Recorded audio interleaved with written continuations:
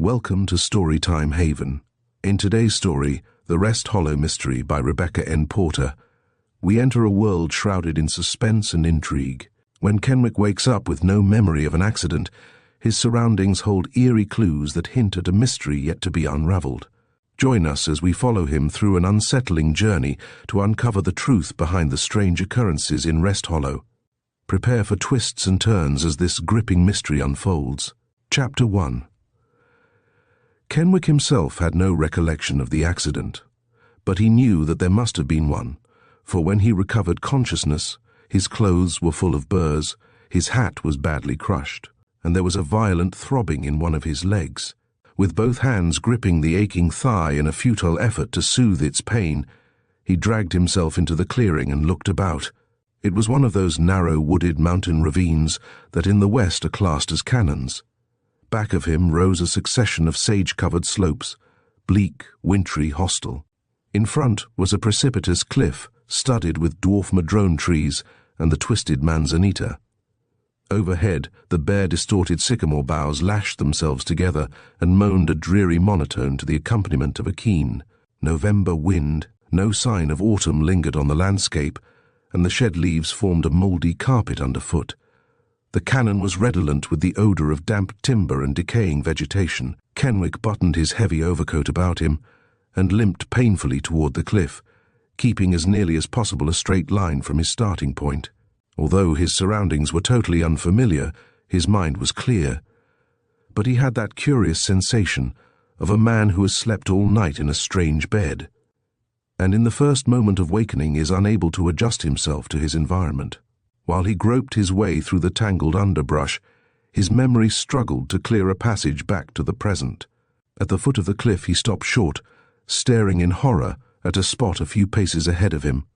A scrub madrone had been torn from the side of the ravine and had fallen to the bottom of the canon, its mutilated roots stretching skyward, like the grotesque claws of some prehistoric animal. The force which had torn it from its moorings had scarred the slope with other evidences of disaster, a limb lopped off here, a mass of brush ripped away there. A glistening object caught his eye. He stooped laboriously and picked it up, then dropped it, shuddering. It was a triangle of broken glass, spattered with blood. For half an hour he poked around in the brush, searching for, yet dreading to find, a more gruesome object. Perhaps the driver had not been killed after all, he reassured himself. As he dimly remembered him, he was a friendly sort of fellow whom he had engaged to drive him out to the Rayburn place. As he climbed the steep hill now, Kenwick tried to remember what they had been talking about just before this thing happened, but the effort made his head ache and landed him nowhere. A more vital conjecture was concerned with how long he had been lying at the foot of the ravine and why no one had come to his rescue. When he gained the road, there was nobody in sight. It was a splendidly paved bit of country boulevard, curving out of sight into what Kenwick told himself must be the land of dreams and romance. He turned to the left and started to walk aimlessly, hopping part of the time to save his aching leg. Surely someone would overtake him in a car soon and offer assistance. He had dragged himself over half a mile, stimulated by this hope, when he sighted a house set far back from the highway behind a vista of date palms. He struggled up to the entrance and gazed through the bars of a tall iron gate. It was locked, and, as an extra precaution against intrusion, a heavy iron chain was swung across the outside. Through the trees the house was plainly visible, a colossal concrete structure with stone trimmings flanked on one side by a sturdy combination tank house and garage. About the whole place, there was an aristocratic, exclusive dignity that reminded Kenwick of one of the great English estates that he had once visited during a convalescent furlough spent near London.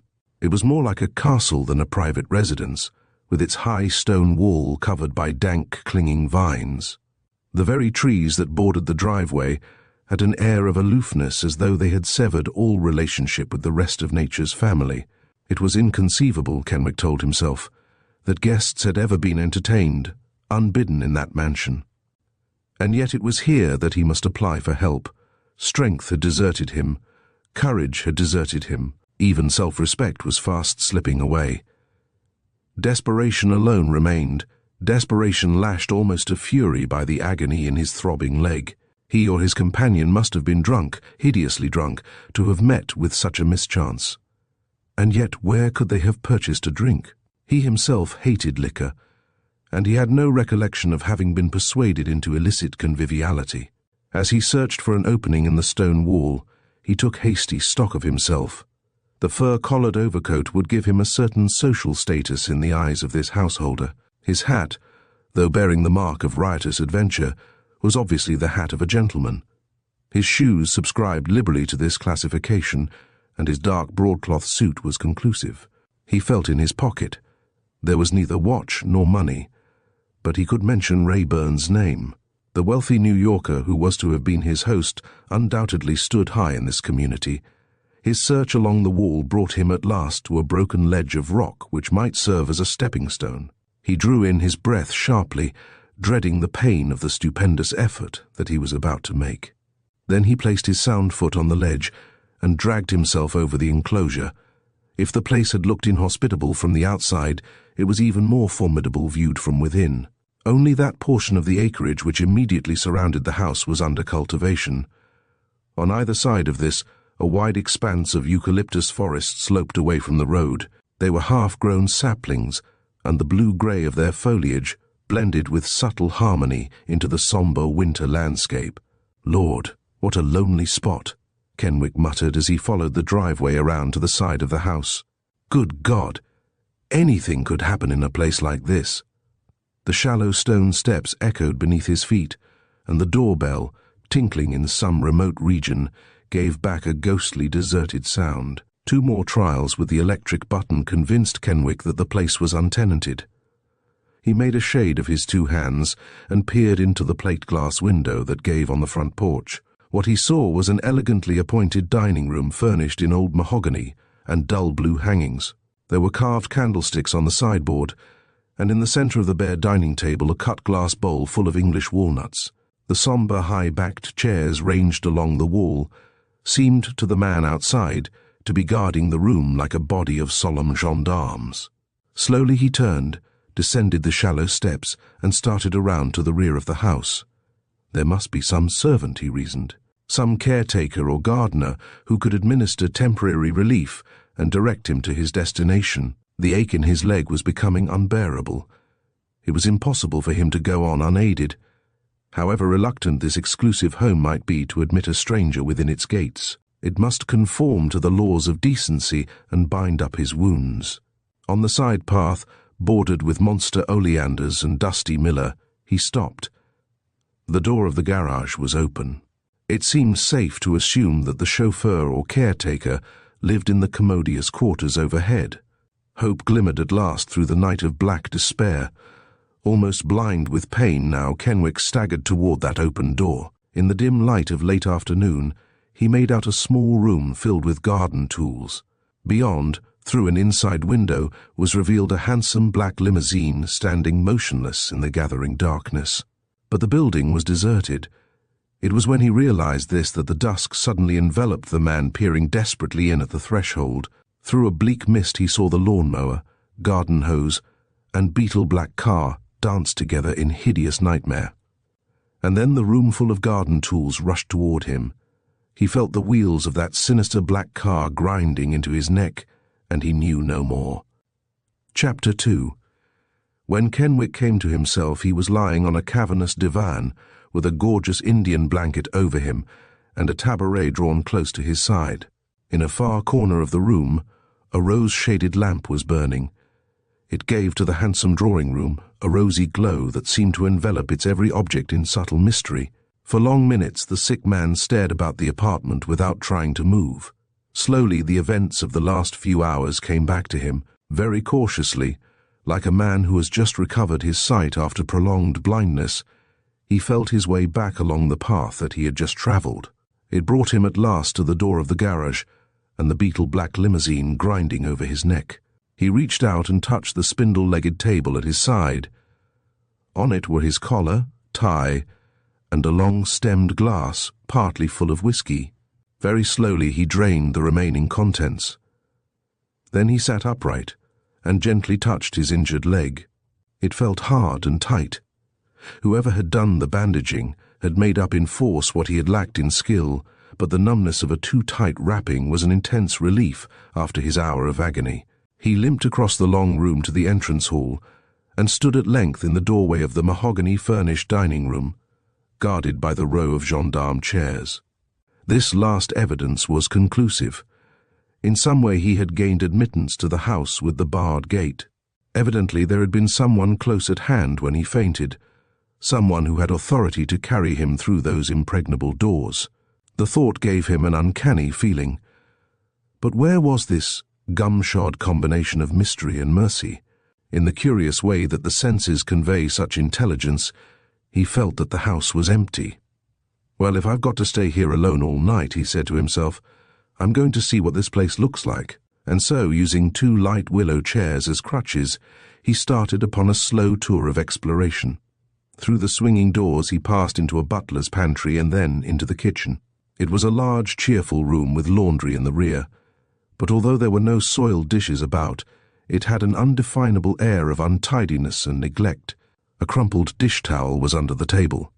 The sink was grimy and the stove spotted with grease. Even to Kenwick's inexpert eyes the room appeared somehow dirty and repellent. He set the wine-glass that he had brought from the front room on the table and tried the back door. It was locked on the outside. Every door and window that he had tested so far was similarly barred. With a vague feeling of misgiving, he returned to the drawing-room. It was very late. The alabaster clock on the mantel was ticking its way toward midnight. He felt ravenously hungry but shrank from touching any of the food upon the pantry shelves. He decided that until his host arrived, he would sit in the den, a companionable little room, whose deep leather chairs invited him. The porte-cochere was on this side of the house, and the homecomers, whoever they were, would doubtless enter there.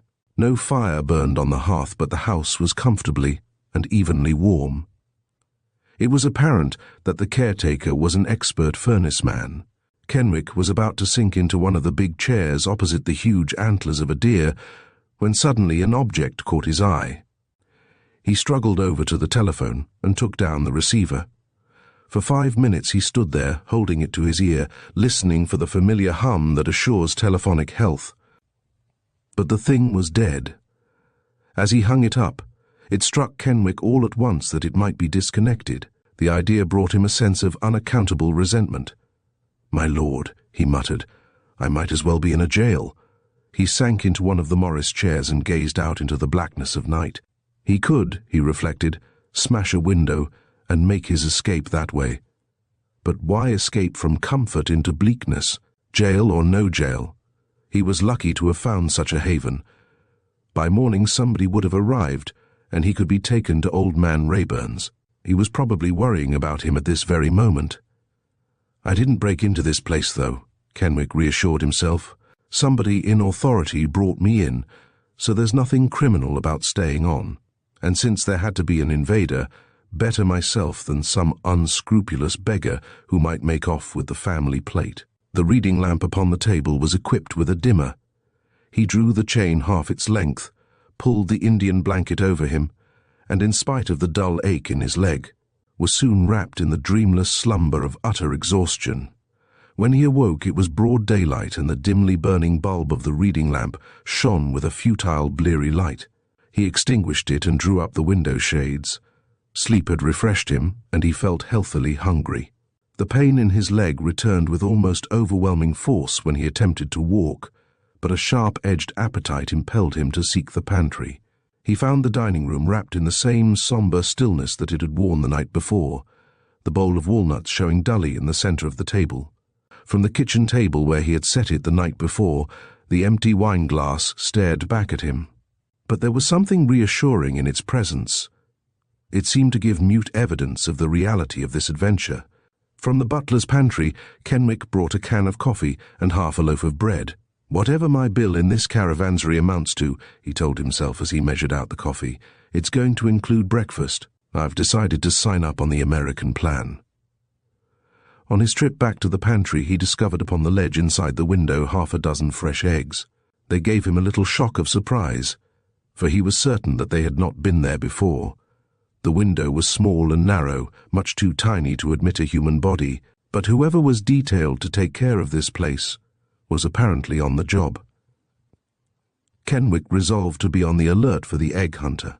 In 20 minutes he had cooked himself an ample breakfast and carried it into the dining room on an impressive silver tray.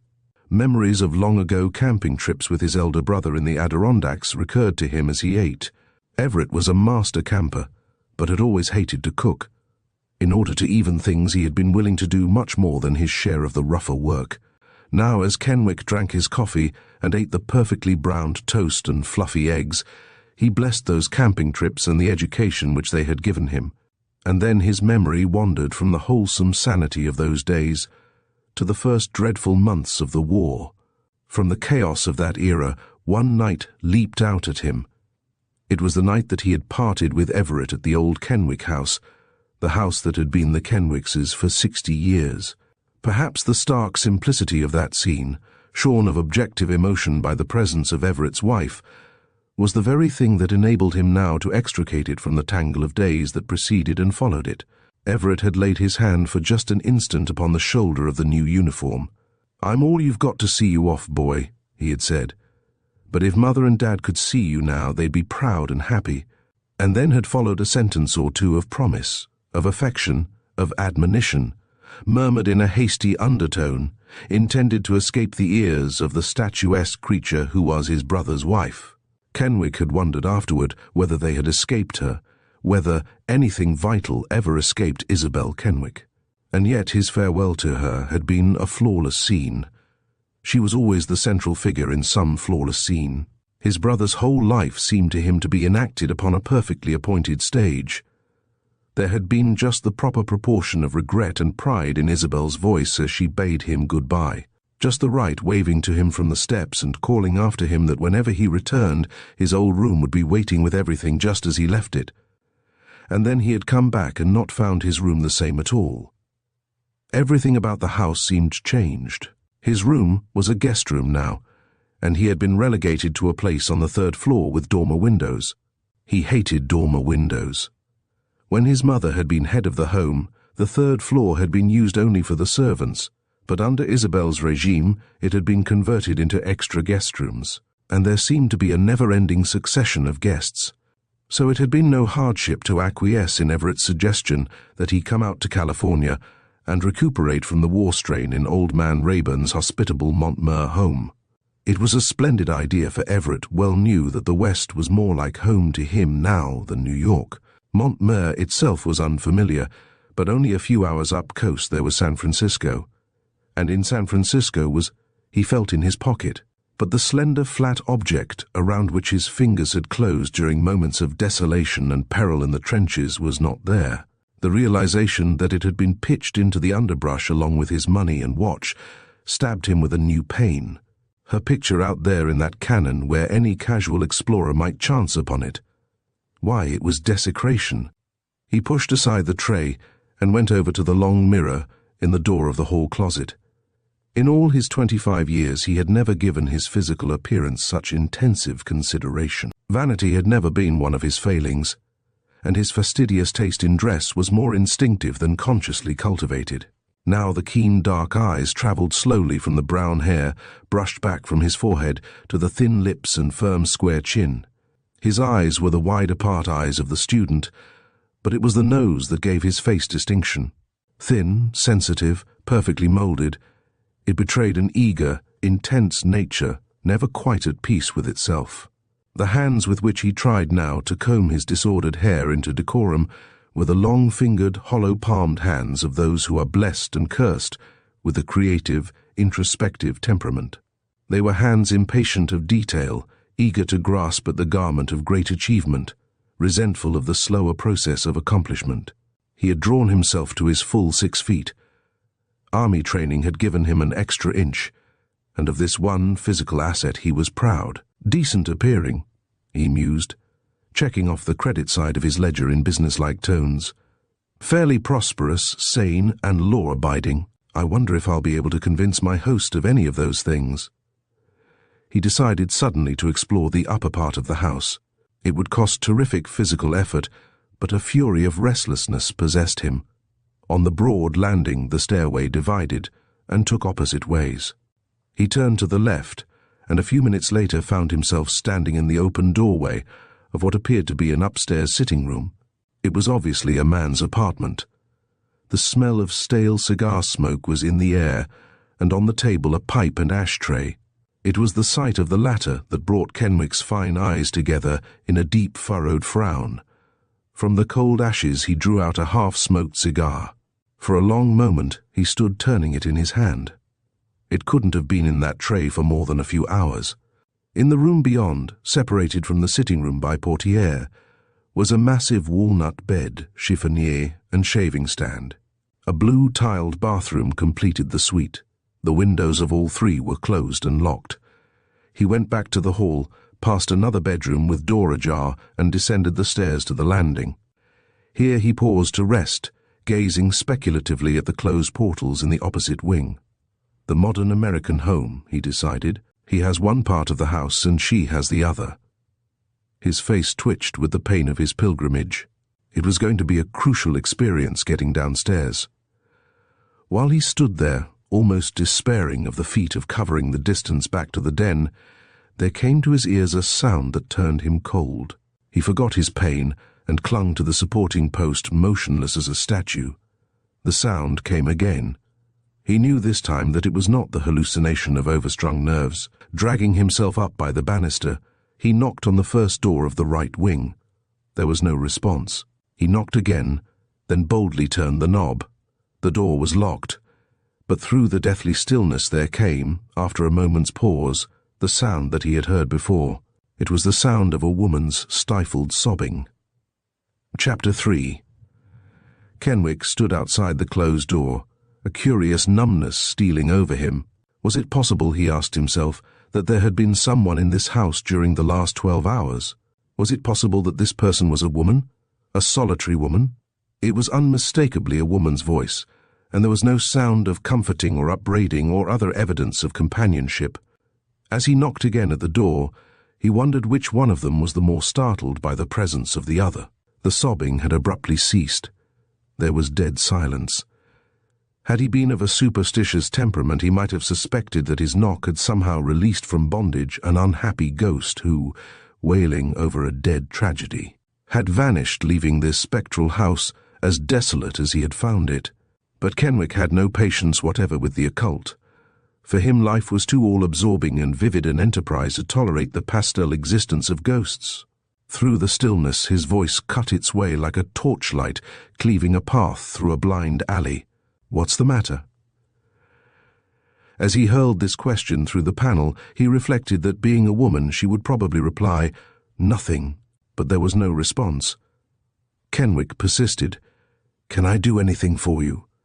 And then a voice that was little more than a whisper came to him. "Who are you?" Conscious that the name would mean nothing to her, he gave it with a touch of irritation. She must know that he couldn't explain his invasion of her house through that inscrutably closed door. He had never thought of the place as belonging to a woman. Nothing that he had seen in it so far bespoke a woman's presence. The embarrassment that he had felt during the first hours of his imprisonment ebbed back, and for the moment robbed him of further speech. "Please go away." The voice from the other side of the door was entreating. It was a cultured, beautifully modulated voice, struggling against heavy odds for composure. Kenwick had the feeling that it was a voice that lent itself easily to disguise. "I can't go away until I've told you about myself," he said firmly. "I must tell you how I happen to be here, an uninvited guest in your house." He gave her the story briefly, and was horribly conscious that it lacked conviction. In his own ears it sounded like the stillborn narrative of a debauchee. Having stumbled to the end, he waited for her comment. It came after a long pause. "I'm sorry you're hurt. I hope you'll feel better tomorrow." Tomorrow? Did she expect him to prolong his visit indefinitely? The casual courtesy of her tone was more disconcerting than indignation or resentment or any other form of reply could have been, but he resolved savagely not to leave that door until he had obtained some sort of information. "When I met with the accident, I was driving out to the Rayburn house, Charles Rayburn. Do you know where he lives?" "No." "Well, tell me about this place then, please. Whose is it?" "I don't know." "You don't know? And yet you live here?" Kenwick felt as though his brain were turning over in his head. "If you call this living." He wouldn't have caught this reply at all if his ear hadn't been pressed close against the panel. "Are you all alone here?" There was no reply. "Is anyone with you? Oh, please go away. Do have pity on me and go away." She was alone, Kenwick decided, and was afraid to tell him so. The realization brought a wave of hot color to his face. He dragged himself painfully back to the landing. And from that distance he sent his voice up to her, freighted with reassurance. "Don't be frightened. I'm pretty badly bunged up just now, but I found a revolver over in the other wing, and if anybody comes prowling about, well, I'm not a bad shot." Suddenly a new thought occurred to him. "Have you had anything to eat this morning? Are you hungry?" "I think I'm starving." It was like a spray of ice water in his face. He stood for a moment considering. "I'll get you something," he promised. "If you don't want to come out, I'll fix it and bring it up on a tray." There would be no use. "Why not?" "Because I can't open the door. Are you in bed?" His voice had sharpened. Silence again, from which he concluded that she was. He stood there staring at the heavy mahogany door, as though by the mere intensity of his gaze he could dissolve it. For a long moment he was lost in thought, but he was not trying now to solve the riddle of the woman on the other side of the barrier. The needs of the immediate present were all that concerned him. Finally he spoke again. "Is your bed anywhere near a window?" "Yes." "Is the window open?" "Yes." "Then listen. I'll go downstairs and get something for you to eat. I'll put it into a bucket, attach some kind of rope with a weighted end to it, and throw the end in at your window. I can't get outside, so I'll have to do it from the pantry window, and it may take some time, but I'll keep at it. When the end comes in, pull up the bucket. Do you see?" "I'll try to." He turned away and began the long trip down to the kitchen. Now that he was animated by a desire to help somebody else, the depression which had enveloped him was momentarily dissipated. In spite of the ever-present pain, he felt almost elated when at last he arrived again in the kitchen. Half an hour later, the rope, manufactured from several towels tied together with a potato masher on the end, flew in at the window just above the pantry, and the carefully covered bucket disappeared from sight. "Pretty neat," Kenwick remarked to himself. "I had no idea that I could do it when I told her I would." But the strain had been too great. He was suddenly aware that every nerve in his body was aching. Back in the den, he sank down on the couch where he had spent the night. Conjecture about the woman upstairs was submerged now beneath his own physical misery. The shelves in the library were empty. There was nothing to read save a paper-backed copy of one of Dumas's earlier novels, which he discovered in a corner. He took it up and tried to lose himself in the story, but it couldn't hold him. He found himself wondering resentfully why old man Rayburn hadn't shown more interest in his non-appearance.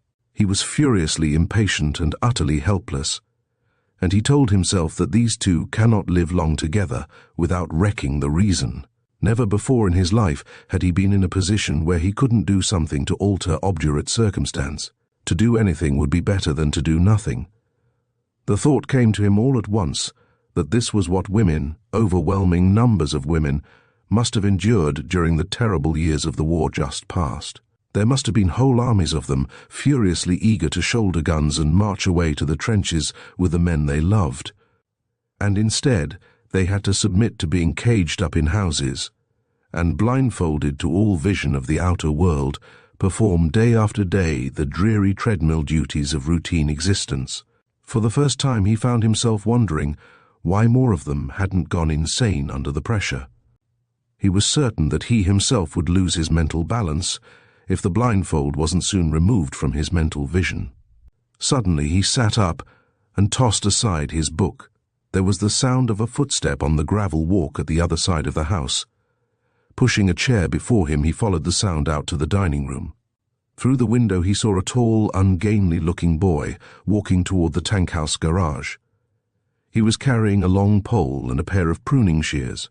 So this was the accursed gardener, the mysterious gatherer of eggs, who, having brought him into the house, was content to let him die there or make off with the family plate. "Here, you!" Kenwick knocked on the window pane. It was a loud, resounding knock, but the boy walked on unheeding, carefully examining one end of his pole. Kenwick tried the lock. He had noticed in a previous investigation that all the windows on the lower floor had double locks. Undoing them on the inside was futile until a spring released them on the outside, and Kenwick was in no mood for making mechanical experiments. For an instant he stood there, like some caged animal, staring after the gawky figure of the boy as though he were the embodiment of hope fading away in the distance. And then a blind fury seized him. Possessed only of the overpowering desire to gain the attention of the outside world, he suddenly doubled his fist and sent it crashing through the heavy plate glass pane. It shattered into 100 pieces and cut a deep gash in his wrist. When he had bound this up in a handkerchief with deft first aid skill, he leaned out through the ragged aperture that had been the window. The boy had vanished as completely as though he were a wraith. Kenwick, controlling his dismay with a stupendous effort, told himself that he had only gone to put away his tools and would soon come running back to investigate the damage. He stood there waiting, exulting in his revolt. In spite of the lacerated wrist, this violent assertion of his rights brought an immense relief. Why? A person might be murdered in this place, and it would be days before anybody would know a thing about it. The boy did not return, and Kenwick made his way back to the den. It was mid-afternoon now, and a heavy rain had begun to fall. He made no further attempt to read, but lay on the upholstered window seat, trying to find some position that would be bearable. He cursed himself for having used the leg so much. Had he remained quiet all day, he might by now have been able to get away from this uncanny place. But the woman upstairs! He couldn't throw off an absurd sense of responsibility concerning her. From all that he could gather, she was as helpless a puppet in the hands of fate as he, but of course she might have been lying to him. As he lay there on his back, gazing out at the needles of rain driven aslant into the dank ground, he felt distrustful of the whole universe. Could there be any way, he wondered, of getting a message out of this house? There must be a rural delivery, and if so, at the gate would be a letterbox. But that gate, it seemed tortuous miles away. A search through the empty drawers of the desk revealed several loose sheets of tablet paper and the stub of a pencil. With this equipment he wrote out a telegram to Everett. The mere wording of it seemed to reinstate him somehow in the world of affairs. The problem of getting it into the office could be solved later. At 6 o'clock, he forced himself to go out to the kitchen again and prepare supper. The thought of eating revolted him, but the woman upstairs, liar, decoy, or invalid, must be fed. Dangling close to the pantry window was the white, knotted towel rope with a bucket on the end. He put into it the last of the loaf of bread and some boiled eggs. Then he called to her to pull it up. When the bucket had begun its erratic climb, he leaned out of the narrow opening and spoke with defiant triumph. "Did you hear me smash that window this afternoon? I was trying to get the attention of the gardener, and I'm going to get it too if I have to smash up everything on this place." If she made any reply, he did not catch it. The rain was falling fast now, and there was the growling sound of approaching thunder. Back in the den again, he turned on the reading light, more for companionship than illumination. Could it be possible that he would have to spend another night in this ghostly house? The idea was intolerable, and yet there was no relief in sight. Another hour passed, and darkness enveloped the world in a shroud-like mantle. The bandage with which Kenwick's leg was wrapped was a torture now. He unwound it and began to massage the badly swollen limb, using the long, firm strokes that he had learned from the athletic trainer during his university days. They seemed to ease the pain somewhat, and he continued to rub until his arms ached with the effort. Then all at once there came to his ears a sound that made him halt, every muscle tense with listening. It was a sharp, incisive knocking, and it seemed to come from the dining room. He sat motionless, afraid to move lest it should stop, but it came again, a clear, unmistakable knocking that had the dull resonance of metal clashing against metal. To Kenwick, it was perfectly obvious now that someone was trying to gain entrance at that broken dining room window. He tested his unbandaged foot upon the floor and drew himself stealthily to a standing position, and then he turned himself slowly in the direction of the darkened dining room. Chapter 4. The Morgan home on Pine Street was a rambling old house, the only shingle structure in a block of modern concrete apartments. To the elder Morgans it had been the fulfillment of a dream, a home of their own in San Francisco. Clinton Morgan had lived only a year after its completion, and his widow. In spite of the pressure of hard times and the inadequacy of the income which he left, had resisted all tempting offers to sell the old place and had brought up her son and daughter with a reverence for family tradition as incongruous to their environment and generation, as was the old shingle house among its business-like neighbors. And then, 8 years after Clinton Morgan's death, oil had been discovered in his holdings over at Coalinga, and the last year of Sarah Morgan's life had been spent in affluence. But she had never parted with the old home. At the end of that year she had called Clinton Jr., then a young instructor in chemistry at the university, to her bedside and laid a last charge upon him. Clint. Her voice held that note of unconscious tyranny that approaching death gives to last utterances. For in the moment of dissolution there is not one among us but is granted the crown and scepter of autocracy. Clint, don't let the old place go. Fix it over any way you and Marquita like, but keep it in the family as long as you live. Yes, Mother. And Clint, there is something else. I know, Mother. It's Marquita, but you needn't worry about her. I don't believe in deathbed promises. It's not right to try to tie up anybody's future. But you see, if she were strong and well, I wouldn't be anxious. I wouldn't say anything, but... You don't need to say anything, Mother. I'll always look out for her. A white, blue-veined hand stretched across the counterpane, groping for his. A moment later, Marquita was holding the other, and brother and sister faced each other alone. It was about a year after this that Clinton Morgan brought home with him to dinner one night a young college fellow, just on the eve of graduating from the University of California. The friendship between the instructor and this undergraduate, 5 years his junior, had begun in the fraternity house, where Clinton dined occasionally as one of the old men, and temperamental congeniality and diversity of interests had done the rest. He's slated to be one of those writer freaks. Thus he introduced the guest to his sister. But he's harmless at present, and he's far from home, so I brought him along. Roger Kenwick looked into Miss Morgan's grave blue eyes and became suddenly a man. His host, surveying him genially from across the meat platter, found himself entertaining a stranger. The gay persiflage which he had known over at the house was completely submerged under a maturity which he had suspected only as potential. In vain, he tried that form of social surgery known to hosts and hostesses as drawing him out. He mentioned a clever poem in the college magazine of which Kenwick was editor. He began a discussion of the approaching track meet in which Kenwick was to support his championship for the 100-yard dash. He tried university politics in which his guest was a conspicuous figure. To all these leads his fraternity brother made brief, almost impatient response, and Clinton Morgan was resentfully bewildered. He experienced that cheated feeling known to anyone who has brought home exultantly a clever friend, and then failed in the effort to make him show off.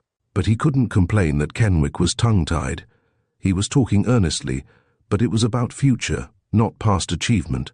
Inspired by Marquita's sympathetic interest, he unfolded plans of accomplishment, of which until that moment he himself had been in densest ignorance. Clinton had seen other men change, chameleon-like, in the presence of his sister, and he found himself wondering now as he watched Kenwick take his headlong leap into the future. Whether it was Marquita's regal beauty which inspired their admiration, or her physical disability which appealed to their chivalry, Kenwick himself was scarcely conscious of the disability. He was only vaguely aware that there were cushions at Miss Morgan's back, and that on the way in from the living room she had leaned slightly upon her brother's arm. When the evening was over, he left the Morgan home enveloped in a white fury. "I've been a fool," he told himself violently. "I've been frittering away my whole life. This college stuff is kids' play. If I wasn't just 2 months from the end, I'd ditch it and break into the man's game of finding a place in the world." "Great chap, Kenwick," Clinton was telling his sister, "but he wasn't quite himself tonight. I think he has some family troubles that worry him. Doesn't get on very well with his sister-in-law back east, I believe. That's why he came out here to college." Marquita made a random reply. She was wondering what kind of person Roger Kenwick's real self was. And she was soon to discover, for that evening marked the beginning of a new era for them both. Scarcely a week passed that he did not spend Saturday and Sunday evenings at the house on Pine Street. Sometimes he read aloud to her stuff that he had written for the local newspapers. Sometimes she read to him from her favorite books. Once she helped him plan the plot of an absorbing serial story. But often they didn't read anything at all, just sat in front of the open fire and talked. In May, Kenwick was graduated from the university, but was still living at the fraternity house in Berkeley when there came a sudden summons from New York. He ought to come, Isabel informed him, for his brother was seriously ill. On the night before he left, he made a longer call than usual at the Morgan home. "Everett's the finest chap in the world," he told Margarita. "He's been like a father to me, but Lord, how I hate to tear myself away from here. And the worst of it is, I don't know how long I may have to stay. You won't forget me if it's a long time." And then all at once they were not talking about his trip anymore, nor of Everett. "If you could only give me some hope to go on," Kenwick was saying. "Something to live on while I'm away." But to this entreaty, Margarita was almost coldly unresponsive. She tried evasions first, asked solicitous questions concerning his plans, showed a heart-warming interest in his anxiety concerning his brother. But forced at length to answer his persistent question, she said simply, "No, I don't care for you in that way. Let's not talk any more about it. Let's not spoil our last evening together." It brought him to his feet, white and shaken. "Spoil my last evening with you," he cried. "Spoil my whole life. That's what it will do if I can't have you in it." His fingers sought an inside pocket of his coat. "I've got your picture," he told her fiercely. "I got it down at Stafford's studio the other day, and I'm going to carry it with me always, until you give me something better." A month after his arrival in New York, he wrote her that his brother had recovered, and that he would soon be coming back to find a position in a newspaper office in San Francisco. But he didn't come back. For it was just at this time that men began to hear strange new voices calling to them from out of the world chaos. Day by day they grew in volume and in authority, luring youth out of the isolation of personal ambition into the din and horrible carnage of war. Just before he left for a southern training camp, Kenwick wrote her a long letter. In it there was neither past nor future tense. It concerned itself solely, almost stubbornly, with the present. On the evening that she received it, Margarita held conference with her brother in the dignified old drawing-room. "Clinton, I want to make the old house take a part in the war. I've been talking it over with Dr. Reynolds. He says it would make an ideal sanitarium. I want to use it for the families of enlisted men, the women and children, you know, who are too proud for charity, and who, for just a nominal sum, could come here and get the best treatment. If you were at the front, wouldn't it relieve your mind to know that somebody you loved, I, for instance, was getting the proper care when I was ill, even though you couldn't provide it for me? I'll do all this out of my own money, of course, and keep your room and mine, so that this will still be home to you when you come back from training camp." He stared at her incredulously. "Why? What makes you think that I'm going away?" "I saw Captain Evans's name on that envelope the other day, so I wrote to him and asked if you had quizzed him about war work," she told him shamelessly. "I couldn't help it, Clint. I had to know. I really knew anyway. Knowing you, how could I help seeing that you were mad to get away and help? Every man must be. But you've been afraid to broach it to me."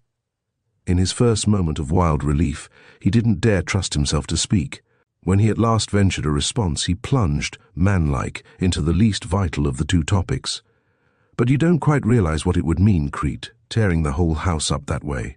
And the incessant confusion of having all those people around would be a frightful strain.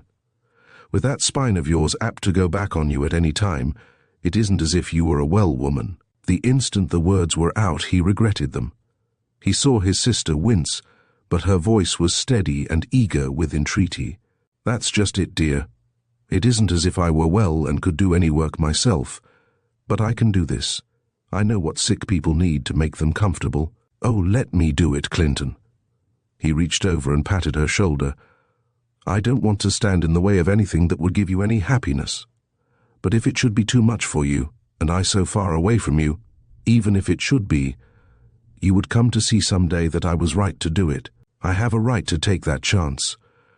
I have just as much right as a soldier has to stake my life against a great cause." In the end, he yielded, and together they planned the readjustment of their lives and the old home. Of the rooms on the lower floor, only the big library remained unchanged, but there were invalid chairs ranged about the great room now, and little tables holding bottles and trays. On the Sunday evening before he left, Clinton found his sister up in her room sorting over a pile of letters. "Well, your dreams are coming true, Crete," he told her. "Dr. Reynolds is delighted with this place, and you're sending a man to the service." She looked up at him with a smile, and it flashed across him suddenly that she had done more than this. A silence fell between them, the tense, throbbing silence that precedes a last farewell. He felt that he ought to say something comforting and cheerful, but the Morgans were reserved people, and they found confidences incredibly difficult. So he stood there looking down at her, thinking that she always ought to wear that soft blue-grey colour that seemed to melt into her eyes and bring out all the richness of the dark curves of hair. It was so that he would think of her in the days that were to come, a fragile but gallant figure sitting at the old mahogany desk, sorting out letters. Suddenly she pushed them aside and rose to her full, splendid, queenly height. She knew that the moment of farewell had come and was not grudging it its crucial moment of life. He came toward her and put his two hands lightly on her shoulders, but words failed him utterly, for his glance had fallen upon the pile of letters which she had tied with a narrow bit of white ribbon, and he noticed for the first time that they were all addressed in the same handwriting. Chapter 5. Before going to investigate the knocking in the dining room, Kenwick picked up the loaded revolver which he had brought down with him from the upstairs sitting room. He felt himself so completely at a disadvantage against any chance invader that only such a weapon could even the score. Besides, there was the sick woman upstairs. He had her to protect. He hobbled across the hall, making as little noise as he could, but the process of getting into the dining room took considerable time. There was plenty of time, he reflected, for the intruder to become discouraged or emboldened, as the case might be. As he crossed the room, an icy blast struck him from the open window, and he told himself savagely that he wished he had left it alone. You couldn't expect a furnace to heat a house with a gale like that blowing into it. He had dragged himself to within a few feet of the pane when all at once he stopped. 2 wide boards had been nailed across the aperture. It was a clumsy job, hurriedly done. Kenwick stood there gazing at it. So it was only for this that he had made the painful journey from the den, and the carpenter was gone. The customary deathly stillness prevailed. He stood there listening for the sound of retreating footsteps, but it was another sound that caught his ear. What he heard was the far-off chugging of an automobile engine. He remembered now that the place was on a corner, that he had walked what had seemed miles after turning that corner before he had come to the iron gate. He was thinking rapidly. This was his one hope. If he could manage to get out to that gate by the time the motor car reached it, he could get help.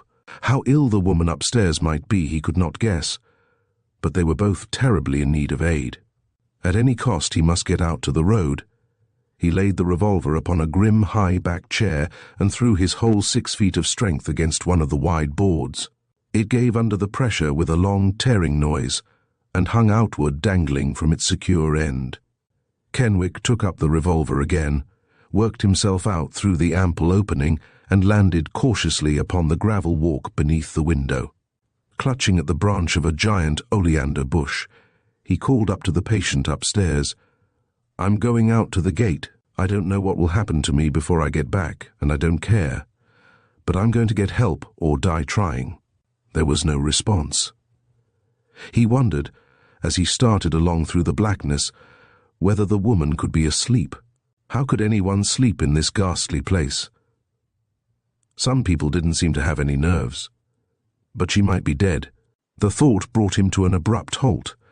But in that case, it was more imperative than ever that he toil on.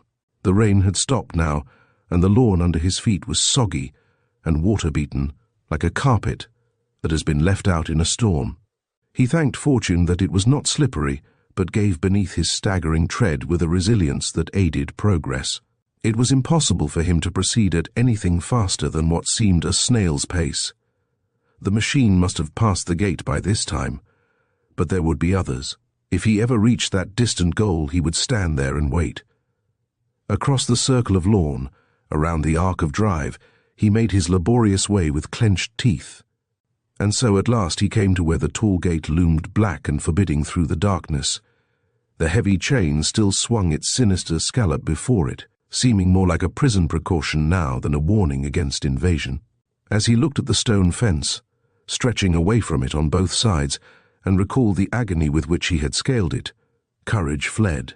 He'd rather die, he decided, than attempt to struggle over that parapet again.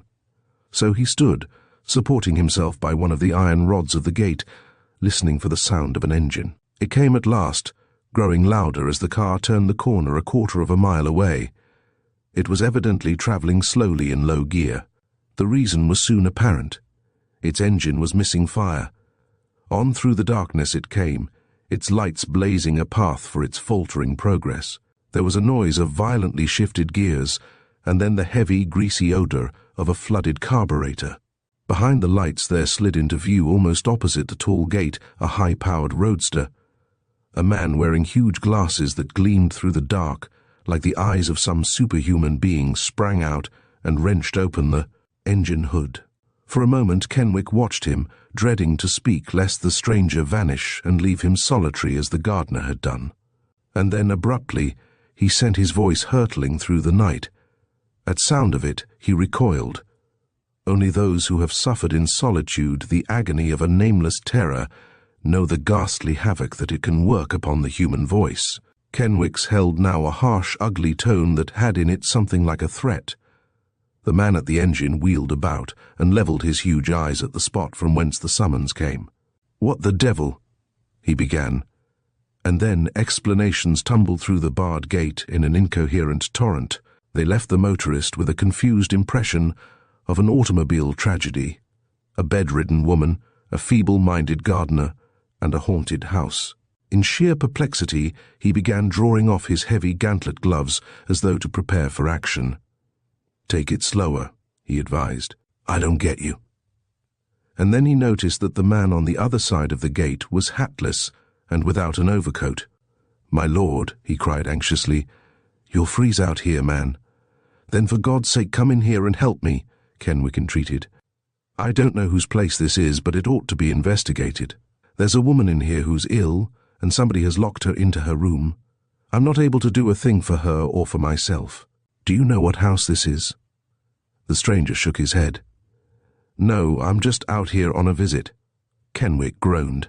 There flashed into his mind the stories of some of his friends who had toured California, and who were unanimous in their conclusion that everybody in the southern part of the state was merely a visitor. But whom do they visit?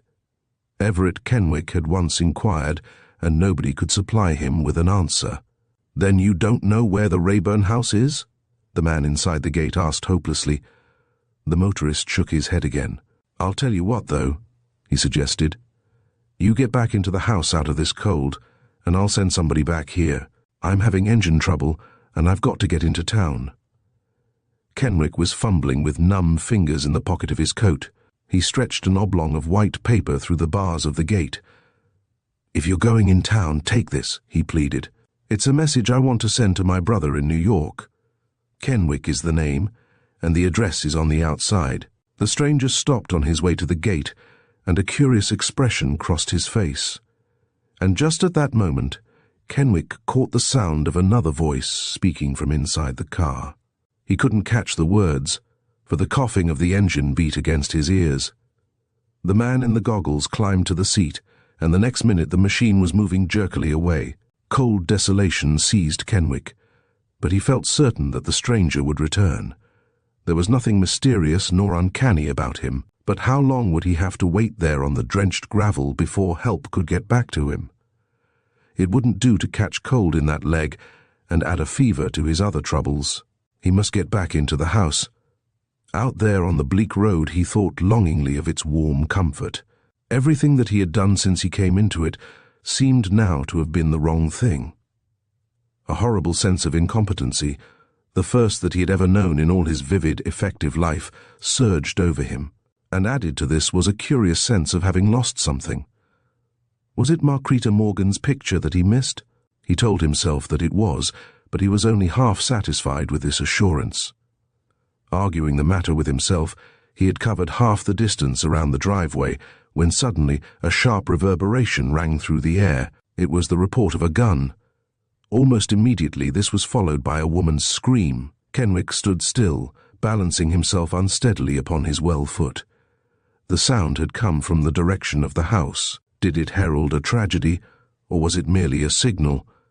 Scarcely knowing why he did it, except to relieve the physical tension and to make his presence known, he gripped his own revolver and fired 2 answering shots upward into the night. Chapter 6. The one idea which possessed Kenwick after dragging himself back through the broken window was to find out if the woman upstairs was safe. The journey out to the big gate and back had consumed almost an hour, and as he pulled himself in between the wide board and shattered glass, he felt that it must have been years since he had gone on that painful quest. He rested for a few moments, and then went into the front hall. To his amazement, he found it ablaze with light. Brilliant, too, was the living room beyond. In the latter, he had never used anything but the shaded lamp upon the table. Now the chandeliers in the ceiling had been lighted from the switchboard button. It was evident that someone had been all over the lower part of the house while he was gone. It must have been the woman upstairs. There was no one else on the premises except that half-witted garden boy. Grimly resolved to discover whether his mysterious companion was still concealing herself behind locked doors, or whether her apartment had been stormed by some prowler, he made his way up to the room in the front of the right wing. As he approached it, he called to her, asking if she was all right. There was no response. He knocked. The sound echoed dully down the handsome stairway. Then, in a futile sort of way, he tried the knob. This time it yielded to his touch and swung slowly open. For a moment he hesitated, dreading to snap on the light. Then the stillness grew oppressive. His quick, impatient fingers groped along the wall, found the switch button and pressed it. The mysterious apartment flashed into sudden reality. Kenwick looked about him, bewildered. The light revealed a large, handsome room furnished in golden oak. There was a massive double bed, bureau, dressing table, and several luxurious chairs. A heavy moquette carpet deadened every footfall, and the rose-colored draperies at the windows admitted only a restricted view of the outer world.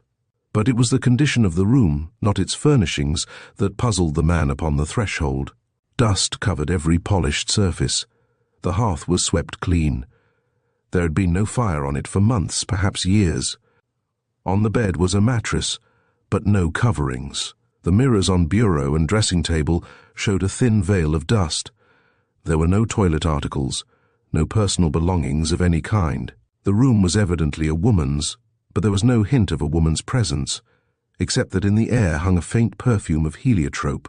He remembered suddenly that it was the perfume that Marquita Morgan had always used. Kenwick went over to one of the chairs and sat down. He felt intensely relieved.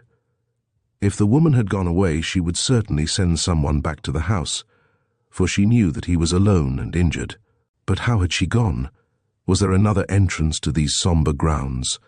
For half an hour he sat there trying to think it out. The room grew very cold. It had apparently been shut off from the furnace connection.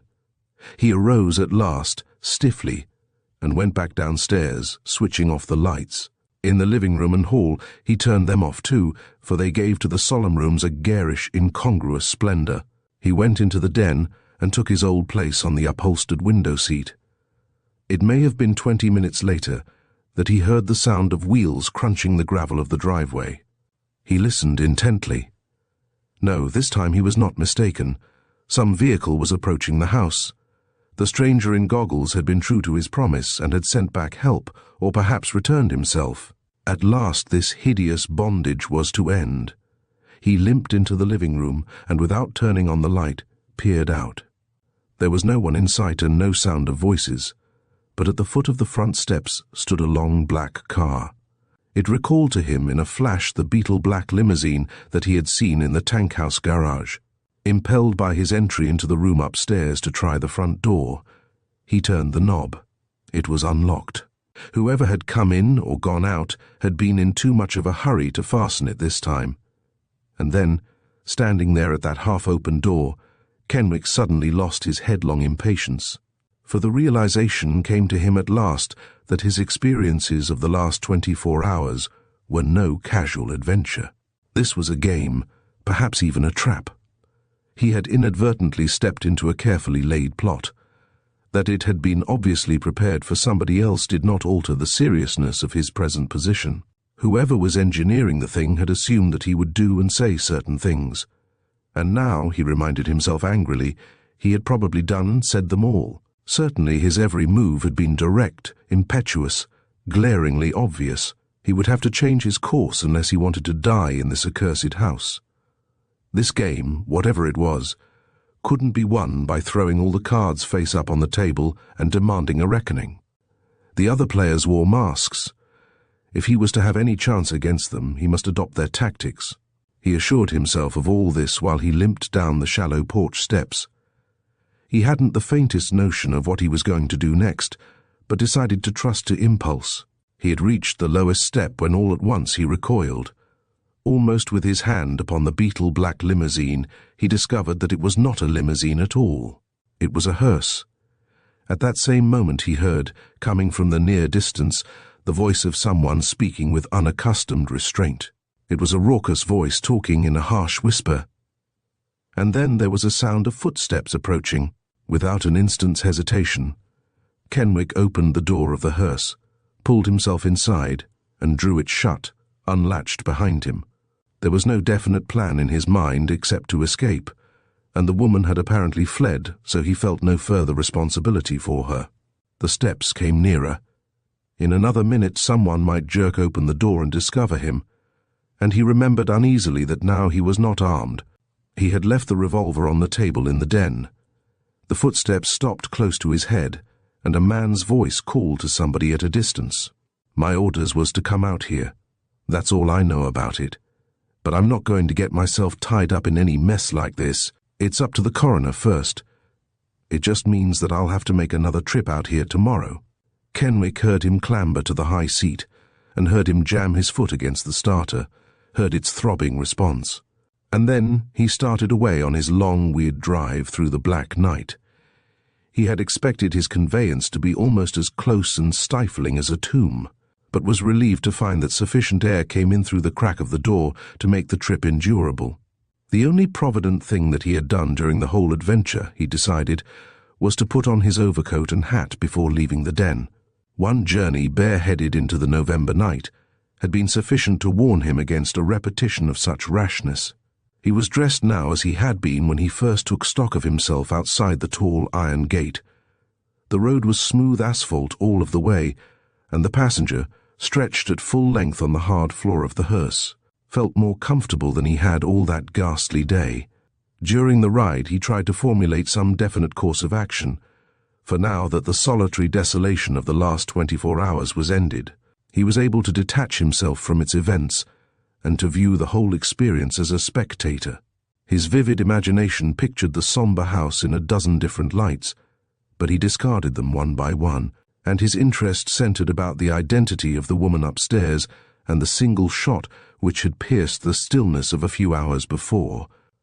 Of only one thing he was certain, that he was going to get out of Montmere as speedily as possible.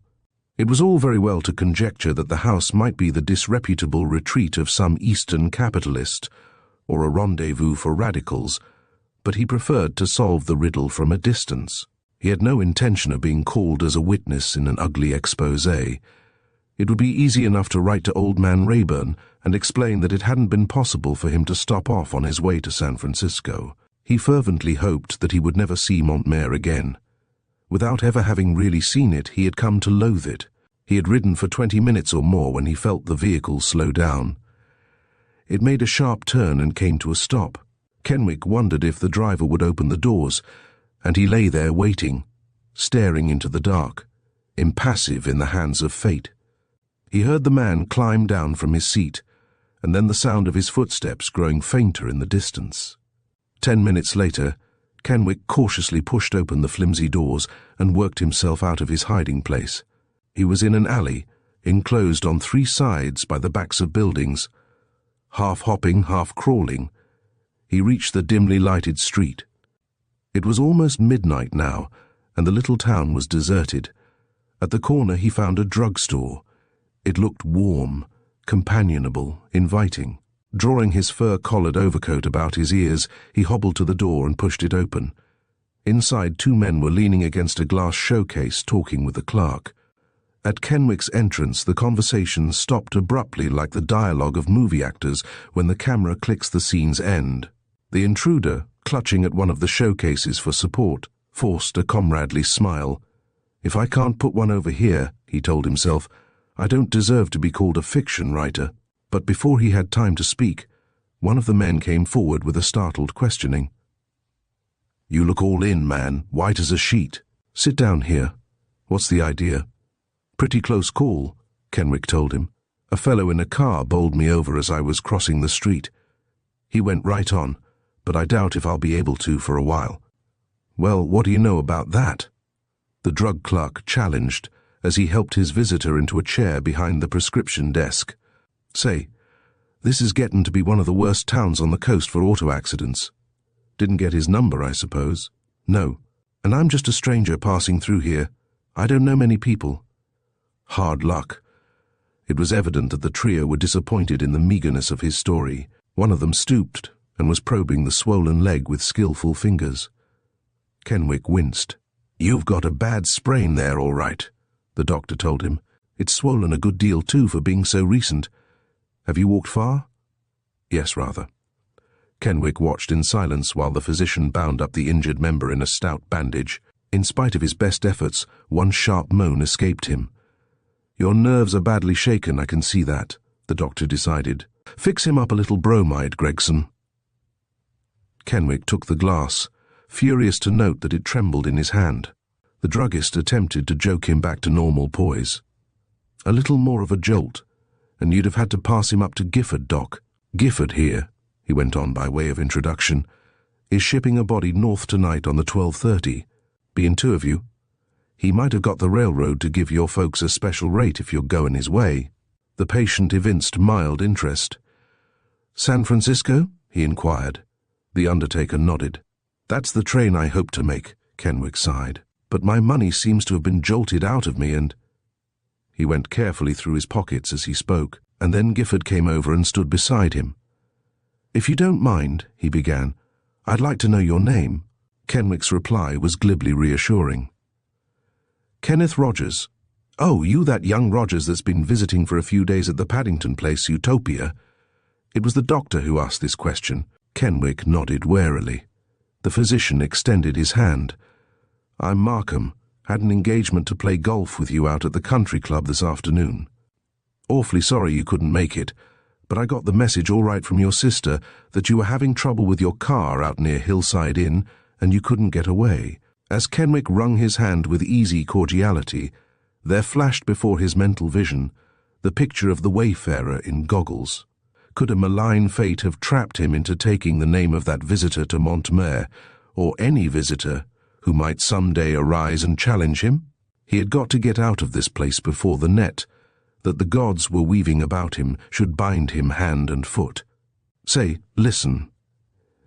Gifford forced himself to the front again, speaking with a mixture of eagerness and hesitation.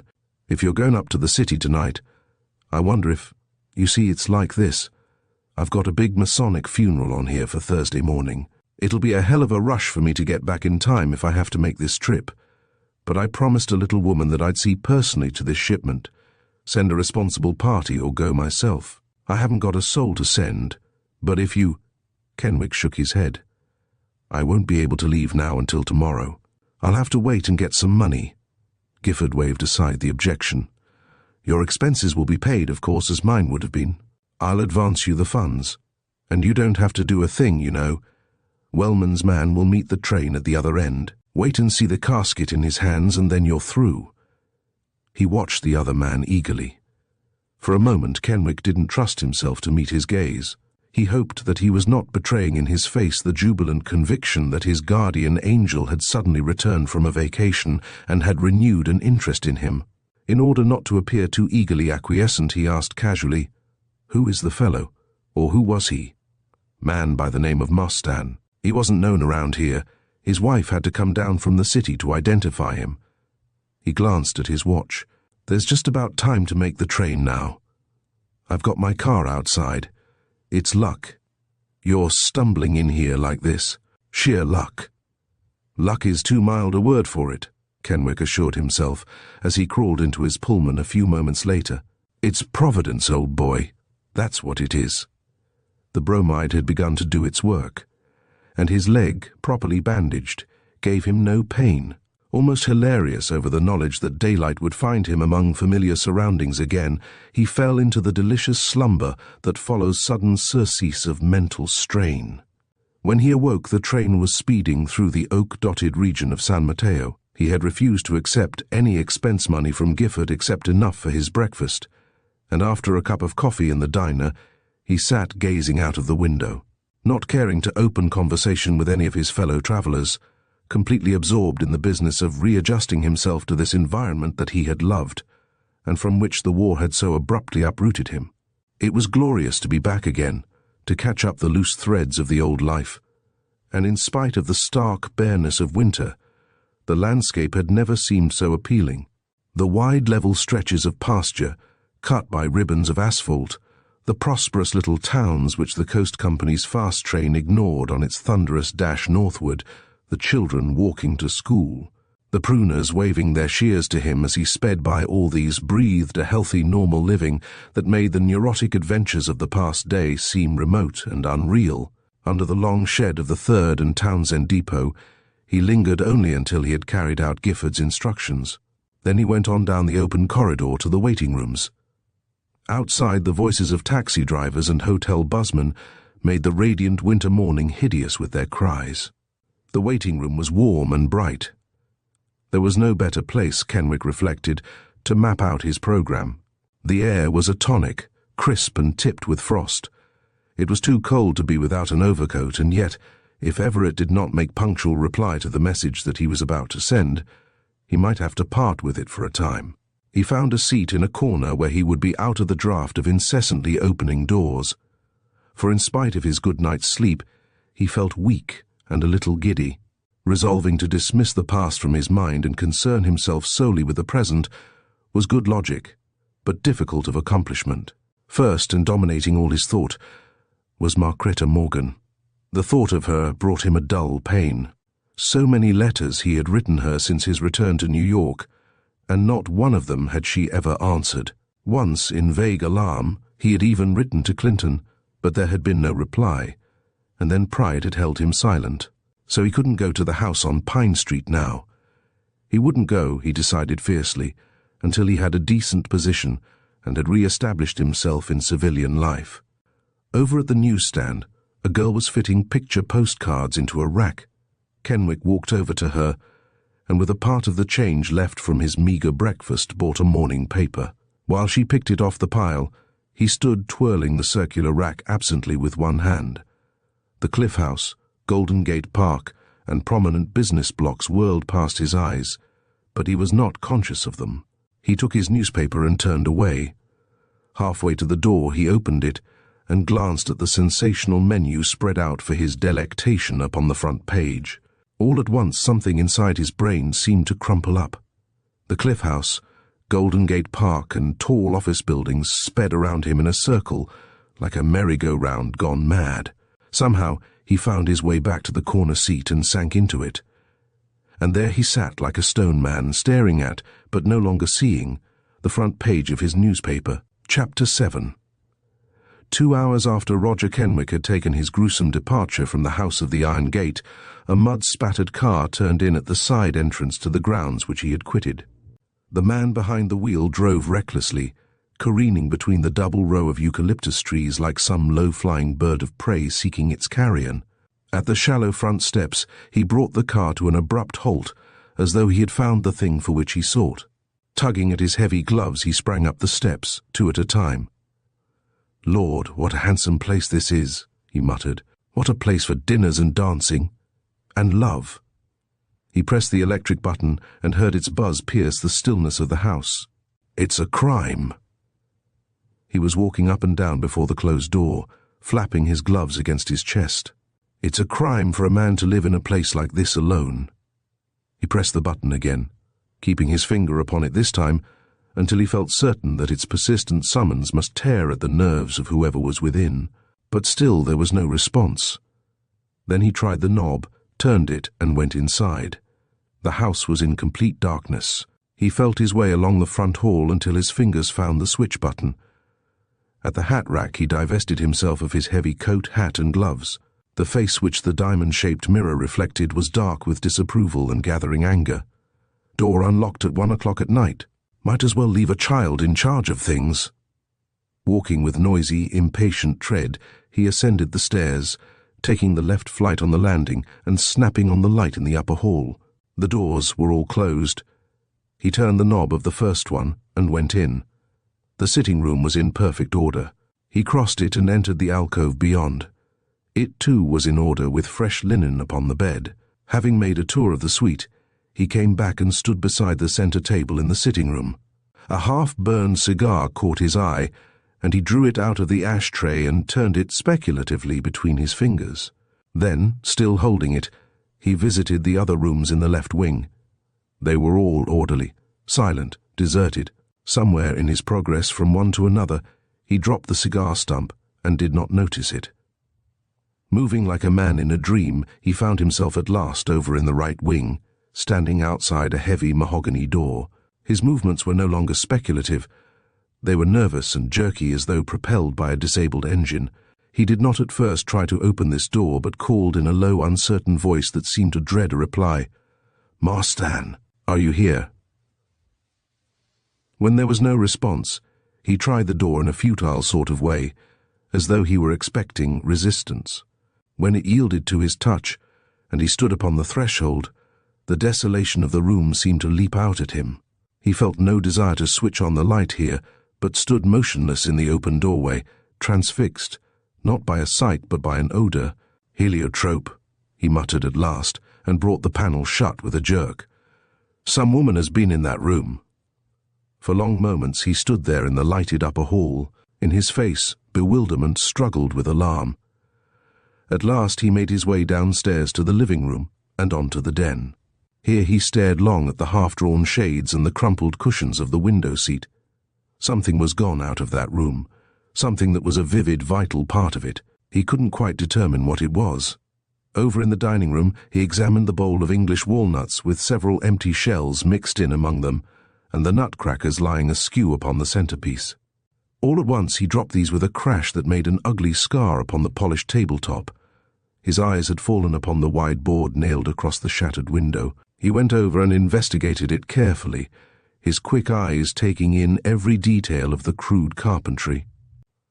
Under his touch, the sagging lower board suddenly gave way and fell with a heavy thud to the gravel walk below. The newcomer went back to the front hall, searched for an instant in the pocket of his overcoat, and then, clutching a black cylindrical object, he went out of the house and around on the dining-room side. His hands were trembling now, and the path of light blazing from the little electric torch made a zigzag trail across the dank flower beds. He found the dislodged board, lying with its twisted nails sprawling upward, and dragged it off the path. As he dropped it, his eyes fell upon an object lying beneath a giant oleander bush. At last he knew what it was that he had missed from the den. It was the Indian blanket. Mystified, he bent down and picked it up, finding it heavy with the added weight of dampness. The next moment he gave a startled cry, dropped the blanket and torch, and staggered back against the wall. And the blackness of night rushed over him like a tidal wave. But his was the temperament which recuperates quickly from a shock. Resourcefulness, the key note of his character, impelled him always to seek relief in action. Cursing the sudden weakness in his knees which retarded haste, he strode, with the aid of the recovered torch, toward a small frame cottage in the rear of the garage.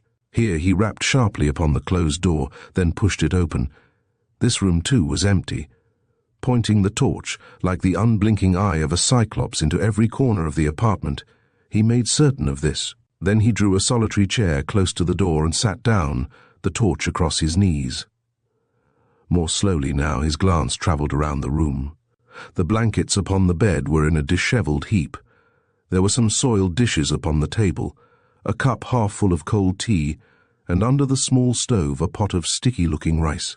The fire had gone out. He crossed the room and lifted the lid of the stove. Under the white ashes a few coals glowed dully. There were no clothes in the closet. It was easily apparent to him that the former inmate of the room had left unexpectedly but did not intend to return. For half an hour he sat there motionless. Then he rose, pushed back the chair and went out, closing the door behind him. Very deliberately he followed the side path back to the dining-room window.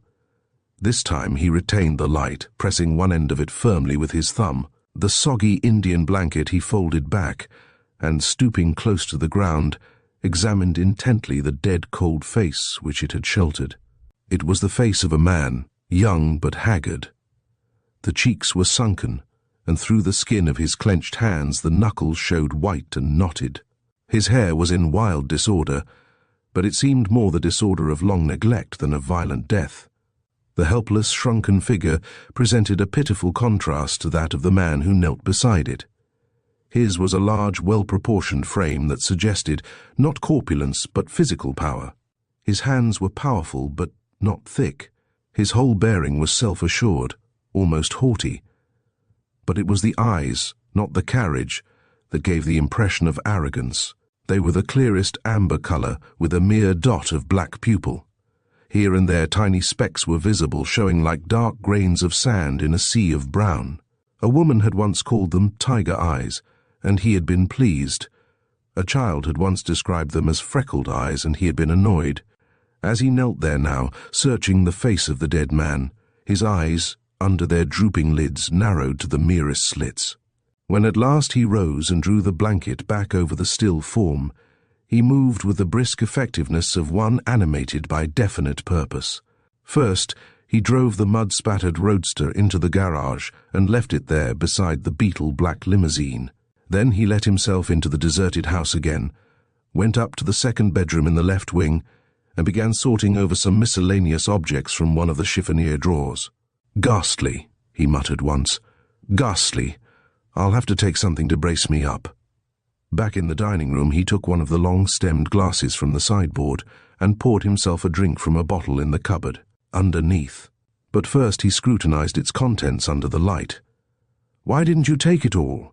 he inquired sardonically of some invisible being. For a few hours he slept with a sort of determined tranquillity, but by 8 o'clock he was up and dressed, and a few minutes later he answered a summons at the front door.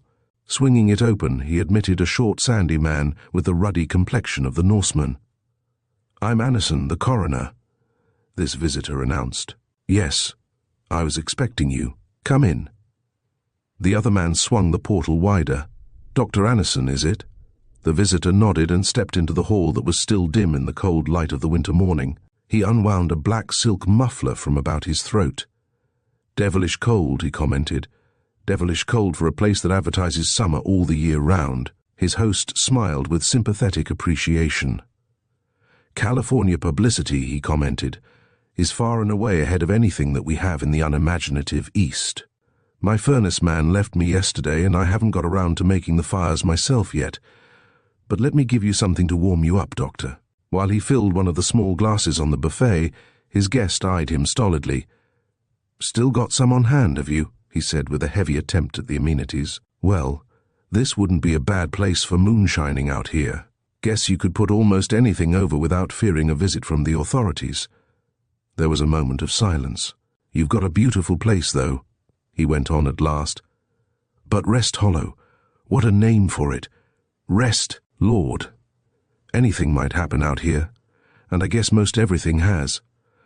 I wasn't much surprised at the message I found waiting me when I got back to town this morning. I've always said that this place fairly yells for a suicide." The other man's eyes were fixed upon his face with a curious intentness. It was as though he were deaf and were reading the words from his companion's lips. The coroner had raised his glass and was waiting. "No, I don't drink," his host explained. "Very seldom touch anything. I can't and do my kind of work." Anderson set down his empty glass. "I shouldn't think you could do your kind of work and not drink," he remarked. "Well, let's get this over. I suppose you left everything just as you found it?" There was the ghost of a smile in his host's eyes. Glad he didn't put that question the other way around, he was thinking. It would have been an embarrassment if he had asked if I found everything just as I left it, and then aloud, "Certainly. I haven't touched anything. The body is out here." "Good. Gifford sent his wagon out last night, but fortunately his man knew enough not to disturb anything until I'd been out." "Were you here when he came last night?" "No. I didn't get here till later." The two men crawled out through the broken window, and in the grey light of the November morning knelt together beside the still form under the Indian blanket. Mechanically, the coroner examined it and the empty revolver, which they discovered a few feet away. But he offered no comment until he had finished. Then his verdict was curt. "Gunshot wound in the head, self-inflicted. When did this happen?" He took out a small book and noted down the answers to this and a variety of other questions. Then he stood for a moment staring down at the white, drawn face of the dead man. "Young, too," he murmured. "But I suppose it's a merciful thing. There was no life ahead for him, poor devil." They followed the path around to the front of the house where Anderson's car was waiting. "Be into the inquest about 2 o'clock this afternoon," he instructed. "That hour suits you all right, mister. Don't believe I know your name." "Glover. Richard Glover. I'll be there at 2, Doctor." Late that morning, the hearse made its second trip out of the side entrance of Rest Hollow. A mud-splashed roadster followed it. The cortege had just passed the last gaunt eucalyptus tree and turned out upon the public highway when it was halted. A man in heavy-rimmed goggles got out of his car and made his way across the road. His glance wavered uncertainly between the driver of the hearse and the man in the muddy roadster. He decided to address the latter. "I heard the news last night. It got around the neighborhood. But I thought, I didn't know those rumors get started sometimes with no foundation of fact. But it's true, then, that he is dead." That who is dead? The question seemed to be shot back at him, and he had the uncanny conviction that it emanated, not from the lips, but from the amber eyes of the man in the roadster. He stammered out his reply. "Why, I think he told me his name was Kenwick. Roger Kenwick, I think." The roadster started again. "Yes, that's the name. Did you know him?" "No, but wait a minute, please." The goggle-eyed man hurried back to his own car and returned with a handsome spray of white chrysanthemums. They were tied with a broad white ribbon bordered with heliotrope. "I'd like to have you take these, if you will." He handed them up to the hearse driver. The man in the roadster fired another question. "Your name, please?" "They are not from me. One of the ladies in the neighborhood sent them. She felt it was too sad having him go away this way all alone." He went back to his machine and was soon lost in the distance. And the funeral procession proceeded on its way to Montmere. The coroner's inquest was brief and perfunctory. Anderson was on the eve of retiring from office and seeking a more lucrative position in a Middle Western city where the inhabitants, as he contemptuously remarked, were not afflicted like this place is with a chronic sleeping sickness. The jury returned the verdict that the deceased came to his death by shooting himself in the head. After they had departed, Gifford held brief parley with the chief witness. "I suppose you'll attend to notifying the family?" Richard Glover nodded, and at his direction, the haggard body was removed from the cheap black coffin in which it had made the trip from Rest Hollow. Following Richard Glover's instructions, it was embalmed for the trip across the continent, but just as it was ready for the long journey, he announced to Gifford that he had received orders from the family to inter the body in the little cemetery of Montmere, and so, on the following day, it was taken to the quiet resting place overlooking the sea. In the presence of no one except the undertaker's assistants and Richard Glover, there was lowered into the lonely grave a handsome grey casket with silver handles and a frosted silver plate on which was inscribed the name, Roger Kenwick. Chapter 8. The editor of the San Francisco Clarion tilted his chair far back and looked quizzically at the young man sitting beside his desk. "Sure, I remember you," he remarked. "Did some Sunday work for us some time ago, didn't you?" "Yes, a little feature stuff when I was in college, and now you want to go it strong, eh?" "Well, We've been rather disorganized in here since the war.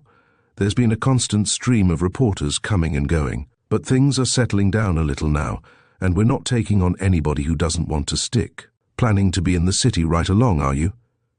Well, I'll be perfectly frank with you about that. I'm not. I've got to go east as soon as I get a little money. But I'm not planning to stay there. I'm coming back for good as soon as I've closed up my business. Why not close up the eastern business first? Can't. It's not ripe yet. There was a note of grimness in the young man's voice. I don't know just when it will be either. But when I do go back, I don't think it will take me long to finish it. Don't give me a reporter's job if I don't look good to you. Put me on to some feature stuff for a while. All right. Sit in, and I'll give you a line on a few things I'd like to have hunted down. When he left the office half an hour later, Kenwick sought the public library. There he spent the entire afternoon and a part of the evening. It was about 9 o'clock when he entered the St. Germain, a modest hotel in the uptown district. The night clerk cast an inquiring glance in search of his suitcase. My baggage hasn't come yet, the prospective guest explained tranquilly. It may be in tomorrow. If you want to know anything about me, call Alan Boyer at Clarion office. When he had been shown to his room on the 5th floor, he lighted the lamp on the stand near his bed and became absorbed in the contents of one of the weekly magazines. He read until very late, and then snapped out the light, cursing himself for having abused his eyes on the eve of taking a new position. The next morning he was out early, eager to hunt down one of the stories that Boyer had suggested. As he swung out into the exhilaration of the crisp November morning on the scent of an assignment some of the old self-assurance and buoyancy came back to him. Half an hour after he had left the hotel, the revolving doors swung round the circle to admit a man with prosperous leather suitcase and freckled eyes. The day clerk handed him a pen and registration slip. He was beginning to sign after a curt question about the rates, when the blonde cashier, perched on a stool in the wire cage adjoining the desk, pushed a similar slip of paper toward the clerk. Can't quite make out that name, she confessed. Looks like Renwich, do you get it? The desk official glanced at it with the casually professional air of one to whom all the mysteries of chirography are as an open book. It's Kenwick, plain as day Roger Kenwick. The pen slid from the fingers of the man on the other side of the desk. For a moment, self-possession deserted Richard Glover. He stood there staring hard at the ugly blot which he had made across his own signature. Then he crumpled the bit of paper, threw it into the wastebasket, and, suitcase in hand, went out into the street. The day clerk darted a contemptuous glance after his disappearing figure. Some nut, he remarked, told me the terms were all right and then got cold feet. I'll bet he's a crook. Sure he's a crook. The blonde cashier spoke with cheerful authority. I could have told you that when he first came in. I can size him up as far off as the front door, and I had him posted on the losses by default page before he'd set down his bag.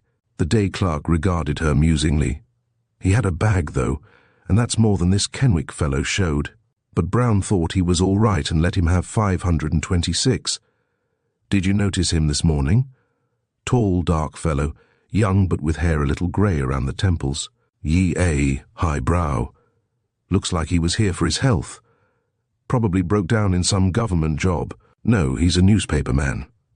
Let's see where he's from. She reached for the slip. New York. Well, I slipped a cog. I would have said he was a Westerner. That's right. That last chap looked more like New York to me. But you never can tell. And something seemed to hit him all wrong about this place. With this conclusion, Richard Glover was in complete accord. As he walked down Geary Street, clutching his heavy bag, he was conscious with every nerve of his being that something had struck him decidedly wrong about the St. Germain. It might be just a coincidence, he reassured himself. It's undoubtedly just a coincidence, but that isn't such a very common name. My God! I begin to feel like a spy caught in his own trap. With scarcely more than a glance at the name above the entrance, he turned into the lobby of another hotel and signed for a room. It was almost noon when he appeared again and wrote a letter at one of the lobby desks. It was not a long letter, hardly more than a note, but its composition consumed almost an hour and a half, a dozen sheets of stationery, which were successively torn to bits and thrown into the wastebasket. And then at last the final sheet met the same fate, and Richard Glover sat tapping the desk softly with the edge of the blotter. "No, I won't write. I'll just go," he decided. For asking if I may come almost invites a refusal, and then it takes longer. "I'll go up there this afternoon. The secret of getting what you want out of people is to take them off guard." Following this policy, he set out in the late afternoon to pay a call. At the door of the uptown address he was met by a colored maid. She offered him neither hope nor despair, but agreed to present his card. And in front of the living room fire, Marquita Morgan read the card and flicked it across to her brother. "I don't think I care to see anybody today," she said. "It's your first night at home, and there's so much to talk about." "Don't know him," Clinton decided. "Somebody you met while I was away." "Oh, yes, you know him, Clint. You introduced me to him yourself. Don't you remember he came here one night before you went to Washington and asked you to analyze some specimens of mineral water?" "Oh, that fellow. Has he been hanging around here ever since?" "Well, no, I can't say that he has hung around exactly, but of late he has called rather often. He's really quite entertaining in some ways." "You were very much interested in his specimens." "In his specimens, yes. It may have been that she resented his implied dislike. It may have been for some other reason." But Marquita suddenly reversed her decision. "Show him in, please," she ordered. And the next moment the visitor stood in the doorway. It was apparent as he crossed the long room that he had not expected to meet anyone save his hostess. But he responded warmly to Clinton's handshake and drew up a chair for himself opposite Marquita. "It's a pleasant surprise to find you here, Mr. Morgan," he said. "I thought you were still in the service at Washington, but it's time for everyone to be getting home now, isn't it?" Clinton Morgan surveyed him silently. It struck him that his guest was very much at home himself. For a time the conversation followed that level, triangular form of talk which so effectually conceals purpose and personality. Then Clinton excused himself on the plea that he had some unpacking to do, and Marquita and Richard Glover were left alone. "It's been a long time since I've seen you, Mr. Glover," she said. "You haven't been in the Bay region lately?" "No, I've not been able to get away." His tone indicated that he had chafed under this pressure of adverse circumstance. "But it's good to get back now," he went on. "I'm always glad to get back here." She ignored the new ardent note in his voice. "But the southern part of the state is beautiful," she said. "Montmere, particularly, is so beautiful that it makes the soul ache." The words seemed to startle him. His eyes left the camouflaged log of wood in the fireplace and fixed themselves steadily upon her. "How do you know? How do you, San Francisco bound, know?" "I have just returned from there. My brother and I arrived home the same day. I spent a week near Montmere visiting my friends, the Paddingtons." "Do you know them?" "No, but I think I know their home. They call it Utopia, I believe." "Yes, and until I saw it, I'd always thought that Utopia was a myth." "Montmere," he mused, "does look rather like a fairy story come true, doesn't it? There's something perilously seductive about it. It's a place where people go to forget." "I have heard that said about it, but somehow it didn't make that kind of an appeal to me. I had the feeling that in such a place as that every sorrow of life is a bleeding wound. There's a terrible cruelty about that tropical sort of beauty. It drives memories in, not out." For some unaccountable reason, the tensity of her tone annoyed him. "You didn't like it then?" "It's beautiful, as I have said, but I shall never go there again. The place you ought to see," he told her, "is Cedar Grove, about 2 hours' trip to the south. That's where the mineral springs are?" "Yes. And what I really came to tell you today is that I've bought the controlling interest in the springs. It was after your brother had given me his final analysis of the water last year that I decided to do it. He said, you know, that in his opinion, the medicinal ingredients equaled that of the waters of Carlsbad. I've made great plans. You see, there are 20 acres, and so far we've found 18 springs. We've been bottling the stuff for several months now, and it's selling like hotcakes. The next step is a hotel. It's not to be too colossal, but unique in every respect. That's what takes in California. Show people that you've got something different, and they'll jump to the conclusion that because it's different, it must be desirable. That's America. I've had other chemists besides your brother tell me that the water is wonderful. The best doctors in the South declare that those springs are a bigger find than a gold mine. He had warmed to his theme now, and his amber eyes glowed. And she followed his words with that quick responsiveness that was all unconsciously one of her chief charms. "And what are your advertising plans?" she asked. It was like a fresh supply of gasoline to an engine. He plunged into stupendous plans for a publicity campaign. "I'm doing most of the copy work myself so far. I love the advertising game.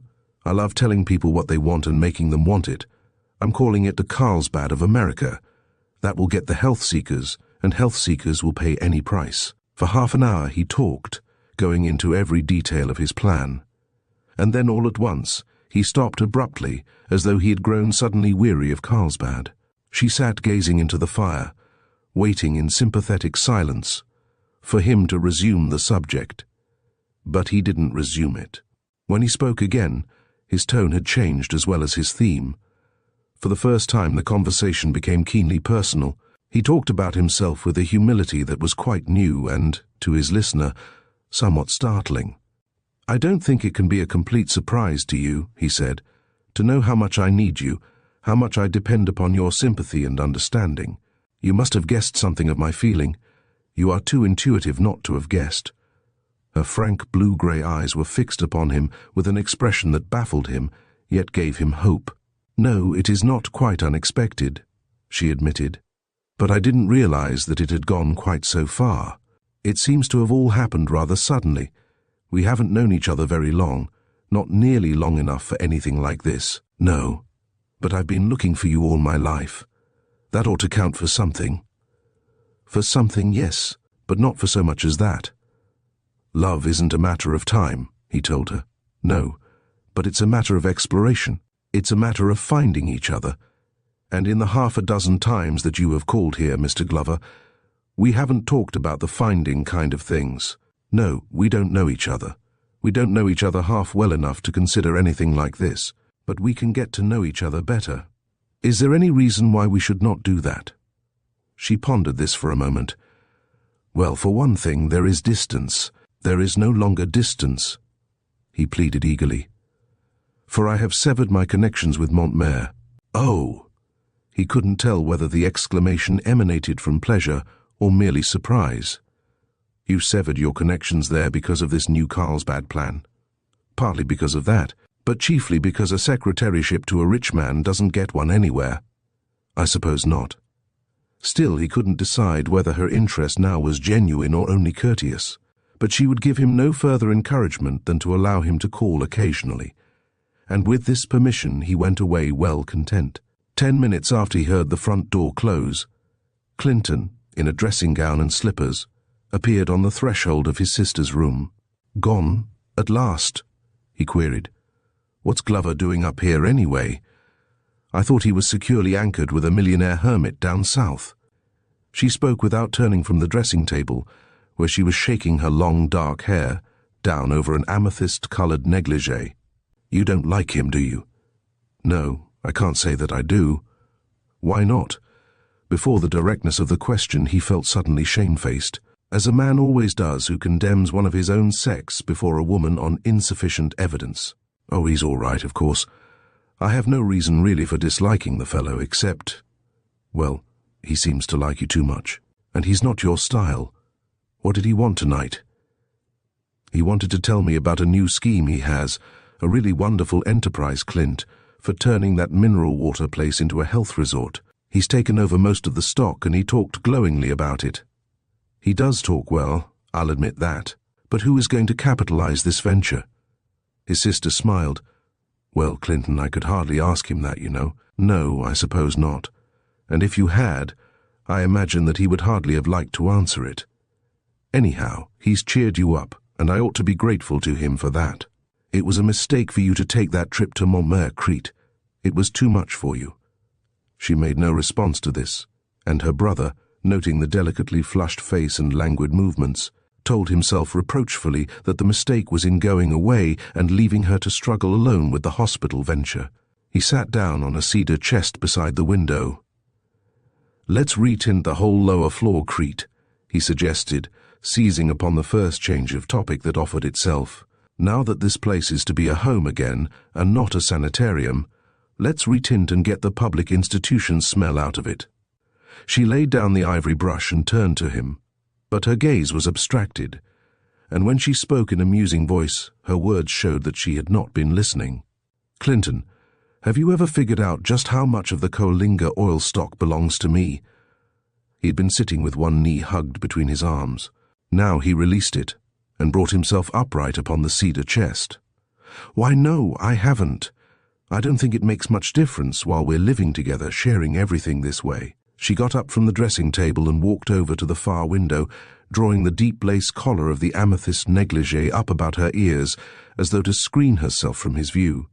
Out on the bay the lighted ferry boats plied their silent passage, and on the Quay Route pier an orange-coloured train crawled cautiously, like a brilliant caterpillar, across a thread of track.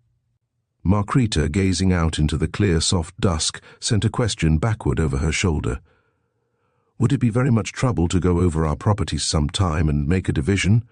No, it wouldn't be much trouble, and I suppose it would be much more business-like. He spoke briskly, but she knew that her demand had astonished him. You know, he admitted ruefully, I don't pretend to be much of a businessman. I think you may be right to insist upon an accounting. Oh, Clint, I don't mean that. You know I don't mean that. Her voice held the stricken tone of the sensitive nature stabbed by the swift realization that it has hurt someone else. You've been the best brother a girl ever had. You've been too good to me. I didn't mean that at all. What do you mean then, Crete? Her answer seemed to grope its way through an underbrush of tangled emotions. I just thought it would be well for us each to know what we have, because, you see, we may not always be living together like this. Chapter 9. A month had passed since Kenwick became a member of the staff of the San Francisco Clarion. The work had been going well, and the perpetual small excitement of a newspaper office brought back some of the old thrill that he had known in his college days. But every emotion came in subdued form now. There was a shadow across his sky, a soft petal applied to every emotion, and until this was lifted, he resolved to deny himself a sight of the house on Pine Street. But during the beginning of his 5th week in the city, desire overcame pride and caution, and late one night he walked up the familiar hill and looked into one of the lighted windows. There was no one in the room, and the furniture and floors were covered with heavy canvas sheeting spattered with calcimine. An ugly step-ladder stood directly in front of the window, partly obstructing his view. He was about to turn away in bleak despair when the glitter of some small object in a far corner of the room caught his eye. Peering more intently under the half-drawn shade, he saw that the gleaming thing was a small tinsel ball, suspended from the lowest branch of a tiny Christmas tree. It was almost New Year's Day now, and the little fur with its brave showing of gilt and silver had been relegated to a distant corner to make way for the aggressive progress of the painters. The man at the window, staring in from the darkness at the drooping glory of the little tree, felt for it a sudden sense of kinship, and the Christmas tree stared back at him with an inarticulate sort of questioning.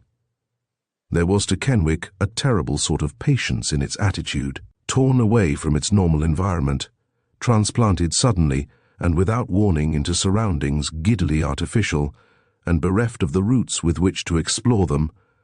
The little fir tree stood there, holding in its outstretched arms the baubles of an unfamiliar and irrelevant existence. He turned away, maddened by a fury that he did not comprehend. "Anything but that!" he cried savagely. "Anything but the patience of hopelessness." His thoughts were in a whirl, and he was unconscious of the fact that he was almost running down the slanting pavement. When he became aware of it, he slackened his pace abruptly. He was a fool, he told himself. Anybody watching me would size me up for an escaped convict prowling around doorsteps at night, sneaking up to windows, like a professional burglar looking over his territory. He let himself into his room at the St. Germain and snapped on the light. The first thing his eyes fell upon in the bare, prim chamber was a letter propped against his mirror. It was a yellow envelope, and it bore the dull black insignia of the dead letter office. There was something ominous looking about it. There is always something ominous about that pale yellow, unstamped envelope that issues, unheralded and unwanted, from the cemetery of letters. Inside of it was a communication written upon the St. Germain stationery and addressed in his own handwriting to his brother, Everett Kenwick. It had been opened and sealed again, and across one end something was written. The single word seemed to leap out at Kenwick with the brutal unexpectedness of a bomb.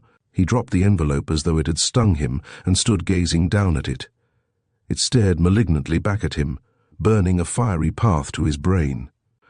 Up and down the room he strode, muttering over and over to himself that one horrible word, deceased, deceased. The walls of the room seemed to be coming closer and closer. He felt as if he were being smothered. Taking his hat, he went out into the hall and walked down the 5 flights of stairs rather than encounter the elevator boy. On the way down, he decided to send a telegram of inquiry to the family lawyer in New York. The indelible pencil handed to him by the girl in the little hotel booth seemed to write the message quite of its own accord, and there was a calming sort of comfort in the impersonal manner of the telegraph operator herself as she counted off mechanically the frantic words of his query. As he turned away, he was conscious of only one impulse: to be with somebody. He must have companionship of some sort, any sort, or he would lose his reason. From the dining room there drifted out to him the pleasant din of human voices. He made his way inside and followed the head waiter to his accustomed seat beside one of the mirror walls. The hotel dining room was full that evening. There was an Elks convention in the city, and the lobby swarmed with delegates. At his table Kenwick found 3 other men, and was pathetically grateful for their comradeship. 2 of them were from Sacramento. The third introduced himself as Granville Jarvis, late of New Orleans. Kenwick remembered having seen him several times about the hotel. He had that quiet, magnetic sort of personality that never comes quite halfway to meet the casual acquaintance, but that possesses a subtle, indefinable power that lures others across the intervening territory. "I have something for you," Granville Jarvis seemed to say. "I have something that I'll be glad to give you, if you care to come and get it." The other men talked volubly, including the quartet in their random conversation. Jarvis was an appreciative listener, an unmistakable cosmopolite, whose occasional contributions to the table talk were keen-edged and subtly humorous. In his speech lingered only a faint trace of the southern drawl. Of the 3 men, his was the personality which attracted Kenwick. The 2 Elks finished their dessert hurriedly and left before the coffee was served. Then Granville Jarvis, glancing at the haggard face of the young man across the table, ventured the first personal remark of the hour. "You've scarcely eaten a thing, and you look all in. I don't want to intrude into your affairs, but is there anything I can do?" It was that unexpected kindliness that always proves too much for overstrung nerves. "I've just had bad news," Kenwick admitted. "It's rather shaken me up. But you can't do anything, thanks." "Better take a walk out in the fresh air," Jarvis suggested. "I know how you feel. It's beastly when a man is all alone. I am alone. That's the damnable part of it. And I've got to somehow get through the night." The other man nodded with silent comprehension. "I'll take a stroll with you if you like, and you don't have to talk." Kenwick accepted the offer eagerly, and for an hour he and his companion walked almost in silence. Then Kenwick, still haunted by the spectre of solitude, invited the New Orleans man up to his room. They stretched out comfortably in 2 deep chairs. With an ashtray between them, they discussed politics, books, and New York. "It's my hometown," Kenwick explained, "but I'm a Westerner by adoption. They say, once a New Yorker, always a New Yorker, but it hasn't worked that way with me." Jarvis smiled. "They say that about Emporia, Kansas, too, and about all the other towns ranging in between. It's a worldwide colloquialism. Don't you go back to visit, though?" "I've been thinking of it," his host replied. And then, despite the fact that his guest was a complete stranger, perhaps because of that fact, he felt an overwhelming desire to tell him of his trouble. For there is a certain security in confiding a sorrow to a casual stranger. Every care-ridden person in the world has felt the impulse, has been impelled to it by the realization that there is safety in remoteness. You will never see the stranger again, or if you do, he will have forgotten you and your trouble. A transitory interest has its advantages. It demands nothing in the way of a sequel. It keeps no watch upon your struggle. It demands no final reckoning. You and your agony are to the chance acquaintance a short story, not a serial. Jarvis was leaning back in his deep chair, one leg dangling carelessly over the broad arm. His eyeglasses, rimmed with the thinnest thread of tortoise shell, gave him a certain intellectuality. Although he was still in the early 30s, there were deep lines about his mouth. He had lived, Kenwick decided, and having lived, he must know something about life. Jarvis glanced up suddenly and met his gaze. "Funny thing my being here, isn't it?" he said. "Up here in your room, smoking your cigars, sprawling over your furniture as though I'd known you always, instead of being the merest chance acquaintance." Mashing the grey end of his cigar into the ashtray, Kenwick made slow-toned response. "I don't think it's curious. I don't think it's curious at all because, as I look back on my life, all the vital things in it have had casual beginnings. I have a steadily increasing respect for the small emergencies of life. Whenever I carefully set my stage for some dramatic event, it's sure to turn out a thin affair. The best scenes are those which are impromptu and carry their own properties.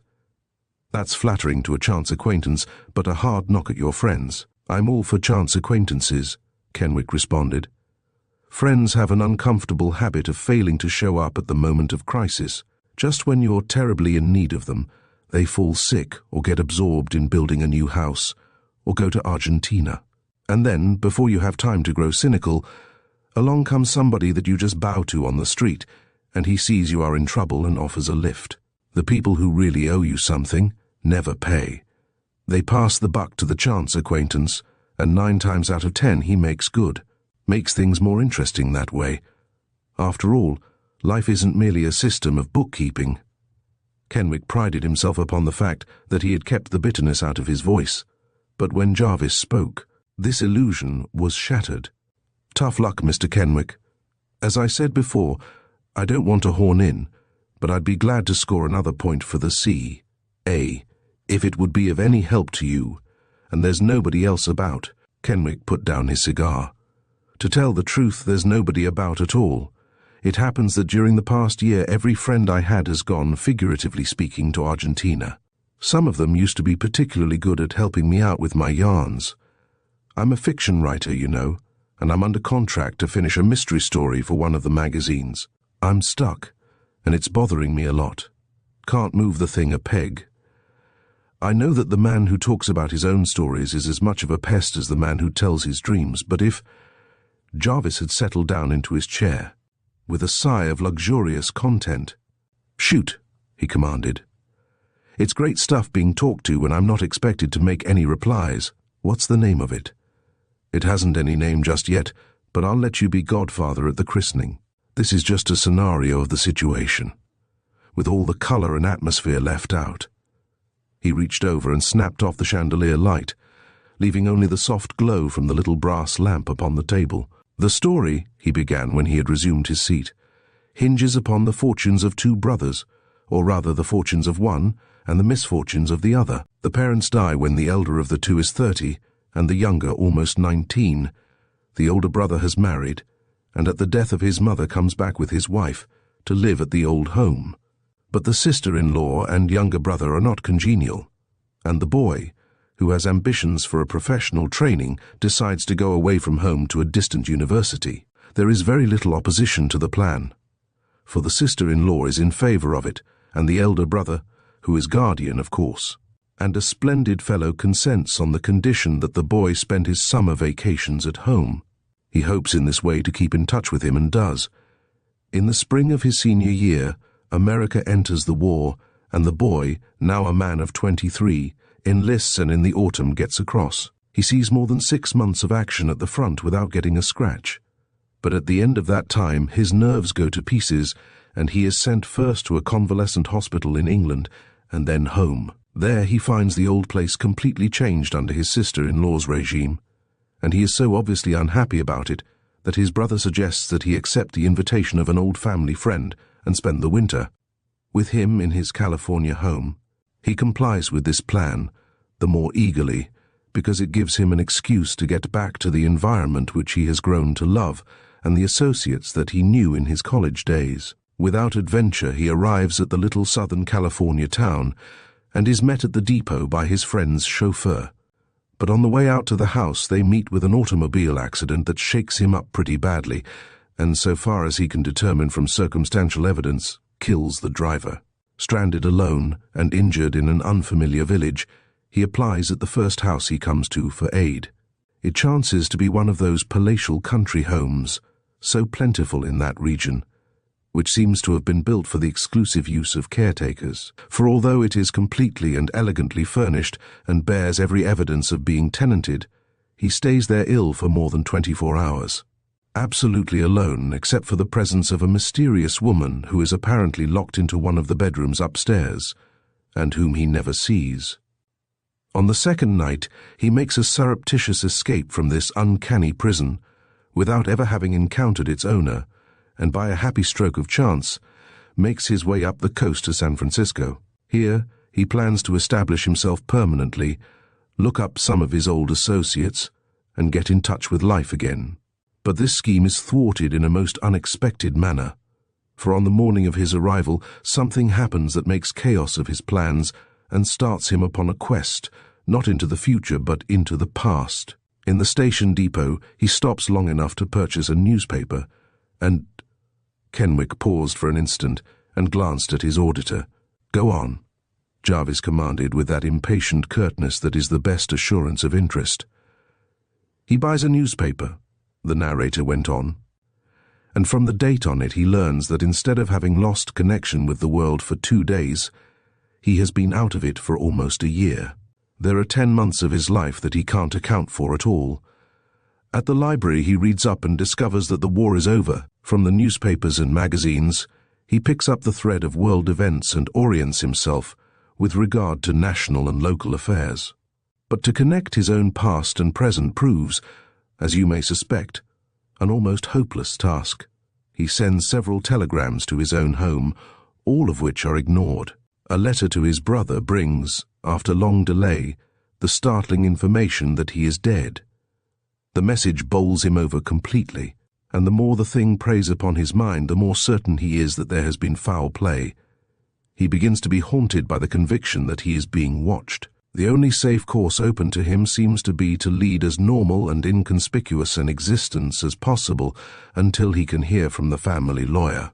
Kenwick broke off suddenly and reached for the ashtray. "Well," he said, "what do you think of it?" Jarvis stirred in his chair. When he spoke, he appeared to be returning rather breathlessly from a long distance. "Great stuff," he commented. "It seems to have all the ingredients for a bestseller except one." "What's that?" "Well, I don't pose as a critic of literature, but judging from the novels I've read, I should say that the thing it lacks is romance. The poor devil ought to be in love with somebody, or somebody ought to be in love with him." Kenwick's face stiffened. It was apparent that he had not expected this criticism, and he found himself envying those people who can discuss their love affairs. But not to his best friend could he have mentioned Marquita Morgan's name. "I told you I was just giving you a scenario of this thing," he reminded his critic. "I'll work up that part of it later. As a matter of fact, there is a woman in it. He proposed to her before he went into the service and she rejected him, and he didn't look her up afterward. Well, he could hardly do that, not until he had accounted for himself, and especially as she had shown no interest in him whatever while he was away. You never can tell about a woman, though. The fact that he had come back a pariah and was in trouble might arouse her love. No, not her love, her pity perhaps. Well, I won't argue with an author. They are supposed to be authorities on such questions. Go on with the thing. Where had the chap been during those 10 months? "I haven't the least idea." Jarvis brought himself upright. "Why, you outrageous devil," he cried, "getting me all worked up over a story that you can't see the end of yourself. And how about the family estate? What became of that?" "I haven't finished plotting the thing yet. That's why I told it to you. If I had solved all its problems, it wouldn't have been necessary to inflict it upon you." His guest rose and stretched himself. "Well, I'm afraid I wasn't much help," he said ruefully. "Fact is, I haven't any creative imagination at all. I'm the kind of reader that writers of detective yarns love. I'll swallow anything that's got a little salt on it, and I never guess right about the ending." He fumbled in an inside pocket of his coat and drew out a card. "I'd like to have you return this call sometime, Mr. Kenwick. I'm not far away from you, just 2 blocks around the corner in the Hartshire building. If you care anything for photography, drop around sometime and I'll show you some interesting pictures. They are a harmless hobby of mine. I fuss around in a laboratory over there most of the time, and when I'm not there, I'm in the dark room." Kenwick promised to come, and a moment later, Granville Jarvis was gone. Bereft of his sympathetic presence, the room seemed overpowering in its gaunt emptiness. The last 2 hours of genial companionship were swept aside as ruthlessly as though they had never been, and Kenwick found himself back again at that ghastly moment when he had torn open the yellow envelope. For he was to learn in the crucial school of experience that the sorrow of bereavement is not a permanently engulfing flood, but that it comes in waves, ebbing away under the pressure of objective living only to gather volume for a renewed attack. And in the moment that its victim recovers a staggering strength, it is upon him again, sweeping aside in one crashing moment the pitiful defenses of philosophy and faith which the soul has constructed to save itself from shipwreck. Until after midnight, Kenwick sat at the window waiting for a summons from the telephone. Then he went to bed and fell into a listening sort of sleep. But not during that night, nor in the days that followed, was there any response to his telegram. Chapter 10. It was on the morning after his conversation with Jarvis that Boyer, of the Clarion, summoned Kenwick into his office. "Got a story here that I'd like to have you hunt down," he said, and pushed a clipping across the table. Kenwick read it with an interest that was painfully forced. It was cut from one of the local evening papers and was a rather colourless account of the spectacular achievements of one of the city's trance mediums. He noted down the address and rose with a hint of weariness. "The thing that makes her different from the others and worth a trip out there," his employer explained, "is that Professor Drew of the psychology department over at the university has set himself the task of showing her up. She has done some rather dramatic things that have got on his nerves, and the other day he gave a lecture on her methods before his abnormal psychology class and had the place packed. She has just written a book too, bizarre sort of thing called The Rent Veil or The Torn Scarf or something like that. It ran in the Record about 2 months ago and they made a big hit with it." He leaned back in his chair and surveyed Kenwick speculatively. "What do you make of it?" he asked. "This stupendous revival of interest in the supernatural, some of our greatest writers devoting themselves to spirit writing, some of our best citizens declaring that they get comfort and inspiration out of the Ouija board and planchette."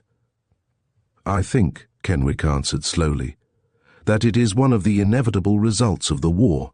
It has caused a big upheaval in the spiritual as well as the economic world, and one of the things that it has brought to the surface is death.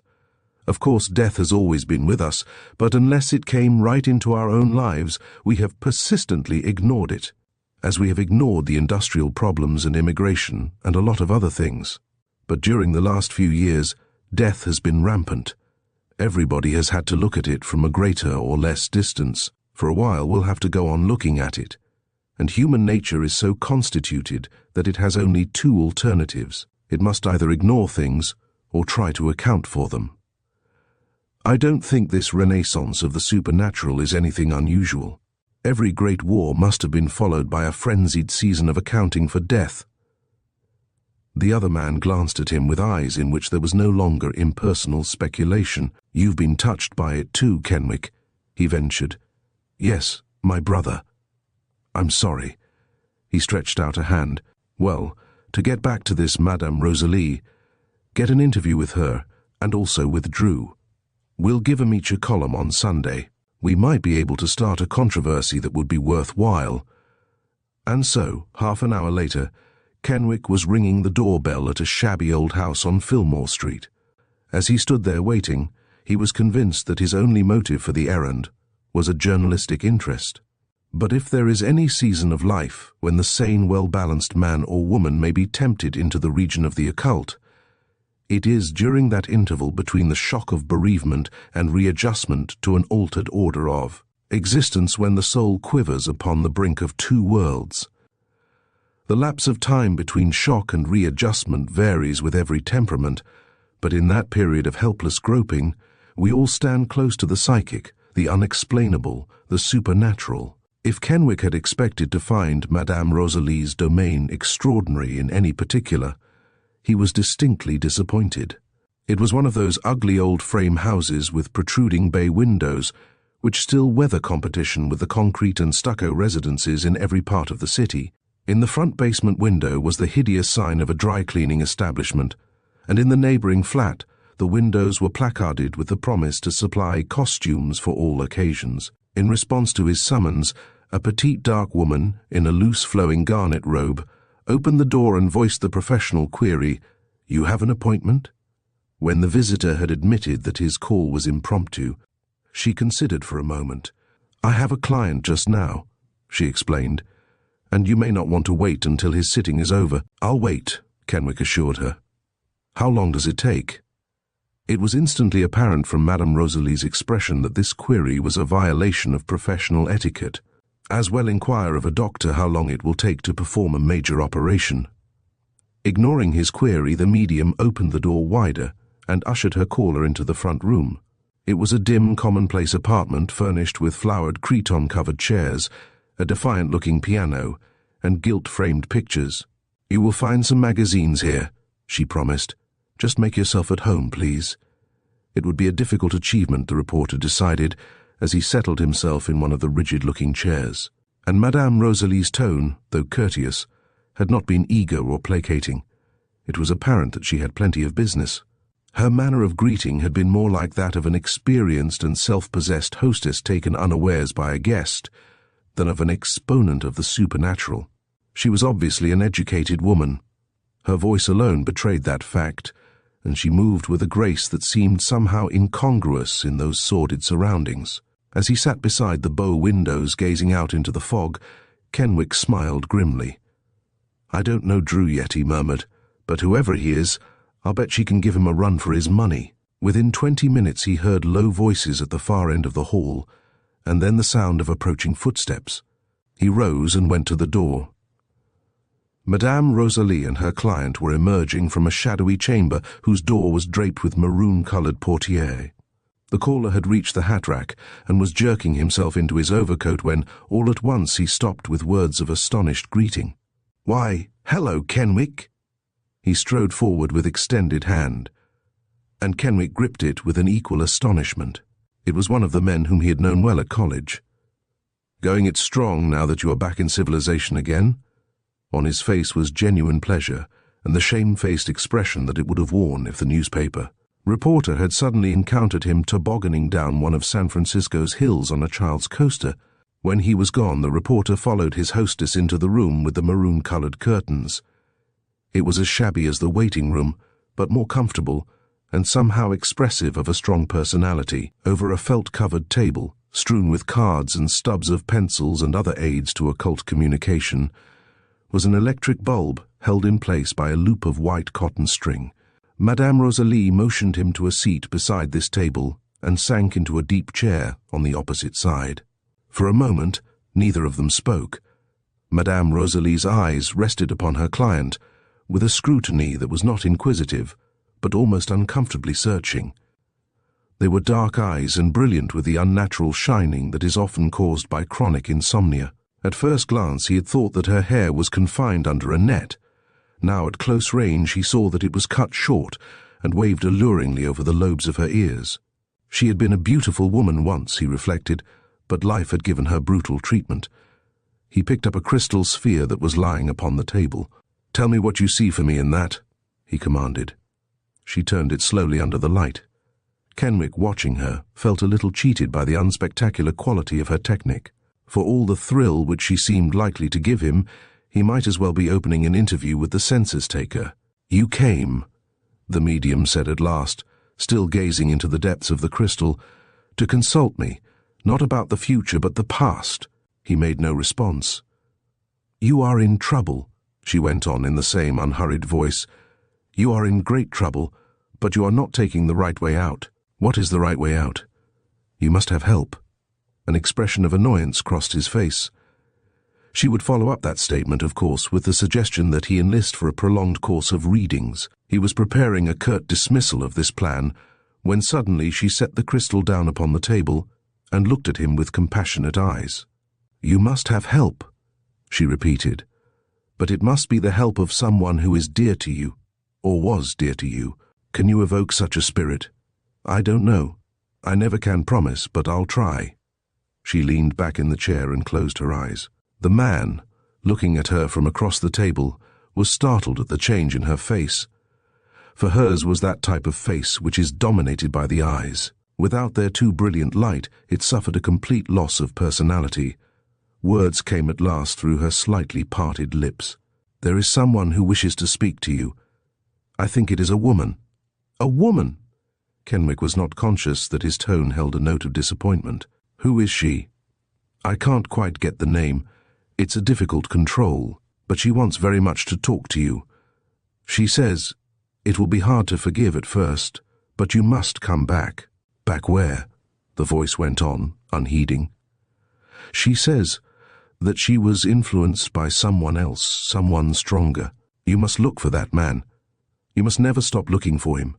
In crowds and everywhere you go, you must look, and when you see his face, you will know at once that he is the one, the only one who can help you. He is your missing link." There was a long pause. "Anything else?" Kenwick inquired at last. His voice was guarded, but he was strangely moved. "There is someone calling to you. He seems to be in a prison, and he is looking out through iron bars. They might be the bars of a gate. I can't see the face, but someone is calling your name." "Shall I answer the call?" "No, there would be no use. It is too late now." Her eyes opened suddenly, and met Kenwick's fixed upon them, intent but inscrutable. He stretched his hand across the table. "Read my palm." She held it only a moment, but her eyes seemed to take in its every line at a glance. "There is a perpetual conflict raging in your soul," she said. He smiled. "That's true of most people, isn't it?" Madame Rosalie had a superb disregard for irrelevancies. "Part of you is eager to plunge gallantly into the tasks of the present, but the other part is holding you back. You have the drooping headline with the introspective fingers. It's a bad sign on the hand of the creative temperament. And you are some kind of a creative artist, painter, musician, or writer. But your headline didn't always droop. It's a recent tendency, so you have a good chance to overcome it."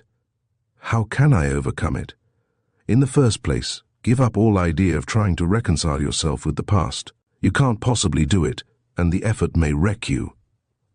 He got to his feet and stood looking down at her. "There doesn't seem to be much ahead for me, does there?" he said. "There is everything ahead. All the tragedy is behind you." She was still looking at him compassionately. "You are too young," she said at last. "Too young for what?" "To have lost so much out of your life." Her voice was like red coals leaping into sudden flame. It startled Kenwick. "And you are choosing just the wrong way to wrestle with such a loss. You had originally a splendid initiative, an impatient desire for action, but the artistic side of your nature has assumed control of you, and the artistic temperament is long on endurance and short on combativeness. If you spent 1/3 of the time fighting this spectre in your past that you spend trying to reconcile yourself to it, you would win gloriously." For a few moments they stood beside the table talking of commonplaces. Once Kenwick mentioned Professor Drew, and Madame Rosalie smiled. "I'm not afraid of him," she said, "and neither do I care to enter into a public debate with him." She followed her client to the door. "I'm sorry I wasn't able to help you more, but you are not ready for my help yet." Kenwick walked back to the Clarion office with these words ringing in his ears. The messages from the other world may have been guesswork, but at least she was a shrewd reader of character. And contrary to all his expectations, she had not made any effort to win him for a permanent client. His Sunday story, featuring her and Professor Drew, was all that Boyer had hoped for it. The astrologist was sketched with a few vivid strokes, the room with the maroon-colored curtains more in detail, and an interview reported which thrilled the souls of the credulous and held even the attention of the skeptical. There was neither ridicule nor championship in the story, and the caustic comments of Professor Drew were bare of journalistic comment. Altogether, the thing worked up well and made a hit. After reading it during his late breakfast at the St. Germain, Kenwick suddenly decided to go around to the Hertfordshire building and keep his promise to Jarvis. He found the photographer enveloped in a long black apron and rubber gloves. "Good boy," he cried, slapping his visitor on the back. "I've been thinking about you and that cursed story you told me. Can't get the blame thing out of my head. That was good stuff about the clairvoyant in the Clarion this morning. Where on earth do you dig up those oddities? I recognized your pen name." He hung Kenwick's coat in a shallow closet as he talked.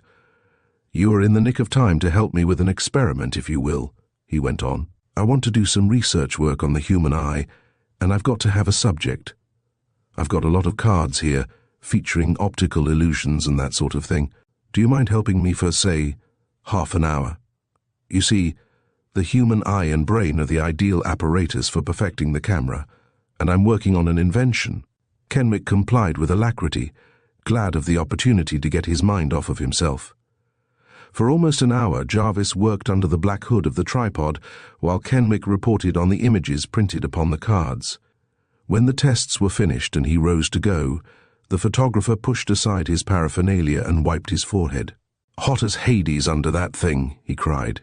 "Say, I was wondering the other day if you play golf." "I used to go out and play with my brother at his club," Kenwick replied. "But it's been some time ago. I'd be a duffer at it now." "Well, I've got a card that will let us into the club over in Claremont," Jarvis explained. "If you haven't got anything better to do, what do you say that we meet at the ferry building about 2 o'clock this afternoon and play a few holes over on the course? It's a great day to be outside. Can you make it?" "Yes, I think so." For a moment, Kenwick stood looking at his host with an expression that puzzled Jarvis. Then abruptly he turned and went away. Up the steep California street hills he strode, scarcely conscious of the effort it cost, for a horrible dread was tearing at his heart.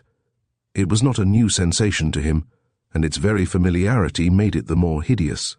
That persistent dread, known only to those who are struggling back over the hard road of mental prostration. The seed of it had sprouted on the morning when he had bought that fatal newspaper at the Third and Townsend depot, and during the weeks that followed its tendrils had wrapped a stranglehold about his life. Sometimes it almost stopped his breathing, and as yet he had never seen the thing that he dreaded. It was not yet upon anyone's face, but he assured himself desperately that some day he would see it. Some day, when perhaps he wasn't thinking about it at all, it would suddenly leap out at him. In the eyes of some man or woman, or perhaps even some little child, he would see suspicion or fear or morbid curiosity. Without being told, they would know suddenly that here was a man who had once lost his mental grip. They would be afraid that he might suddenly lose it again, and that shuddering fear would send him reeling backward into the land of shadows and spectres. He stumbled on blindly, and through the blackness of his anguish, there came to him again the curious sensation that he had experienced on his second night at Montmere, the sensation of having lost some material prop that could restore his courage. The genial suggestion of Jarvis that they play golf together over in Claremont was like a cool hand laid upon his forehead.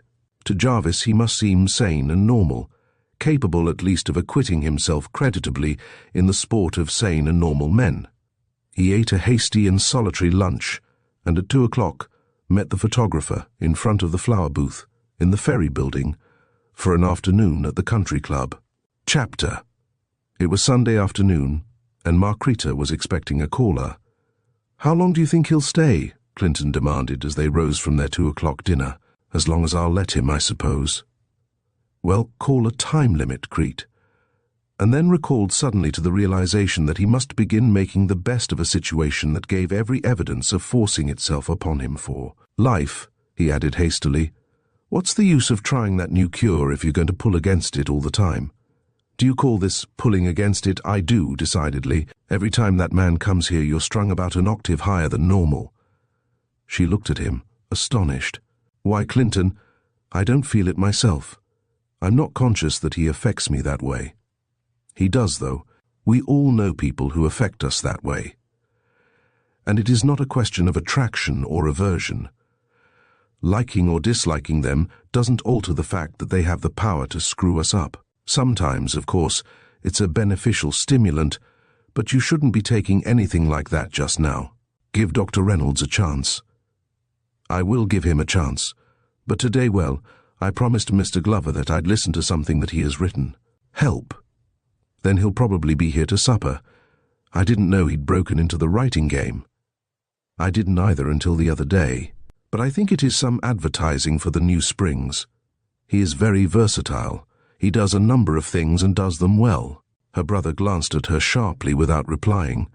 That note of championship in her voice put an edge on his nerves, but she was mistaken in her guess concerning advertising matter for the American Carlsbad. For when she and Richard Glover were alone in the living room, he produced a copy of one of the popular magazines. "You remember you said I might read you something today?" he began, drawing his chair into a better light. "Yes, I've been looking forward to it with pleasure, but I thought it would be in manuscript. It is something you have had published. My first attempt at anything in this line. It's a serial story, and this is the initial installment. You see, I had a good deal of leisure time on my hands when I was down at Montmeur, and I've always wanted to try my luck with a pen. I call this A Brother of Bluebeard. That's a gruesome title, but excellently chosen if it's a mystery story. I'm shivering already." He settled himself with his back to the light and his profile toward her. "I may as well tell you at first that I am not bringing this out under my own name." "Why not?" "Because I wouldn't have felt quite free about writing it if I were standing out in the open." "Oh, it's a true story?" "No, I can hardly claim that for it. It's rather a fantastic plot, as you will see. But every writer knows this, that when you first break into print, whatever you write is supposed to be transcribed almost verbatim from actual experience, preferably your own experience. No matter how at variance with your own life plot the story may be, the people who know you will leap to the conclusion that it is rooted in autobiography. Imagination is the very last thing that our friends are willing to allow us." "What nom de plume do you use?" "Ralph Regan. It's short and snappy and sounds as if it might be genuine, don't you think?" He found the place and began to read in a resonant, well-modulated voice. The opening paragraph was a little stilted, a bit amateurish, but after that the story swung into bold and breathless action. It gripped its hearer with a compelling force that held her tense and motionless in her chair. Only the sound of the reader's voice and the crisp crackle of paper when he turned a page broke the quiet of the room. Outside, a grey January mist engulfed the city, and electric bulbs from the houses across the street cut bleary patches in the mantle of fog. For almost an hour Richard Glover read in his clear, unhurried voice, and Margarita listened, her wide eyes fastened upon his face. When he had finished, with the irritating promise, "To be continued," he laid the periodical face down upon the library table and turned toward her. In his amber eyes was a new light. A railroad switchman who faces the company's president after saving a train from destruction might wear just that expression. Margarita seemed bereft of speech. She was staring at one of the lights in the house across the street, as though it had hypnotized her. One of the delicate white hands was clasped tight upon the arm of her chair. Richard Glover told himself that he had never seen her look so beautiful, and for the first time since he had known her, there was not a suggestion of invalidism in her tall, regal figure. She was wearing a filmy grey dress with a touch of pink that seemed to give a heightened flush to her cheeks. He allowed several seconds to pass. Was it possible, he was wondering, that this first story had won that tribute most coveted by all authors, the tribute of breathless silence? "Well," he ventured at last, "what do you think of it?" She brought her eyes back to the room, to the magazine lying face down upon the table, but not to him. "I think," she said with a long sigh, "that you are a wonderfully clever man." The light flickered out of his eyes. He leaned toward her with a pleading gesture. "Is that all you are going to say to me? Isn't that enough? Wouldn't you rather have me say that than anything else?" "You know I wouldn't. You know that there are many other things that I would far rather have you say." He came over and stood beside her chair. "Margarita," he begged, "say just one of them. Say this, that you are glad to have me come here. I wrote that story for you because I know that you value creative power more than anything else in the world. Are you glad that I did it? Are you glad that I brought it to you?" She was looking at him now, all her ardent soul in her eyes. "I am glad," she breathed. "I can't tell you how glad." "Then I think you ought to give me some reward. I ought to have at least—" She put out her hand with the imperious little gesture that he had come to know well. "Not just now. Please, not just now. You see, you have rather swept me off my feet. Isn't that enough for one day?" "It is enough," he assured her exultantly, and when, a few moments later, he climbed into the roadster that was waiting at the curb, he was repeating the 3 words over and over to himself like a hilarious refrain. Just at dusk, Clinton came home and found his sister still sitting in front of the gas logs where Richard Glover had left her. His step startled her out of a reverie. "Oh, it's you, Clint. I'm so glad you've come. The house has been full of ghosts." "I suppose so." "Glover come?" "Yes, he has come and gone." He reached down swiftly and felt one of her hands. It was icy. "Something has happened, Crete." The words were not a question, but they demanded a reply, and she gave it without hesitation. "Yes, something has happened. I've got to take some action about it too, but I haven't decided yet what it shall be." He stood on the hearthrug looking down at her with a curious mixture of annoyance and admiration in his eyes. It had always been so, he reflected. About the trivial things of life she was willing to abide by his judgment, but in every vital issue she took the initiative and pushed her own convictions through. In the moment of large emergency she had always stood superbly alone. As he looked at her, a half-audible sigh escaped him. After all, this semblance of vitality was but the ephemeral stimulation of excitement, and he dreaded the bleak reaction from it, that sudden ebbing away of hope, known to all of those who have kept long vigils beside sick beds. "Let me manage it, whatever it is," he commanded. "I've told you before that you're not strong enough for these emotional scenes. It isn't as if you were a well woman." She lapsed into silence, and he felt a sharp twinge of self-reproach. It was that double-edged remorse that chivalrous strength always feels when it reminds frailty of its weakness. "Whatever it is, Crete," he hurried on, "can't you defer the action until a more propitious time? Can't it wait until you are stronger?" A little choking sound came from her. He stopped short in swift alarm. Never before in all the long years of her semi-invalidism had she let him see her give way to tears. He went to her, moving uncertainly as though through unfamiliar territory. She had covered her face with her hands as though she could shut out with them the sounds of passionate sobbing. "I'll never be any stronger, Clint. You know it, I know it. Why do we drag on with this miserable pretense? Oh, it is killing me, but it takes so long. Why can't I die?"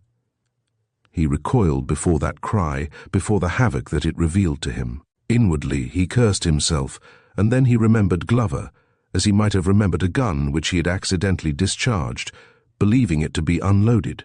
He couldn't endure the thought that he had hurt her and, manlike, seized upon the first scapegoat that offered itself, but he carefully refrained from a mention of the late caller. And when he spoke his voice was harsh with feeling. "Crete, how selfish of you. If you should die, what would become of me?" The promptness of her reply struck him like a blow. "You'd marry. You're over 30, Clint, and if it hadn't been for me, you would have been married years ago and would be living a normal life in a home of your own. You think—" She was sitting upright now, facing him with a terrible courage. "You think I don't realize what you have sacrificed? Oh, if you only knew how I've lain awake at night, staring into the dark, praying to die so that I could set you free. You promised Mother. I've always known that you did. But even if you hadn't, you would have promised yourself. And that's what has keyed me up, as you express it. That's what is making me live an octave higher than I can stand. It isn't any other man who is doing it. It's you." He sat down on the broad arm of her chair as though overcome by sudden weakness. "Well, thank God you have told me this, Crete, before it eats any deeper into your soul. Sacrifice, you call it. But sacrifice involves renunciation, and I have never renounced any woman for your sake. I have never been engaged, nor wanted to be." "But you ought to," she told him violently. "You ought to, and you would if you hadn't unconsciously put the idea away from you so many times. You ought to have a home and wife and children. Oh, I know that you should, and the knowledge has made me desperate." A dawning suspicion showed in his eyes, and then they grew hard. "It must have," he said coldly. "It must have made you very desperate indeed, if you have been considering Glover as a way out." She met the charge without resentment. "What other way is there for me? You see, there wouldn't be any danger of my caring more for somebody else afterward. That is quite beyond the range of possibility now, so it would be safer for me than for some women. And physical disability, the thing that would have made me refuse a man of a different type, wouldn't count at all with him. His ambitions are purely material, and I could capitalize them. That's all he wants. It would really be quite a fair bargain." Clinton Morgan rose slowly and stood looking down at his sister as though she were a stranger to whom he had just been introduced. "Well, by gad," he breathed, and for a moment was bereft of further speech. And then his words came slowly, and more as the detached fragments of a soliloquy than a response to her own. "Crete, of all women in the world, you, with your temperament, with an idealism that I and most other men couldn't touch with a 10-foot pole, and yet you'd work out a proposition like that. I didn't know that you saw through Glover. I made that excuse for you, that you were too unsophisticated to see through him. But sizing him up for an adventurer, you frame up a contract that— Why, I'll be hanged if I can believe it, Crete. I simply can't believe it." She made no defense, and he went on in the same dazed tone. "Go out on the street and pick up the first girl you meet and bring her in here. If I should make love to her and try to get her to marry me, and succeed, I'd have a much better chance of happiness than this adventure would ever give you, for at least I'd be swimming with both hands free. Now listen." He seemed to become suddenly aware of her presence again. "When I fall in love, I'll begin to think about getting married, but I'm not going to be hurried into it by you or anybody else. And when I decide to marry, not you nor anybody else shall stand in my way." She reached for him with a convulsive gesture. "Clinton, do you mean that? Do you mean that nobody should? I pledge you my word, but this has got to be a bargain. You have demonstrated that you know how to make one. Now don't you ever let that man cross this threshold again. I've got to, Clint. After what happened this afternoon, I've got to let him come for a while." "Why?" "Sit down and let me tell you about it. I'll have to tell you, or it will eat up my heart. But the thing will seem incredible. Not to me. I think after what I've just heard that I can believe anything. Well, you remember that I told you he had promised to read me something that he had written? Yes, advertising matter for the new Carlsbad. I thought it was going to be that, but I was mistaken. It was advertising matter, but not for Carlsbad. For what, then?" "For Richard Glover," Clinton grunted. "I see. He's trying to win you by doing the Othello stunt on paper." Markrita appeared to weigh the suggestion. "I don't think it is entirely that. He wants money very badly. He has to have money, a lot of it, for this hotel venture, and he is trying every means of getting it." "I've always been led to believe," Clinton interposed, "my friends who write have always led me to believe that story writing, and I assume that this was some sort of story, is rather an uncertain means of capitalization for a novice. But this story was not written by a novice, Clint." Markrita's voice had sunk suddenly almost to a whisper. "It was written by whom?" "Roger Kenwick." Clinton Morgan stiffened in his chair. He cried, "You mean to say that he had the nerve to steal the thing and bring it out under his own name?" "He is too clever to bring it out under his own name. He chose a fictitious name, and he changed the opening paragraph. But except for that and the alteration of the title, I pledge you my word, Clint, that story is exactly as Roger Kenwick read it to me. Before he went into the service, there was a moment of silence. Clinton was recalling what she had said when he came in about ghosts. He scanned her face uneasily, and he saw in it the new expression which had startled Richard Glover. For the first time in his life he began to think of her as she might be if she were unhampered by physical infirmity. And then he fell to wondering what had passed between her and Kenwick, just how far the tragedy of his life had affected her. The Morgan Reserve had kept her completely silent upon this subject, and he had never had any wish to intrude himself into her confidence. He picked up the thread of the story where she had dropped it. How could it have happened, and how did he dare?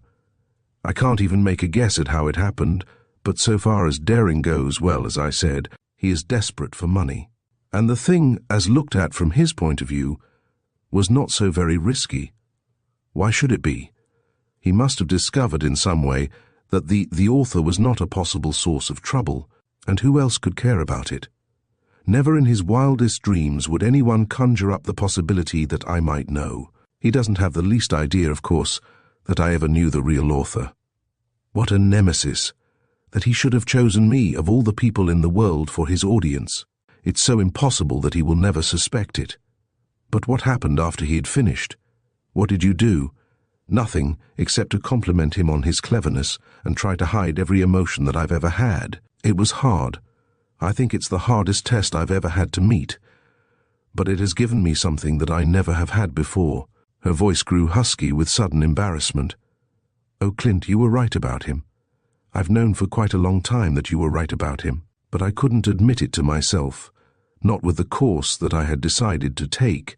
But Clint, although I knew he was calculating and sordid and insincere, I didn't know this about him. I didn't think he hadn't a sense of honor. If I had suspected that, it would have made everything different. But you can see, she went on eagerly, you can see now why I must let him go on coming here for a while, why I can't let him get beyond my sight. Her brother nodded. Give him enough rope and he'll hang himself, that's the idea, isn't it? I've got to be very careful, you see. He has told me a good many things about himself of late, and I'm trying to fit them all together. Some of them don't match at all, and now that he has revealed himself, I'm beginning to doubt everything. That Montmer secretaryship, for instance, looks very improbable to me now. I've questioned him about several prominent people down there, and he doesn't seem to have heard of any of them. Well, don't worry any more about it just now, Crete. Let's hustle something to eat and call it a day. When his sister had gone to bed that night, Clinton sat for a long time in the library, staring into the fireplace. The little scene which had been enacted there a few hours earlier had stirred him to the depths of his being. It brought him perplexity and a poignant self-reproach. The fact that she was not the crying type of woman made her emotional abandon a particularly haunting thing. I've been an awful ass, he muttered. I can't see just now where it is exactly that I failed, but it's evident that somewhere along the line I've acted like one of the early Christian martyrs. He picked up a little volume that was lying at his elbow. It was a dainty thing bound in gold and ivory. He remembered that Roger Kenwick had given it to his sister on that last night when he had come to bid her goodbye. He had never looked into it before. Now he turned the pages idly. It was modern verse, and he read intermittently here and there. Among the leaves he came at last upon a folded bit of paper.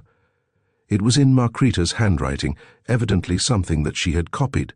He tilted it under the light and read the trio of stanzas. I cannot drive thee from my memory. I cannot live and tear thee from my heart. Is there no corner of oblivion's realm whence thy uneasy spirit may depart? If love were dead, if love could only die, and leave me desolation and despair, the emptiness of day, the aching night, all these at last my soul could learn to bear. But ever when I think thy fire is spent and seek the peace of death's all-sacred pain, behold, comes memory with her torture light, and all my altar flames to life again. Clinton Morgan folded the bit of paper with reverent fingers, for he knew all at once that this was not a copy of anything, but that he had unwittingly torn aside the veil of his sister's secret soul. He felt all of the honorable man's repugnance against outraged decency. The scrap of paper seemed to scorch his fingers. With a punctilious regard for detail, which he knew to be absurd, he tried to find the exact page where it had been concealed. Then he put the volume back upon the table and went over to the window. His conjectures concerning this romance had come to an end. Now he knew, and knowing felt suddenly weighted with guilt. He could imagine now how she must have felt as she had sat, a few hours before, listening to the paragraphs of Kenwick's masterpiece as they fell from the glib tongue of Richard Glover. There was an expression almost of awe upon his face. She could write all that, feel all that for one man, and then deliberately planned to marry another to set him free.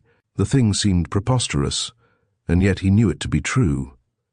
And then his thoughts reverted to Kenwick, and the days that now seemed almost like the unreal days of a dream, when he had first known him over at the fraternity house in Berkeley. He recalled the night when he had brought him home to dinner and introduced him to Markrita and tried to make him show off for her like a trained puppy. Perhaps it would have been better if he had never brought him. But these things were in the hands of fate, and fate has an infinite number of tools. Standing there at the window, gazing at the reflection of the gas logs mirrored against the black pane, he found himself growing suddenly resentful of the casual emergencies of life. Mere cobweb threads they were, but upon them hung the destinies of human souls. You turned the first corner instead of the second in an hour of aimless wandering, and the circulation of your life current was completely changed. It was folly to believe that all the corners were posted with signs to be read and heeded by that secret autocrat, the subconscious mind. The intricacies of such a universe made the brain reel.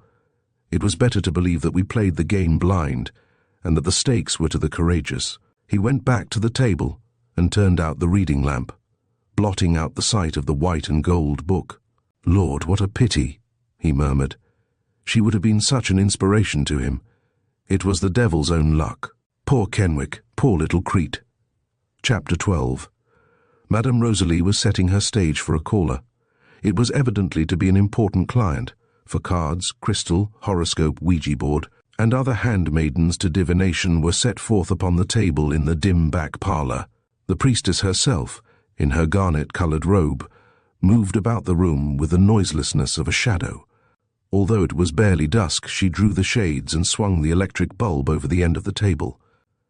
Then she stood surveying her work with the critical scrutiny of an artist experimenting for the best light upon his picture. Her two brilliant eyes roved restlessly from one carefully arranged detail to another. Suddenly a footstep sounded outside, and there was a buzz of the electric bell. Madame Rosalie waited exactly the correct length of time before responding to its summons. The interval was expressive neither of eagerness nor indifference. When she returned to her sanctum, it was to usher into it a man who moved hurriedly, drew off a pair of heavy driving gloves, and tossed them into the Morris chair. The astrologist removed them quietly to a settee in a far corner of the apartment, and seated herself in the chair. "They say you're the eighth wonder of the world." Her visitor spoke with a thinly veiled sarcasm as he took his place under the light. "I might as well tell you at the outset that I don't go in much for this sort of thing. I'm here upon the suggestion of somebody else. I've known a good many of you trance mediums, and my experience has been that you're strong on the future and weak on the past. You play safer that way, but it happens that I want help with the past more than with the future. What's the idea now? Are you going to hypnotize me?" His voice was not antagonistic, only briskly businesslike. He might have been suggesting that he try on the suit of clothes which a salesman was proffering for his favor. Madame Rosalie answered in the low, slightly indifferent voice that had surprised Roger Kenwick. "Hypnotism is a cooperative measure.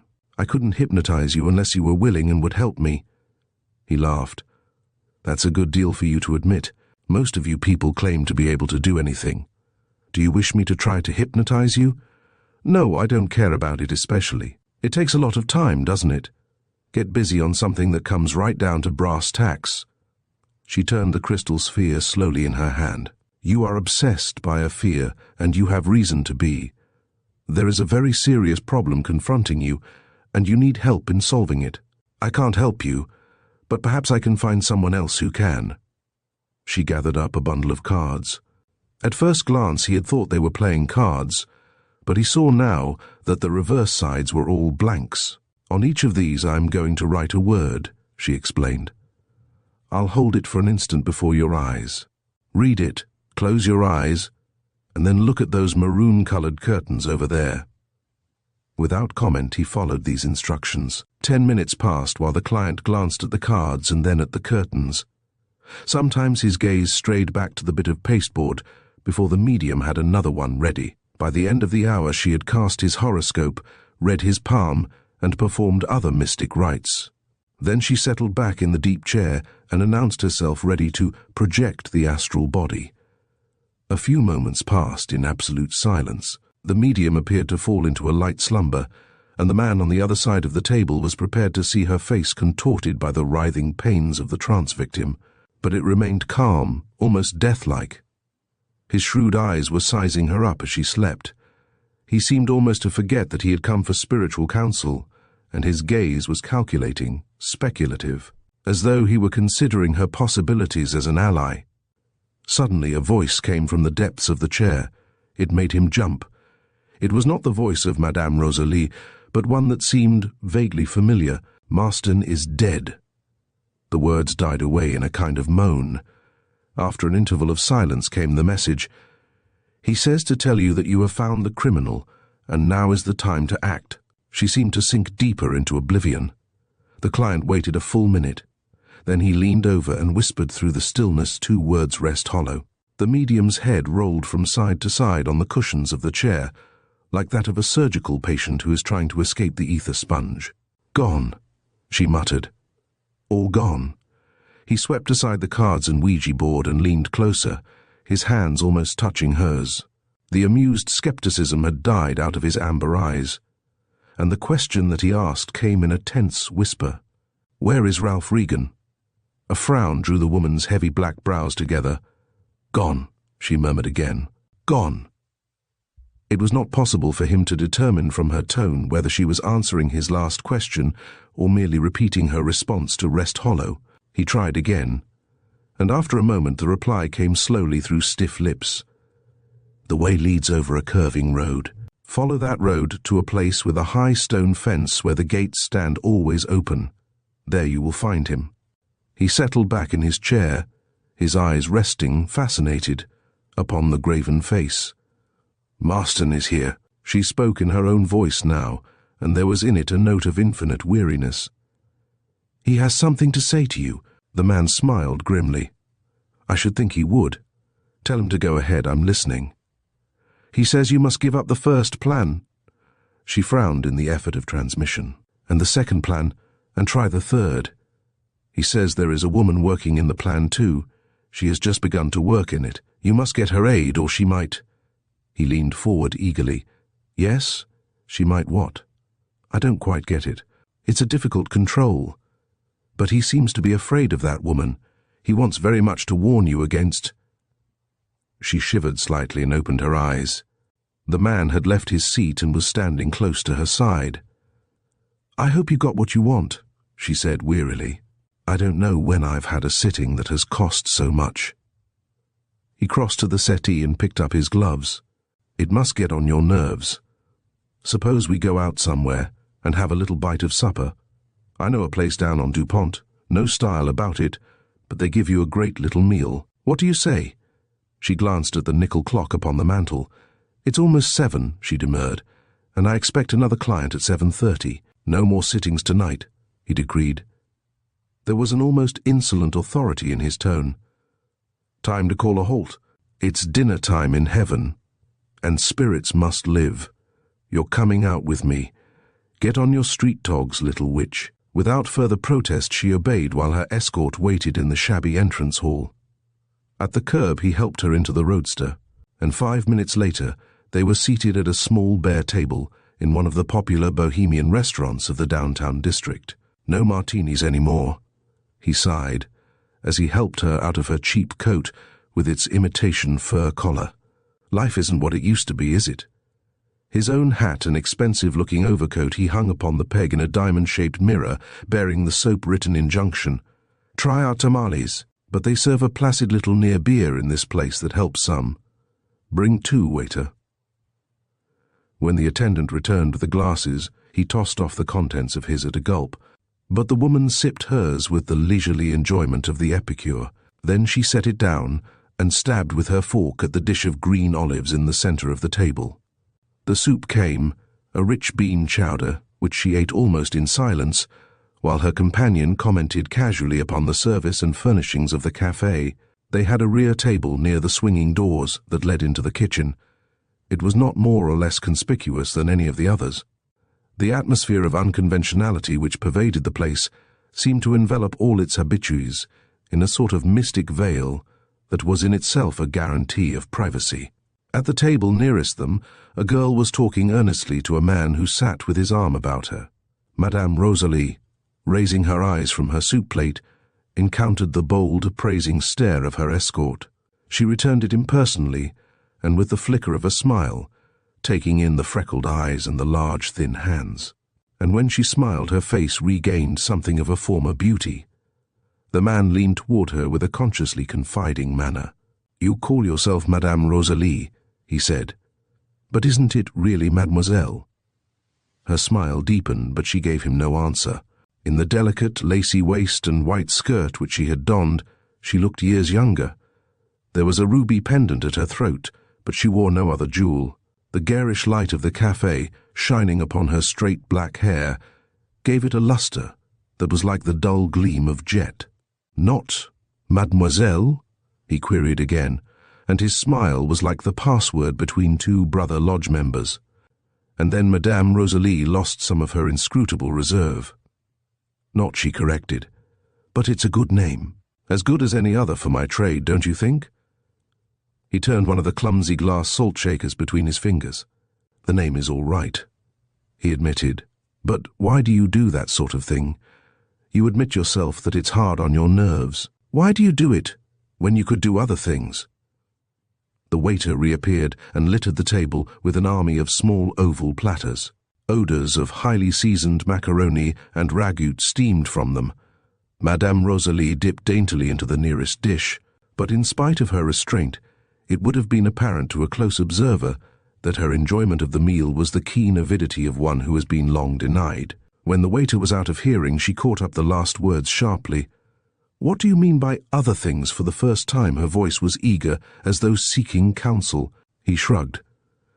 "I don't pretend to be a clairvoyant, yet I know that there are other things that you could have done. How do you know it?"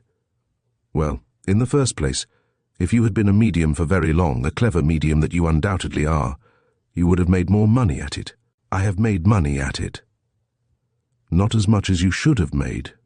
You wouldn't live as you do if you had money." If she resented this assertion, she gave no sign of it, and he went on with the cool assurance of a physician who is certain of his diagnosis. "You may persuade yourself that you are in that business because you are interested in it, or because you know that you have an unaccountable power, but you are doing it chiefly for the same reason that most of us ply our trades, because you want to make money." "Well," she commented, "it does supply me with a living, and you know there's a theory that we must live." He laughed. "You don't have to live the way you do. There are much easier ways for you to accomplish that end. Have you got anybody dependent on you?" "No, but I am horribly in debt."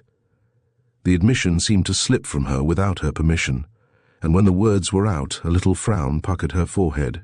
The eyes of her escort were fixed upon the ruby pendant, so obviously a genuine and costly stone. She toyed absently with it, putting a cruel strain upon its slender thread-like chain of gold. "Do you know," she said slowly, "I believe you would make a wonderful hypnotist. I believe that you could even hypnotize me." The bold amber eyes gazed straight into hers. "But you told me, didn't you, that hypnotism had to be a cooperative measure? You said, I remember, that nobody could hypnotize anybody else unless the victim were willing." One of his hands closed over hers as it reached for the sugar bowl. She made no effort to draw it away. "Perhaps," she answered softly, "perhaps the victim is willing." He stacked up a little pile of the oval platters and pushed them impatiently to one side. "I guess we understand each other all right," he said. "You need me, and I need you. We've each come to the place where we need help. Now let's not waste any more time about it. Let's get down to brass tacks." Chapter 13. It was 7 o'clock on a rainy evening, and Kenwick turned up the collar of his coat as he left the St. Germain. Inside the Harcher building there was a cheerful warmth that promised well for the evening.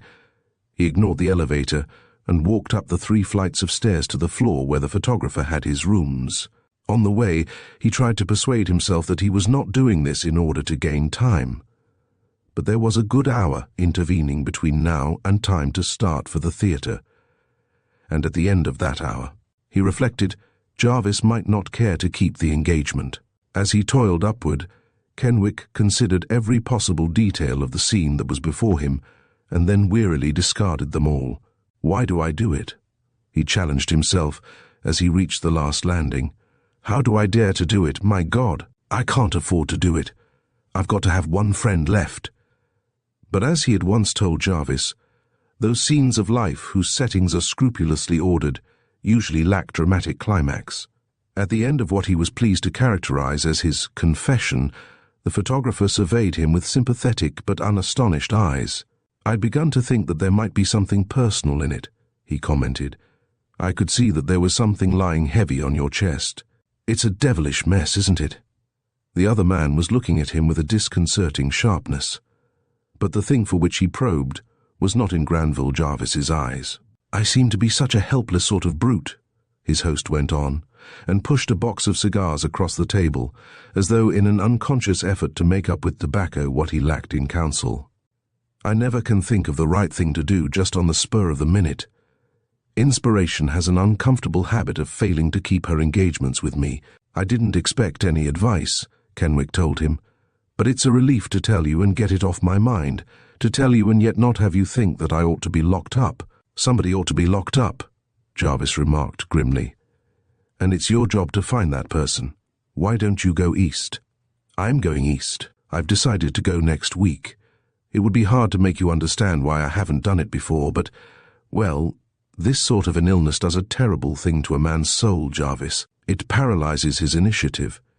It gives him the most deadly thing in this world, the patience of despair. I'm constantly waiting for things to clear up instead of going at them hammer and tongs. His companion nodded. I think I understand. It would be the hell of a situation for you back there among people you've always known and who presumably know all about you, and not being able to bridge the gap. I can see why you wanted to get a line on yourself first, and you're right too. After all, a man owes something to his nervous system. But since you've decided to go and brave it out back there, I think I'd let things rest the way they are till you go. Sometimes life works itself out better if we don't interfere too much. Somebody is bound to make a foolish play if you let them all manage their own hands. And yet somebody told me the other day, Jarvis, that I was too passive in the crutches of fate, that I ought to be more combative, more aggressive. Jarvis laughed. I'd be willing to bet that it was a woman who told you that.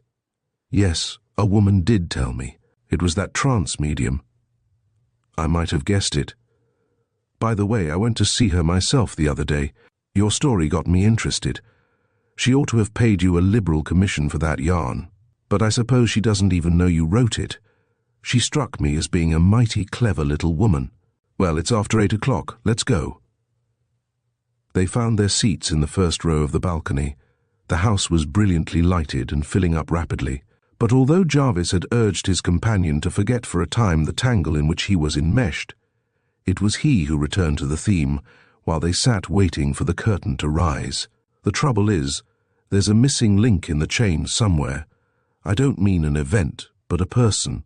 Somebody dealt those cards, of course, and whoever did it knows where the marked one is.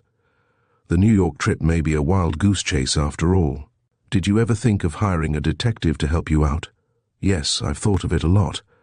But somehow I don't want to do it. I don't want to have anybody mixed up in my affairs as intimately as that. I can't explain my feeling about it.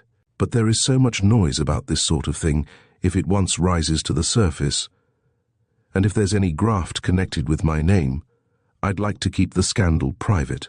Besides, he laughed with a tolerant self-indulgence, I don't suppose the person lives, Jarvis, who doesn't believe that way down inside of him somewhere, sleeping but never dead, is the genius of the detective.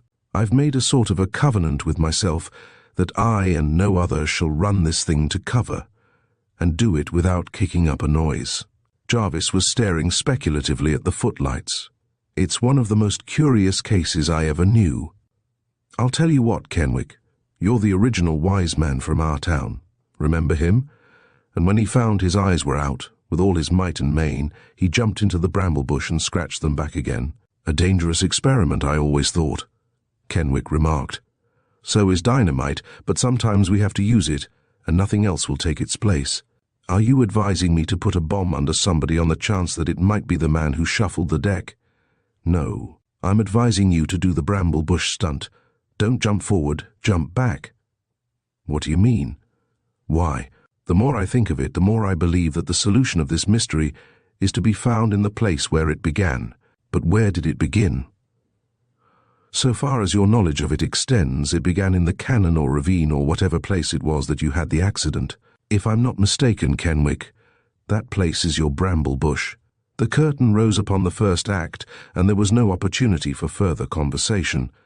It was during the intermission between the second and third acts that Jarvis, leaning over the balcony, said suddenly, "There's a friend of yours, 4th row on the right." Kenwick made a cursory examination of the seats and shook his head. "Don't see him. Don't see anybody I know here tonight except Aiken, our dramatic critic. This is a woman. Count 7 seats over in the 4th row. Isn't that lady in the garnet-coloured coat your Madame Rosalie?" "You're right, it is. I thought I couldn't be mistaken.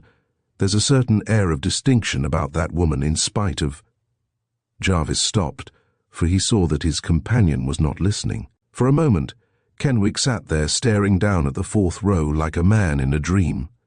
Then he gripped Jarvis's arm. "Look," he cried, "down there with Madame Rosalie." "What's the matter? You're such an excitable cuss, Kenwick. That fellow who's with her. Look, Jarvis, that's the man." "What man?" "The man we've been talking about, my missing link." Together they leaned over the balcony and scrutinized, with the intent gaze of a pair of detectives, the couple in the 4th row right. It may have been coincidence, or it may have been that species of visual hypnotism known to us all, which suddenly impelled Madame Rosalie's escort to turn in his seat. His eyes swept the house with a casual glance, then lifted to the balcony. Slowly they surveyed the arc of faces above the lights. The 2 men leaning toward him did not move. In another instant he had found them, and for a full minute he and Roger Kenwick held each other. And then the theatre went black as the curtain rose on the last act.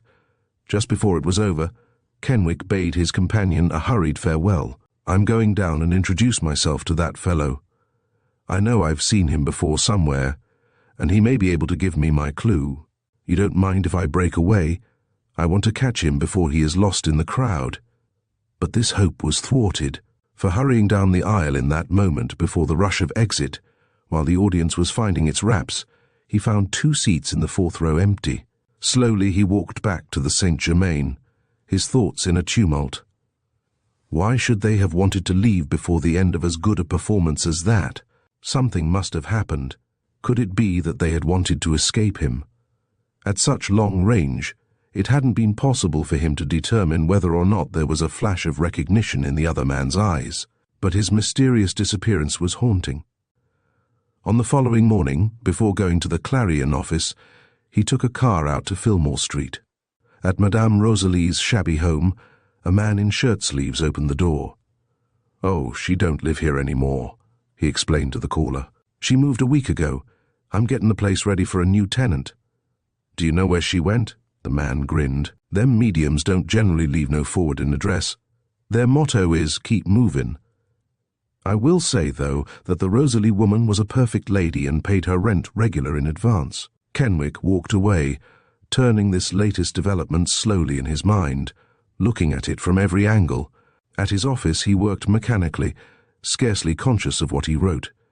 He was in 2 minds now about the Eastern trip. Perhaps it would be better to take Jarvis's advice and let things have their head a bit longer. And he was certain of some of his facts now. The face of the man in the 4th row had been like the flash of a torch at midnight. For most of the night he had been awake, going back over the painful trail of the past, fitting some of its previously incomprehensible details into their places. What a curious mosaic his life had been, what contrasts of light and shade. But as for going back to Montmer, the idea made him shudder. No, that was one thing he would not do. It would be like courting the return of a nightmare. At 4 o'clock he left the office and went to keep an appointment with Dr. Gregson Bennett in the physician's building. Dr. Bennett belonged to that class of specialists who designate their business quarters in plural terms. His offices comprised a suite of 4 rooms. The sign on the door of the first one invited the caller to enter, unheralded.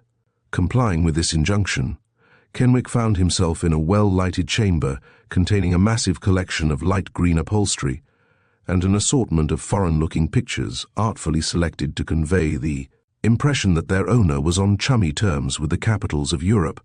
As the door closed automatically behind him, a white uniformed figure appeared, like a perfectly trained cuckoo, from the adjoining room, and announced in level tones, "The doctor will see you in just a minute." Kenwick accepted this assurance with the grave credulity that one fiction maker accords another.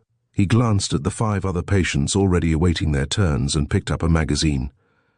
By 4:30, he had read the jokes in the back of anybody's magazine for the preceding 6 months. No physician in reputable standing ever removes old numbers of periodicals from his files. For what better testimony can he offer in support of his claim upon a long-established practice? As Kenwick read, he was aware that his companions were being summoned one by one to embark upon that mysterious journey from whose bourne no traveller returns, departure having been arranged for around some obscure corner.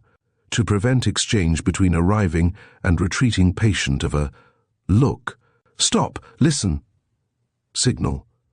By 5 o'clock, only one other patient besides himself remained, a little woman in shiny serge suit and passy summer hat. Kenwick put down his magazine with a long-drawn sigh, and she smiled in patient sympathy. "Gets pretty tiresome waitin', doesn't it?" she ventured. His quick eyes took in her shabby suit and the knotted, ungloved hands. She was probably the mother of a growing family, he reflected, and would not get home in time now to prepare dinner. His easy sympathy flared into words. "It's an outrage to keep people waiting like this when they have an appointment for a definite hour. They tell me Bennett's a nerve specialist and I believe it." She smiled wanly, but there was an eager championship in her response. "Oh, but he's wonderful. When he once begins to talk to you, you forget all about being mad at him. Seems like he sees right through your head to tell what's the matter with you." The white uniform appeared and pronounced a name, Mr. Kenwick. He rose and followed her through the door. The second room was like the first, minus reading matter and plus wall charts. Here he sat, gazing at the fire escapes on the opposite building, while the white uniform made a not completely satisfying attempt to collect family statistics. And then, at last, the door of the third room opened, and Dr. Bennett himself emerged. He was enveloped in a heavy white apron that recalled to Kenwick's mind the pictures he had seen in the agricultural magazines featuring model dairying. But if the specialist had been slow to admit him, he was equally reluctant to let him go. When he had finished his examination, Kenwick stood beside the couch in the fourth and last room pulling on his coat. "Then you think I'm in pretty good condition, Doctor?" Through the half-open door, he could see the white uniform hovering, like an emblem of peace, above a steaming basin of warlike instruments. "I should say," the physician told him slowly, "that you are absolutely sound. Your nerves are a bit too highly charged, but I imagine that is more a matter of temperament than overstrain. Is that all?" "No, that isn't all. The history of your case, as you have given it to me, is a most interesting one, and you were right to let me make the examination and form my own conclusions before telling me anything about your history. I wish it were possible for you to recall the name of the physician who handled your case in France. I'd like to get the scientific beginning of the story. Without it, I can only make a guess, and guessing is not satisfactory. But I think that in his place I should have taken the chance and operated. However, you can't judge.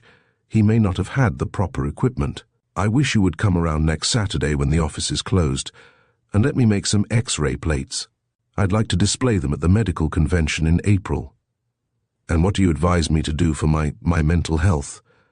"Forget your mental health. Take some regular out-of-door exercise and mix with your friends. I can't give you any better prescription than that. If it was something done up in pink paper, you'd be more apt to take it, I know." Kenwick walked back through the darkening streets with a feeling of exultation. The pendulum of his despair was swinging backward to a height only attained by those who can plumb the depths of wretchedness. For the first time in 6 weeks he felt his old defiance of life, and recalling the pale ghost of a former prayer, he was ashamed of its cowardice. "That never happens to the desperate and the lonely," he reminded himself grimly. The best security on earth for a prolonged life is to express a sincere desire to die. After that, you lead a charmed existence. Houses burn to the ground and not one inmate escapes. Ships go down with everybody aboard. Pedestrians are run over by cars and shot by thugs. But none of these things come near the man who courts them. They overtake those whom others find it hard to spare, those whose lives are vivid with purpose. As he walked back to the hotel, he found himself thinking of Margarita again. Had he ever really made a place for himself in her life? Whether he had or not, he knew that he had never, even in his blackest moments, given her up. All the plans for his future centered still about her. Well, he had a fight before him now, and not until he won it would he make himself known at the house on Pine Street. On the corner, a newsboy thrust a paper under his face. He waved it aside. "I can read all that bunk for nothing, Sonny," he told him cheerfully. The huge headlines filled him with a spiritual nausea. The chronicle of the day's tragedies for the public to batten upon. Was there never to be an end to America's greed for the sensational? At the St. Germain, the clerk handed him a telephone call. It was from Jarvis, and urged him to call him up immediately. In his own room, Kenwick complied with this request. The voice of the Southerner came to him, sharply commanding, over the wire. "Can you come around right away? I want to talk it over with you." "Talk what over?" Kenwick's voice was almost defiant. "Why, haven't you seen it? Well, come around anyway. I'll be here for the next hour." When Kenwick arrived at the Harcher, he found the photographer sorting over a pile of films, but as his guest entered, he swept these into a pasteboard box and cleared off a chair for him. "Where have you been?" he demanded. "I called you at the hotel and the Clarion office twice." Kenwick gave him a brief account of the last 2 hours. Jarvis grunted. "Well, I don't blame you for wanting to get the seal of scientific approval, but I can't believe that you haven't read the record yet, and you a newspaper man." He fished the paper out from under a stack of developing trays and searched the columns of the second page. "Remember what I suggested to you last night, that you let things take their own course for a while? Well, it seems that they've been taking them in rather a headlong fashion." He creased back the page and handed the paper to Kenwick. "Read that and see if it doesn't give you something of a jolt." He took the paper. The headlines at the top of the third page riveted themselves upon his brain. "Relative seeks missing man body of Roger Kenwick, to be exhumed at Montmeur. The body of Roger Kenwick, son of the late Charles Kenwick, of New York, who died at Rest Hollow last November, is to be exhumed for examination on the demand of Mrs. Hilda Fanwell of Reno, Nevada. Mrs. Fanwell, a widow, arrived from her home last week in search of her brother, Ralph Regan, who has been a resident of Montmeur for the last 2 years. A letter received from him in the early part of November indicated, according to the sister's statement, that he was in failing health. Being unable to come to him then, owing to the illness of her husband, Mrs. Fanwell wrote several letters, none of which were answered. The description of her brother, which she furnished the police, has resulted in a demand to the authorities to have the body of Roger Kenwick exhumed." Kenwick let the paper slide to the table. "My lord," he murmured. "Jarvis, what would you do about it? Why should you do anything about it? This Fanwell woman is apparently the oldest gold dust twin. Let her do your work." But Kenwick's eyes were still fixed upon the paper. Over it a drop of acid from the developing tray was eating a slow passage. "But to see my name tied up to a gruesome thing like that, why, you can't imagine how it gives me the feeling that I've just begun on this thing. And I thought when I came in here that I had all the cards in my hands." He got up from the table slowly, like a hospital patient testing his strength on the first day out of bed, and Jarvis, after one glance at his pale face, rose too. "You've got nothing to worry about," he began, but Kenwick waved the soothing aside with a fierce impatience. "Nothing to worry about?" he cried hotly. "Don't offer me that stuff, Jarvis. How can I ever know what I may have done during those ghastly 10 months? Chapter 14. When Kenwick entered the St. Germain on the evening after his interview with Jarvis, a man rose from the farther corner of the lobby and came toward him. "Kenwick," he cried, and held out his hand. "I thought you never would come. I've been waiting here an eternity." It was Clinton Morgan. When the first, somewhat incoherent greetings were over, and the two men sat facing each other across Kenwick's untidy writing table, a moment of embarrassed silence fell between them. Then, in a desperate attempt to start the conversation, "I'm afraid I've kept you waiting rather a long time," the host apologized. "You have," his caller agreed. "It's been more than a year, hasn't it?" He spoke in a cheerful, matter-of-fact tone, as though a mere pleasure trip had intervened between this and their last encounter. But Kenwick was looking at him intently. "You know about it, then?" "Yes, we know all about it." Clinton Morgan leaned over and put his hand affectionately upon the other man's shoulder. "And, by George, Kenwick, I congratulate you. I congratulate you from the bottom of my heart. It was one chance against 1,000 that you could win out. It's a miracle." Kenwick was scarcely conscious of the last sentences. His attention had stopped short at that word, "we." He reached down and picked a burnt match from the carpet as he asked with a pathetic attempt at formal courtesy, "How is your sister?" "Getting well, I believe. She has been...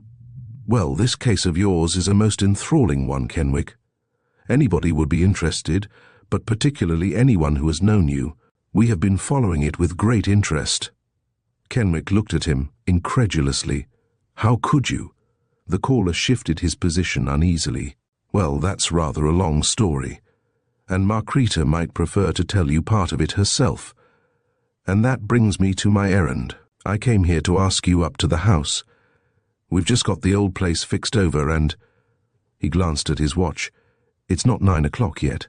If you haven't something else on hand that—" Kenwick cut in almost harshly. "Are you sure that your sister would care to see me? That she wouldn't perhaps be, well, afraid of me?" Morgan laughed. "Well, I'll be there, you know, if you should get violent and begin throwing things around." But the other man's face did not relax. His voice came low and strained, as though it were being let out cautiously under high gear. "You don't understand. Nobody can, I suppose, who hasn't been through this experience." His nervous hands stiffened upon the arms of the chair. "I tell you, Morgan, it's easier for a denizen of the underworld to live down her reputation and achieve a reputable place in society than for a man or woman to regain the confidence of the world after a period of, well, I may as well out with the damned word insanity." "Don't call it that, Kenwick. It wasn't that. In the trenches you got a blow that put you out of commission. But you were simply in a dazed condition, mental aberration beginning with melancholia. You were never violently insane, never dangerous to anybody else. How do you know?" "How do I know? I've suffered the anguish of hell, wondering about it. Somebody may have been killed in that accident that restored me to life. It may have been all my fault.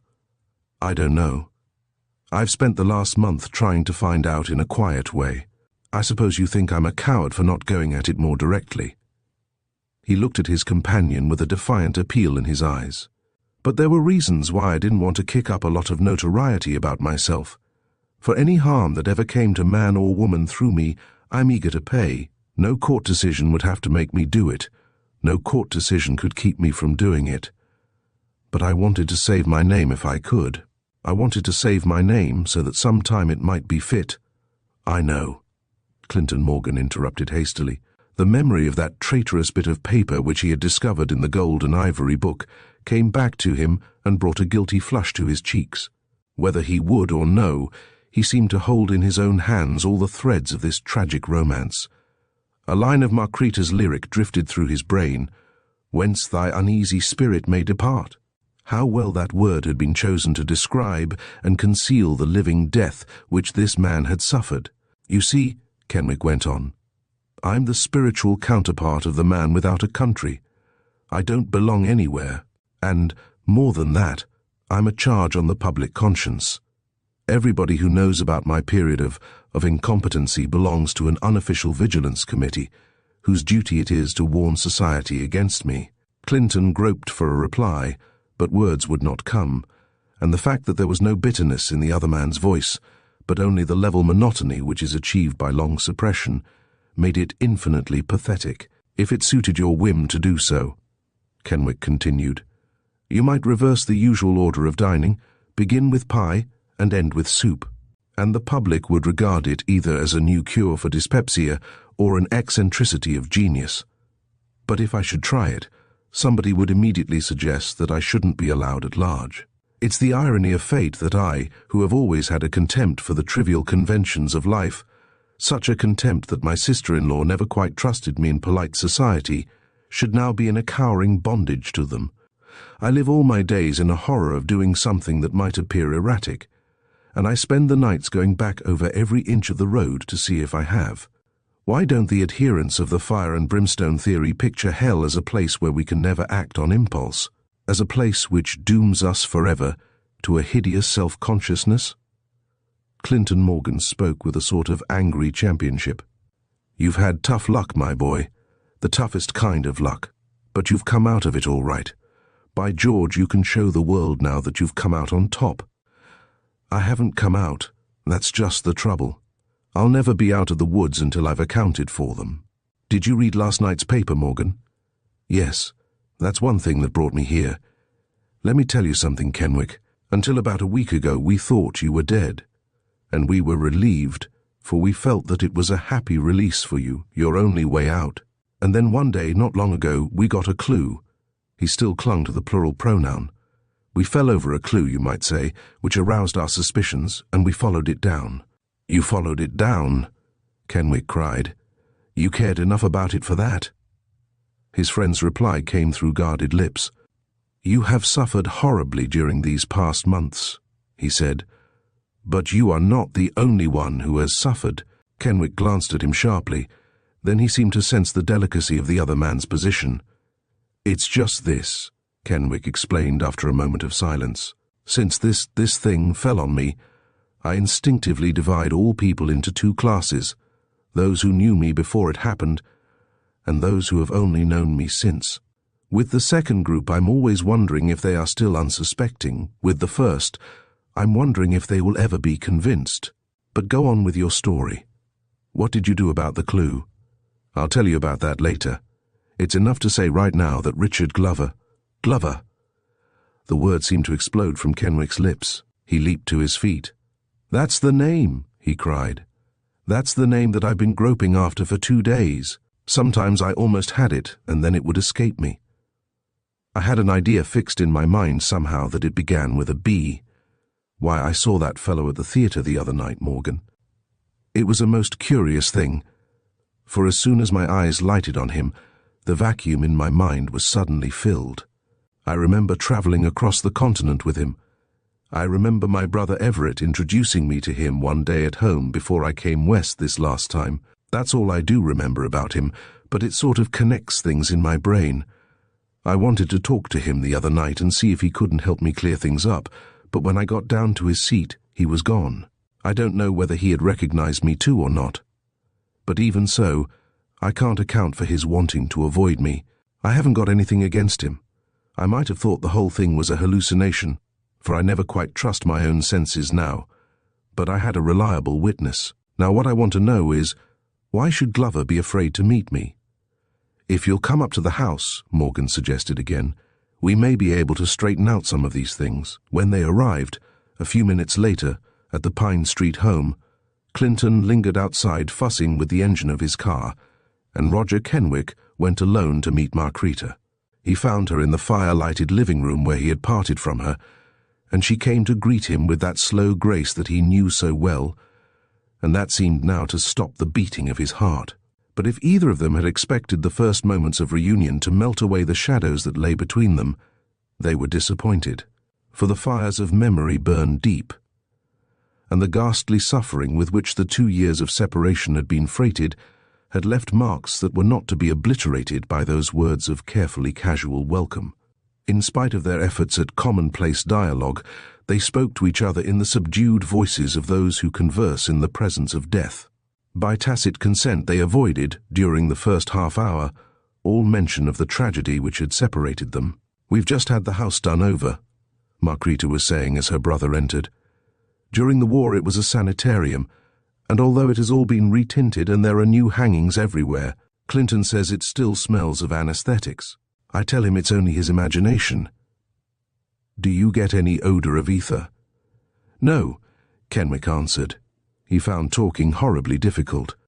This woman, for whom his soul had yearned, seemed now to be looking at him from across a deep chasm. Between them stretched the bramble bush, a tangle of underbrush, stark sycamore trees that rattled hideously in the winter wind, uprooted madrone bushes stretching distorted claws heavenward in a mute appeal for vengeance.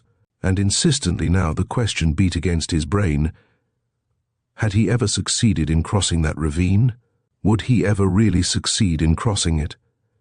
With the clutch of desperation he clung to the verdict of Dr. Gregson Bennet, as he had once clung for support to those grim high-backed chairs at Rest Hollow. He recalled having once read the story of an ex-convict coming home after his release from the penitentiary to meet that most crucial of all punishments, the eyes of the woman that he loved. To his supersensitive soul, the stigma attached to him was something that was worse than crime, a thing that branded deeper and more indelibly. That it had come to him in the discharge of duty weighed not a jot on his account sheet. He told himself that it had been a judgment. He had always been a worshipper of intellect.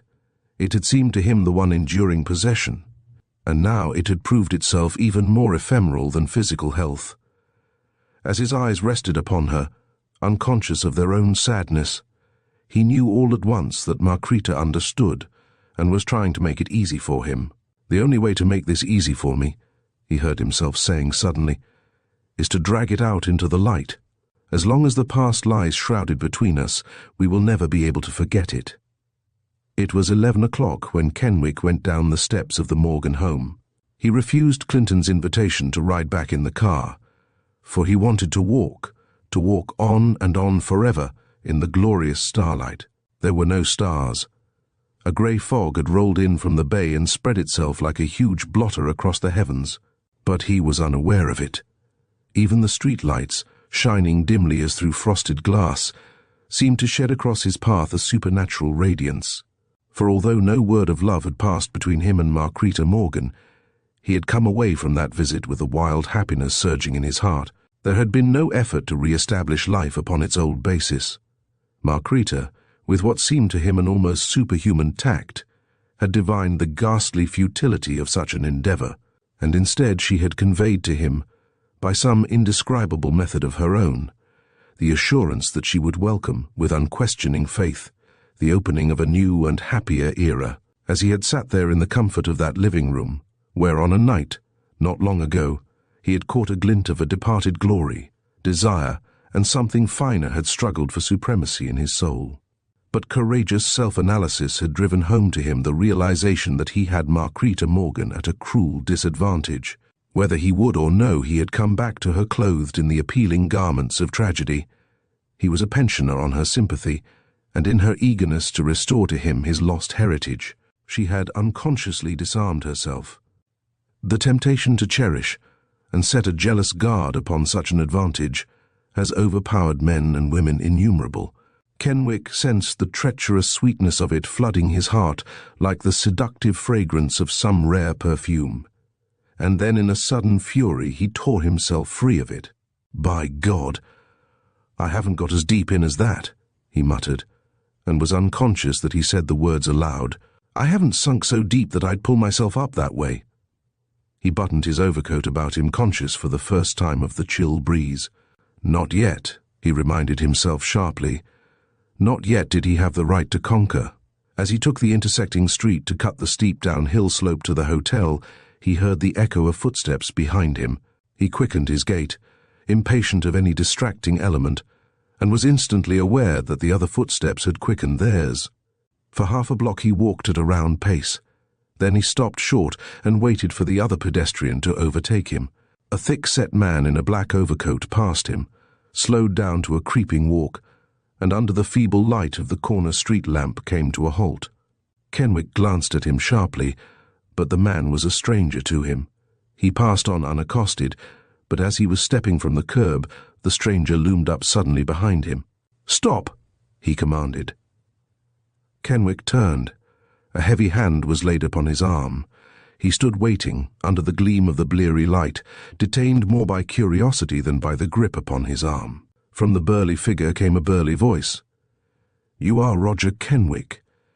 It was not a question, but the other man gave it sharp-voiced response. "Yes. What is it to you?" "A good deal to me. I've been waiting for you. Some people wouldn't have waited, but I'm a gentleman, and I let you have your visit out with the lady. We'll take the rest of the walk together. Beastly night, isn't it?" Kenwick did not move, and his voice was more astonished than resentful. "I think you've made a mistake in your man. You say you have been waiting for me." The burly man began to walk slowly away, and Kenwick fell into step beside him. "Yea, I've been waiting for you. And even if I hadn't been, I might have got suspicious a minute or so ago. Let me give you a tip for your own good. Don't talk to yourself in public. It's a bad habit for anybody in your line of trade." Kenwick stopped short. "What do you mean?" "I mean, Mr. Kenwick, that you are under arrest." The slanting pavement seemed suddenly to be moving of its own accord, and Kenwick felt it carrying him along as though he were on an escalator. Then he heard himself ask dully, "What for?" The officer looked bored, but he stood there waiting in grim patience for his companion to regain the power of locomotion. "I asked you what for," Kenwick repeated sharply. "You've made a mistake, but you've got to answer that question. If I'm going to be hauled into jail, the law gives me the right to know why." "Oh, cut it out," the other admonished. "You're surprised, all right, they always are. But I'll say this for you, Mr. Kenwick, there's nothing amateurish about your work. Plans all laid to make a quiet getaway east, but no dodging around cheap lodging houses for yours. Business as usual, and friends kept happy and unsuspecting, everything strictly on the level. You know as well as I do why I'm on your track. You're wanted for murder, for the murder of Ralph Regan." Chapter 15. In the 12 hours that intervened between Roger Kenwick's arrest and his transference to the authorities at Montmere, he was not allowed to see anyone. As rigid a watch was kept beside his cell as though he were a hardened criminal who had on previous occasions escaped the clutches of justice. Even reporters were denied admittance, but he was permitted, in courtesy to his former position as journalist, to read the papers. In these he found, spread large upon the front pages, highly coloured stories concerning his manoeuvres and final capture. Only the Clarion story was conservative and hinted at a colossal mistake which would lead later to more sensational developments. When he left San Francisco, heavily handcuffed, a crowd followed to the depot. The trip down the coast was uneventful, and he sat staring out of the window, recalling his former ride through that same country when the pruners had waved their shears to him in a sort of voiceless godspeed. There were no pruners visible from the car window now, and the stark stretches of orchard looked bleak and desolate. The bare, tangled branches of the roadside poplars showed against the dull January sky like intricate designs of lacework. They seemed to Kenwick to have lost the comforting warmth of their leaves just when they needed them most. It was almost dusk when the train drew into Montmere, and here another crowd was waiting. The engine appeared to plough its way through them. Never had the quiet little city been so stirred. Never in all its decorous history had the white spotlight of sensationalism played upon it. It knew that its name was featured in every newspaper of the country, and Kenwick found the Montmere papers even more lavish in descriptive detail than those of the city had been. There was a picture of the murdered man, and one of himself spread upon the front page of the evening sheet, and below, a cut of Rest Hollow, with the inevitable black cross marking the spot under the dining-room window where the body of Ralph Regan had been found. The Morning Daily matched this with a picture of the handsome Kenwick home in New York, and an account of the death, the previous spring, of Everett Kenwick and his wife, victims of influenza. As he read, Kenwick reflected that Richard Glover must have been very busy indeed since the night that they had encountered each other at the theatre. And outside the county jail the city buzzed with comment and speculation. Montmere real estate men were elated over this unexpected scandal in high society, which had resulted in putting their town on the map. Better a gruesome publicity, they told each other, than no publicity at all. Tourists from Los Angeles and the nearby towns motored up during the weekend and made futile attempts to gain access to Rest Hollow. The old conservative residents of the aristocratic little city were horrified, and the colony of Eastern capitalists, who made up a large part of the suburban population, were hotly resentful of the hideous notoriety which had invaded their retreat by the sea. The 2 country estates that bordered Rest Hollow were put on the market at what the local realty dealers advertised as spectacular bargains. After the body of Ralph Regan had been exhumed and identified by the grief-stricken little woman who was his sister, the links of the chain which incriminated Kenwick seemed to fall of their own volition into place. He reviewed them himself, sitting alone in Montmare's bleak little jail. There would be first the testimony of the coroner, who would describe the gunshot wound, and then the evidence that he, Kenwick, had been armed on that fatal night. The woman, or whoever it was that occupied the right wing of the house, would narrate in detail all that he had said about being a good shot, and would doubtless follow this with the testimony that he was obviously looking for trouble. The revolver, which he had left on the table in the den, would add its mute confirmation of these assertions. And his own mode of departure from that house, under such circumstances, was sufficient in itself to send him to the electric chair without any further testimony. Glover would be, of course, the star witness for the state, and against his glib and convincing story would be pitted the word of a man known to have been of an unsound state of mind and never proved to have recovered from. It was this last evidence, he knew, that would acquit him. With the brand of Cain upon his forehead he would be set free. The ghastly notoriety which he had striven, with the difficult patience of the impatient temperament, to avoid, had struck him with the force of a bomb and blown him skyward to be the cynosure of every eye. Never while the world stood could he ask Marquita Morgan to take the name of Kenwick. Acquittal on any terms was all that most men would have asked of fate. But Kenwick was made of finer stuff, and so far as his future was concerned, he was already tried, convicted, and sentenced. A week intervened between his arrival at Montmare and the day set for the trial. During that time, he knew himself to be under the most relentless surveillance. By day and by night, his every act was watched. With his food, they brought him neither knife nor fork. On the second day of this startling omission, he smiled grimly at the attendant. "You can tell the jailer," he said, "that he needn't be worried about me to that extent. You see, I've worn my country's uniform, and that spoils a man for taking the Dutch route." The stolid-faced attendant looked at him without replying. Kenwick felt a sudden pity for him. "I suppose he thinks I'm likely to get violent and begin smashing up things at any moment," he reflected. For in the jailer's eyes was that thing for which he had been on the watch for almost 2 months. He pushed away his food almost untasted. When he was left alone again, he walked over to the heavily barred window and stood looking down at the courthouse garden. Very gently he shook one of the iron rods. "For almost a year," he muttered. "Barred in for almost a year, and the world has no intention of ever letting me forget it." The date palms in the grounds below swept the wintry air with long graceful plumes. How helpless they were in the driving force of the wind. And yet they were moored to something, securely rooted. The storm might buffet, but would not utterly destroy them. Down the curving path which they bordered, he saw a man approaching with a flat leather case under his arm. It was Dayton, the young attorney whom the court had appointed for his defense. Kenwick, who had taken his intellectual measure at their first meeting the day before, had little faith in his legal ability, but he liked him, liked his buoyant, unspoiled personality. And Dayton was undisguisedly elated over this sudden opportunity to try his mettle in so conspicuous a case. It was the chance he had been hoping for during 3 years of commonplace practice. As the prisoner heard his step in the upper corridor, he turned from the window. Dayton closed the portal behind him and sat down on the edge of the narrow cot. Downstairs he had just held brief parley with the jailer. "Hasn't Kenwick got any family?" he had inquired. The official shook his head.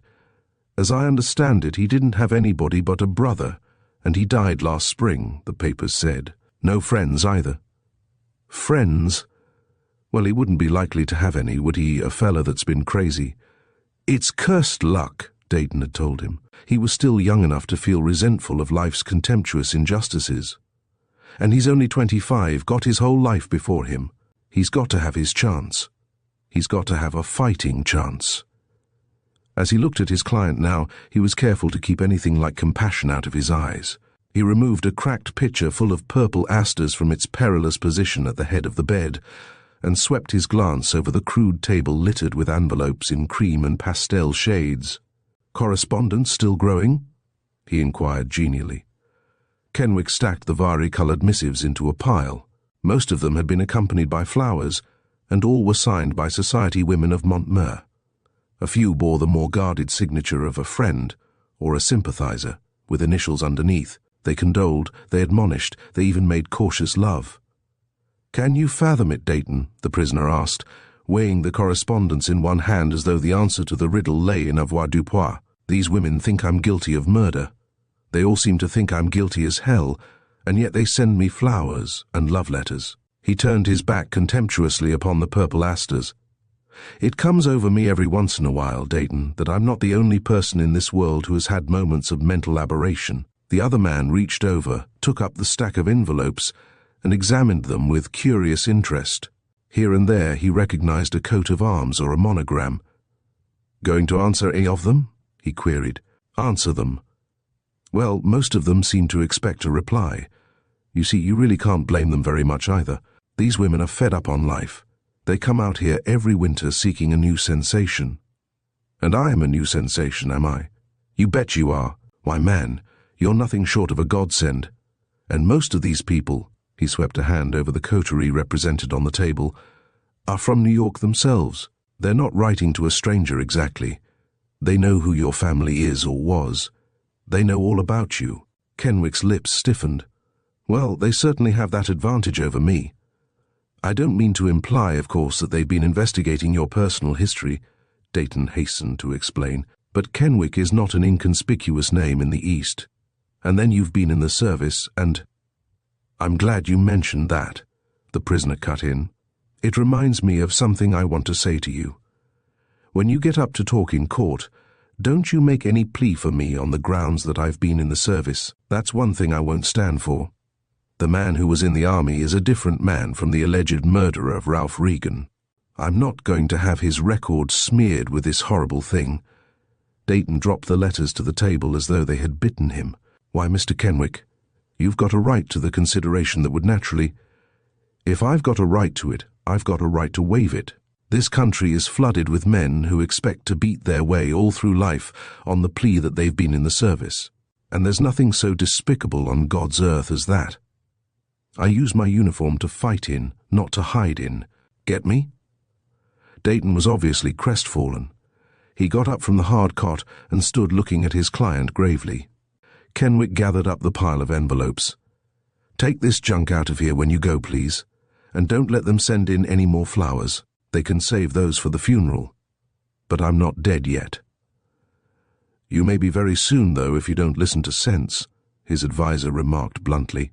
"I haven't wanted to get you worked up over the case, because that's poor policy and it doesn't buy us anything. But it strikes me, Mr. Kenwick, that you don't realize what a very serious position you are in."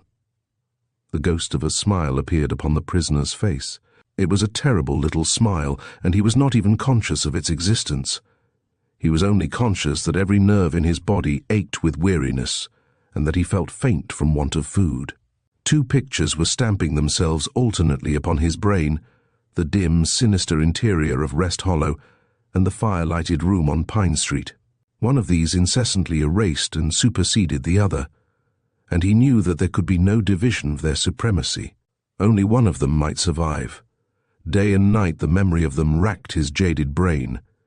For the humiliation of his present position, not the ultimate outcome of the trial, burned him with a consuming flame. As he stood now at the barred window, he was doing that thing to which, ever since his arrest, all his energies had been directed. Hour by hour, minute by minute, he was welding together the joints of an armor. With a slow but ceaseless persistence he was girding himself with a graven-faced indifference that must be his shield against the barrage of the gaping, curious world. And this man, standing so close beside him, and in reality so far away that their spirits were scarcely discernible to each other in the distance, was telling him that he seemed unaware of the peril of his position. That wave of deafening depression which engulfs the human soul in the moments when it realizes its utter loneliness surged over him like a tidal wave. He stood looking at Dayton and wondering what manner of man he was. "I don't want to play up anything now that will sound like dramatics," the lawyer went on in a soothing voice, "but we've got to face this thing as it is. You know Glover, don't you?" "No. But Glover knows me. He has that immense advantage, and he is using it to the full. He has been fighting a man who's got both hands tied behind him." Dayton appeared to take new courage from this summary. "Well, I see you've got a line on his methods anyway, and that's something. That gives us our starting point. And besides having both hands free, he's also got his eyes open. You've been blindfolded a part of the time. He never has." There was a sound of a key grating in the lock. The dialogue ended abruptly, and Kenwick turned from the window. On the threshold was a shabby, faded-looking little woman guarded by the relentless sentry. Kenwick advanced to meet her, apologizing for the discomfort of the backless chair which he offered. "No, I don't want to sit down, thanks," she told him hurriedly. "I'm not going to stay but a minute." She twisted her ungloved hands nervously together under a scrawny wool scarf. "It's just this, Mr. Kenwick. I asked them to let me come just to tell you this." The prisoner stood waiting. The realization came to him that she was afraid of him, and he tried to help her to begin. "You are Mrs. Fanwell, aren't you?" "Yes, but you don't know me, do you?" "No, I just guessed at who you were." His eyes rested compassionately upon her thin, eager face, her poverty-stricken mourning. She was obviously relieved at his quiet composure. "I just wanted to tell you this, that it's not revenge that I'm after. I've had a hard life, any way you look at it. But I'm in science now, and I'm trying to tear hate out of my heart. I haven't got any hard feelings against you, for I don't believe, I never will believe that you really meant to do it. Won't you sit down?" Kenwick suggested, and forced her gently into the chair. Then he stood beside her, one hand resting upon the paper-littered table. "You believe, do you, that I am responsible for your brother's death?" She was looking past him, through the narrow window where Dayton stood watching her curiously. "I don't know just what to think, but I wanted you to know that I'm not wishing you any violent end. I never dreamed there was anything so horrible connected with his death when I came out here. But I felt that I had to know about him. I had to find out." "Of course you had to find out," Kenwick agreed earnestly. "This thing must be cleared up in your mind, in everybody's mind. May I ask you a personal question, Mrs. Fanwell, to help me clear up a part of it myself? Were you dependent upon your brother to any degree for your support?" Dependent on the astonishment in her tone was sufficient reply in itself. "Oh, no. I was trying to help Ralph out, as much as I could without letting my husband know. It was hard, having always to stand between them, but I couldn't blame my husband either. He was always hard-working himself, and he hadn't any patience with poor Ralph. He thought he ought to get a steady job at carpentry. That was his trade, and he made good at it till he got sick and began taking that terrible stuff. It was the ruin of him." "You mean that he took drugs?" She nodded, and Kenwick hastened to cover the pitiful little secret which he had laid bare. "It was only for this reason that I asked, Mrs. Fanwell. If I am proved guilty of this crime, you shall receive whatever money recompense it is in my power to give. This is not an attempt to pay for it, but only to ease my own conscience." The woman's eyes filled with tears. She leaned beseechingly across the table, clutching, with strange incongruity, one of the perfumed envelopes. "Then you are guilty," she cried. "Oh, Mr. Kenwick, why don't you confess? All the lawyers have told me that if you confess they can't give you the death sentence, and you hadn't ought to be in a place like this. Now that I've seen you, I know that what the others say isn't so. You did it when you was crazy. You never would have done it if you had been in your right mind." She rose and moved slowly toward the door, her gaze still fixed upon him with a mixture of pleading and horror. He followed and opened the door himself. "I'm glad you came, Mrs. Fanwell. It was very kind indeed of you to come." She stopped with her hand upon the knob. "I don't care what he says," she told him tremulously. "I don't care what anybody says. They can't none of them make me believe that you would have done it if you'd known what you was about." When she had gone, Kenwick drew a long sigh. The thing had come near to shattering his laboriously constructed mask. He spoke sharply to the man at the window. What in the world did she mean by that, Dayton? They're certainly not trying to make her believe that I killed her brother when I was in my right mind. Dayton took a few slow steps toward him. I was trying to lead up to that when she came in, but it's just as well to have had you get it from her. Now, maybe you'll take more stock in it. That is exactly what they're trying to make her think, what they'll try to make the court think. Glover is going to try to prove, and he'll come within an ace of doing it too, that when you were in your right mind you deliberately plotted to kill that man. He has the witnesses and the motive, and the thing that he's going to attempt to saddle upon you, Mr. Kenwick, is murder in the first degree. Chapter 16. On the day set for the trial of the Regan murder case, the courtroom at Montmere was crowded. Long before 10 o'clock, men and women were flocking into the building, eager for the most desirable seats. Residents from some of the country districts brought their lunches and prepared to spend the day.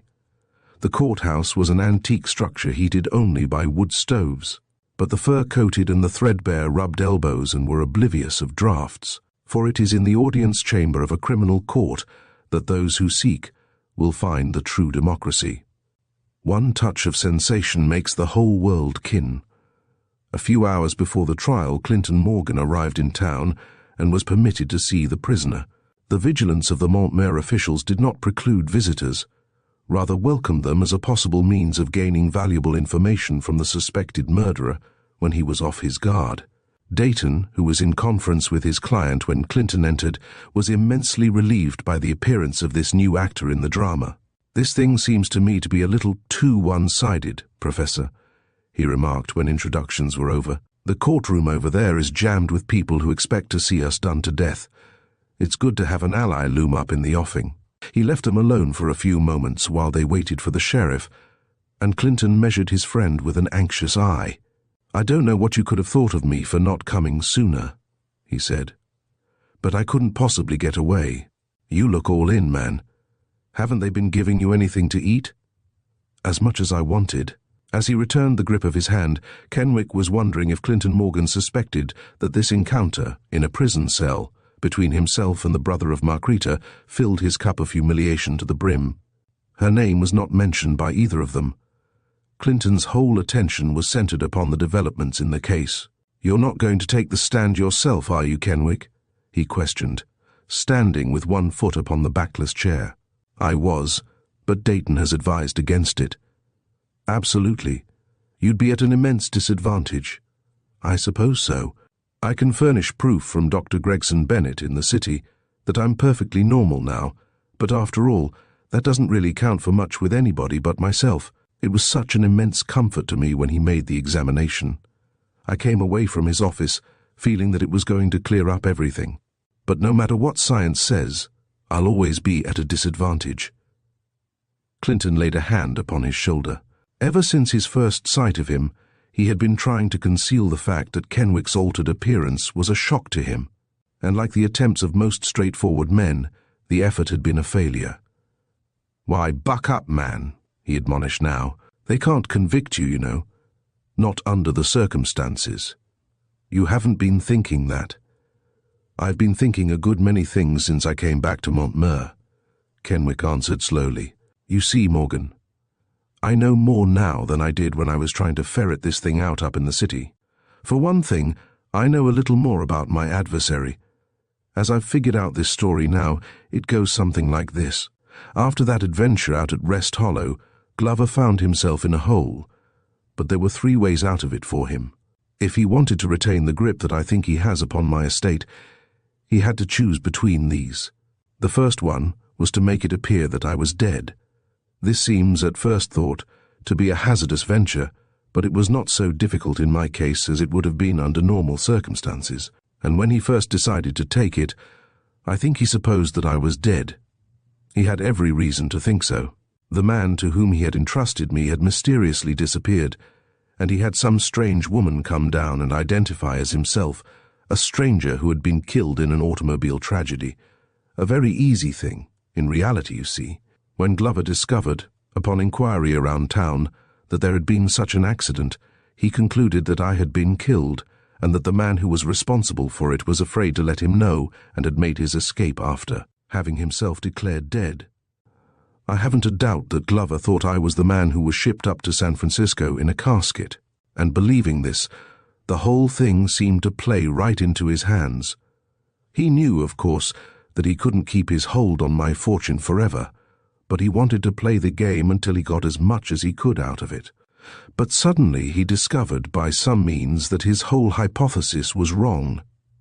He discovered that I was alive, and what was infinitely more appalling, that I was apparently restored to competency. He had been willing to risk my possible reappearance, you see, for if I were ever discovered wandering about deranged somewhere, I would have no means of identifying myself and, after a medical examination, would simply be committed to some institution.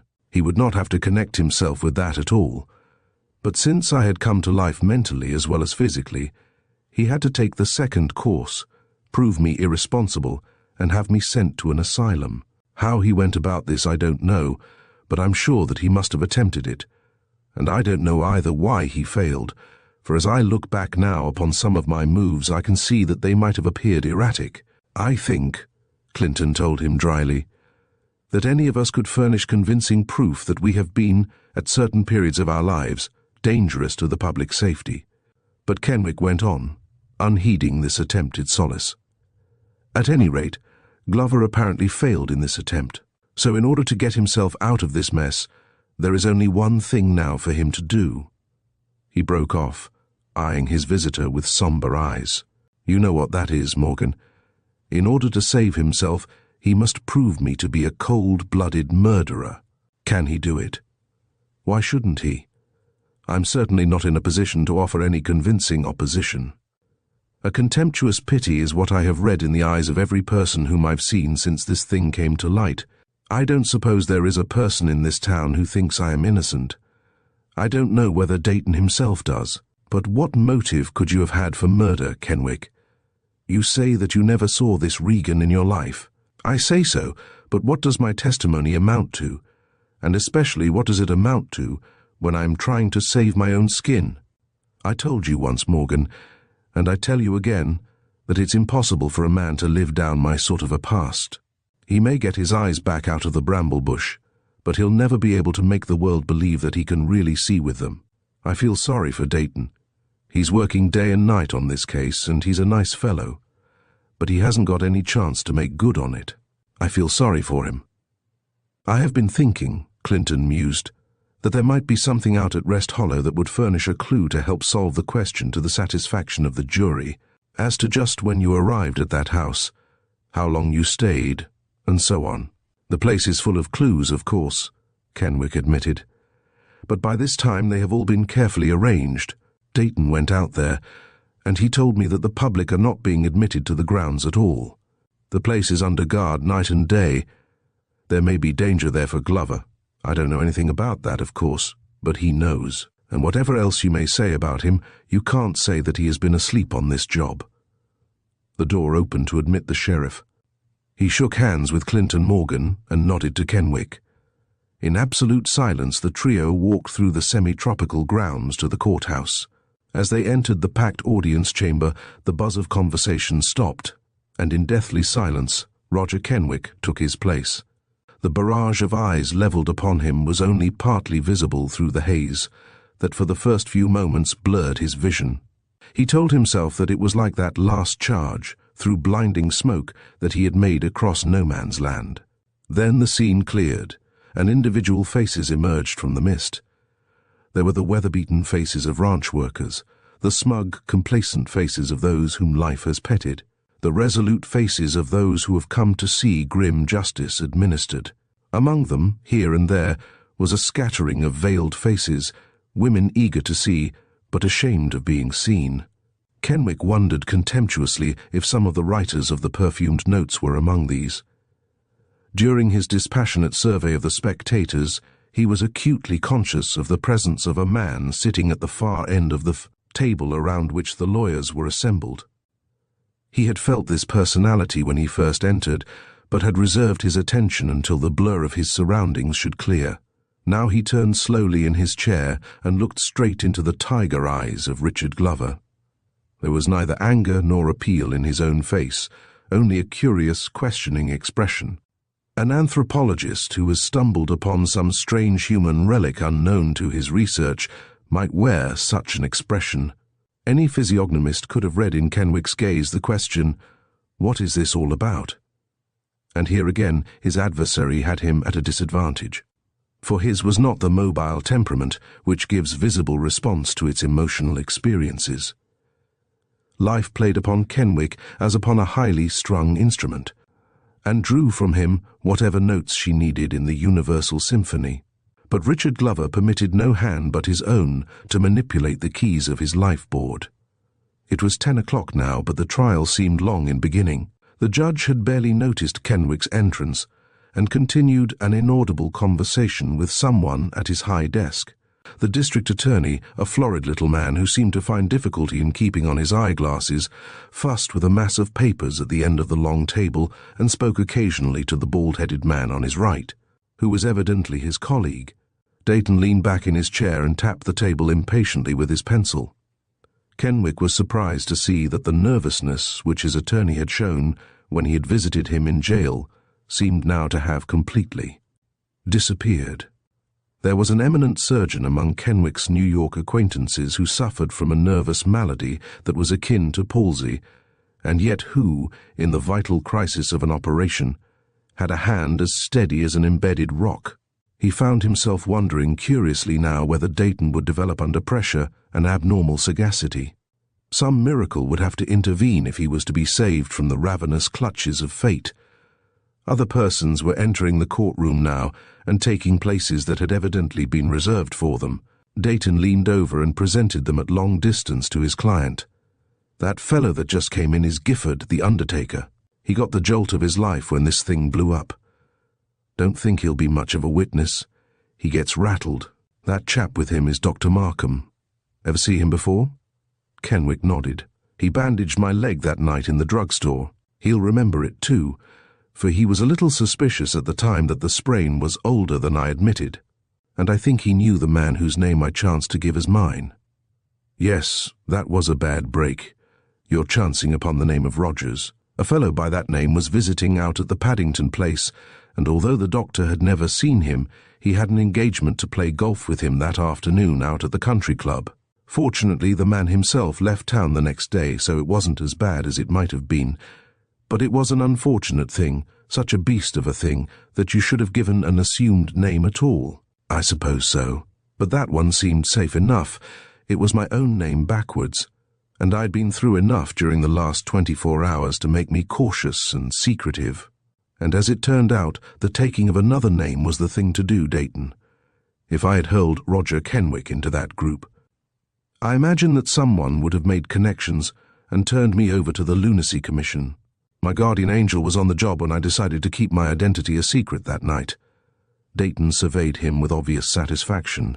It was a good sign that Kenwick had thrown off some of his former apathy, and yet there still remained a cold indifference about him, a sort of contemptuous disregard of the crowded room, that for a man of Kenwick's caliber and social position seemed to him inexplicable. He had an uncomfortable conviction that this inscrutable self-possession would not take well with the jury, that it somehow gave credence to the theory of the prosecution that the prisoner was a hardened criminal. The local reporters were already busy with their pencils, and Dayton could visualize a paragraph in the evening sheet beginning. Roger Kenwick himself showed a complete indifference to the proceedings which the conference with the judge had ended, and he was rapping for order. The charge against the prisoner was read, and the tedious task of impaneling the jury began. Dayton paid little attention to the formal process of getting the legal machinery into action, except to object in a decisive voice to 3 or 4 of the prospective jurymen. Aside from these interruptions, he continued to identify the various witnesses to his client in an impersonal, entertaining manner, like the official guide on a personally conducted excursion. A short, ruddy man in long overcoat entered and cast impatient eyes about the room for a seat. One was immediately brought in for him from an adjoining room. "Anderson, ex-coroner," Dayton explained. "He's got a fine position now as health officer somewhere in Missouri. He hated like hell to come back and get mixed up in this fracas. You see, he never was a howling success out here, made the mistake of knocking the climate when he first came out, and no Southern California town can stand for that. And then he had too many irons in the fire all the time, and neglected his official position sometimes. I have a haunting suspicion myself that he didn't spend any too much of his valuable time over the examination of your supposed remains. We don't need to fear him. He'll be a reluctant witness." He swung about in his chair to announce himself satisfied with the 12 men who had been selected to try the case, and then engaged for a moment in conversation with the district attorney. Kenwick turned his gaze to the window, where he could see the date palms from a new angle, their curving leaves motionless now in the still wintry air. The swinging doors of the courtroom fanned incessantly back and forth, but he no longer felt any interest in the hostile faces of the witnesses. His mind was wandering back along the sun-lighted path of his boyhood to the days when he had mother, father, and brother, and had never suspected that he would ever lose any of them. It was a good thing, though, he told himself bitterly, a good thing that they were gone, that the last of the Kenwicks should go down in disgrace without spreading the cankerous taint to anyone else of that proud name. The imminent exposé appeared to him all at once in the guise of a mighty tree, which was holding its place in the earth only by a single supporting root. Now that root was to be chopped away. The house of Kenwick was to fall, but in its fall it would harm no one else, for the tree had long stood alone, solitary and leafless amid the white wastes of life. He became aware at last that the buzzing noise of the courtroom had increased. There seemed to be some new excitement in the air. He brought his eyes back from the courtyard and glanced inquiringly at Dayton. But he had leaned forward in response to a curt signal from the district attorney.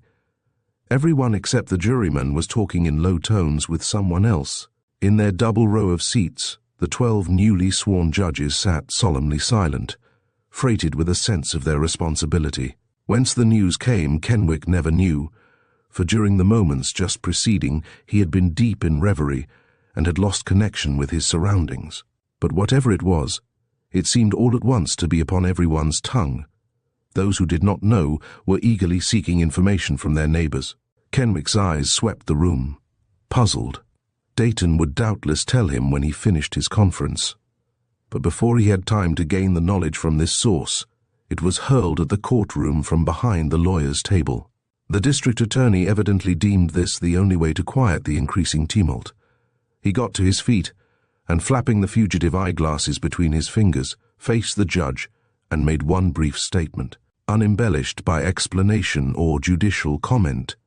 "Your Honor, news has just been received from a reliable source that the house at Rest Hollow has burned to the ground." Chapter 17. The case of the people of the state of California against Roger Kenwick opened with the testimony of Richard Glover, chief witness for the prosecution. Glover took the stand quietly and told his story in lucid, clear-cut sentences, pausing occasionally to recall some obscure detail or make certain of a date. The court reporter found it easy to take down his unhurried statements. From time to time the freckled eyes of the narrator rested upon the man in the prisoner's box with an impersonal, dispassionate glance, and always he met those of Kenwick fixed upon his face with a sort of awed fascination.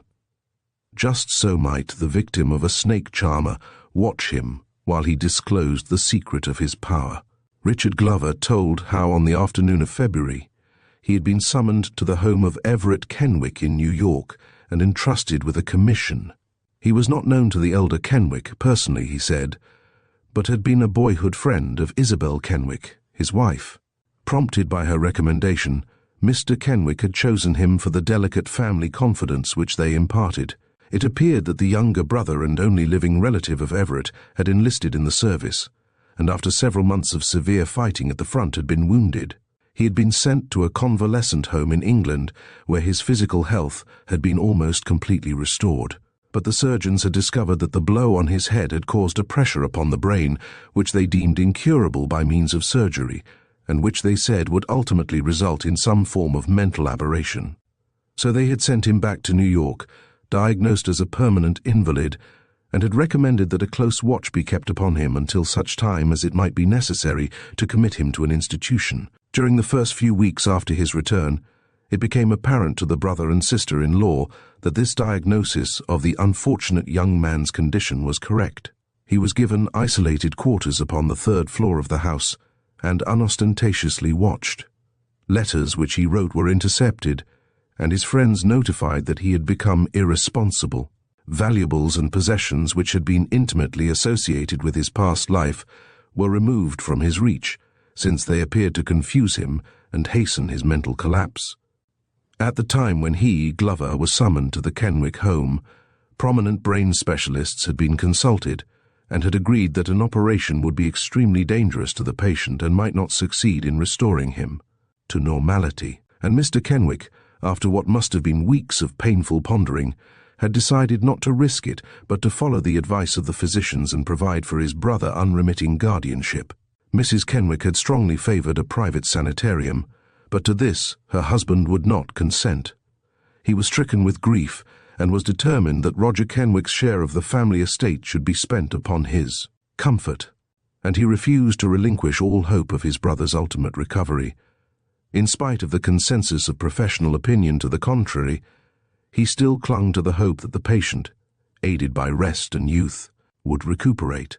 And he was a shrewd enough businessman to realize that private sanitariums for the mentally disabled thrive in proportion to the number of incurables which they maintain.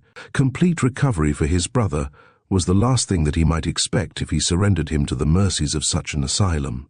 And so he had commissioned the witness to rent for him the California home of Charles Rayburn, an old family friend, who had built it for his bride about 12 years before, but had closed it and returned east following her tragic suicide there a few months after their marriage.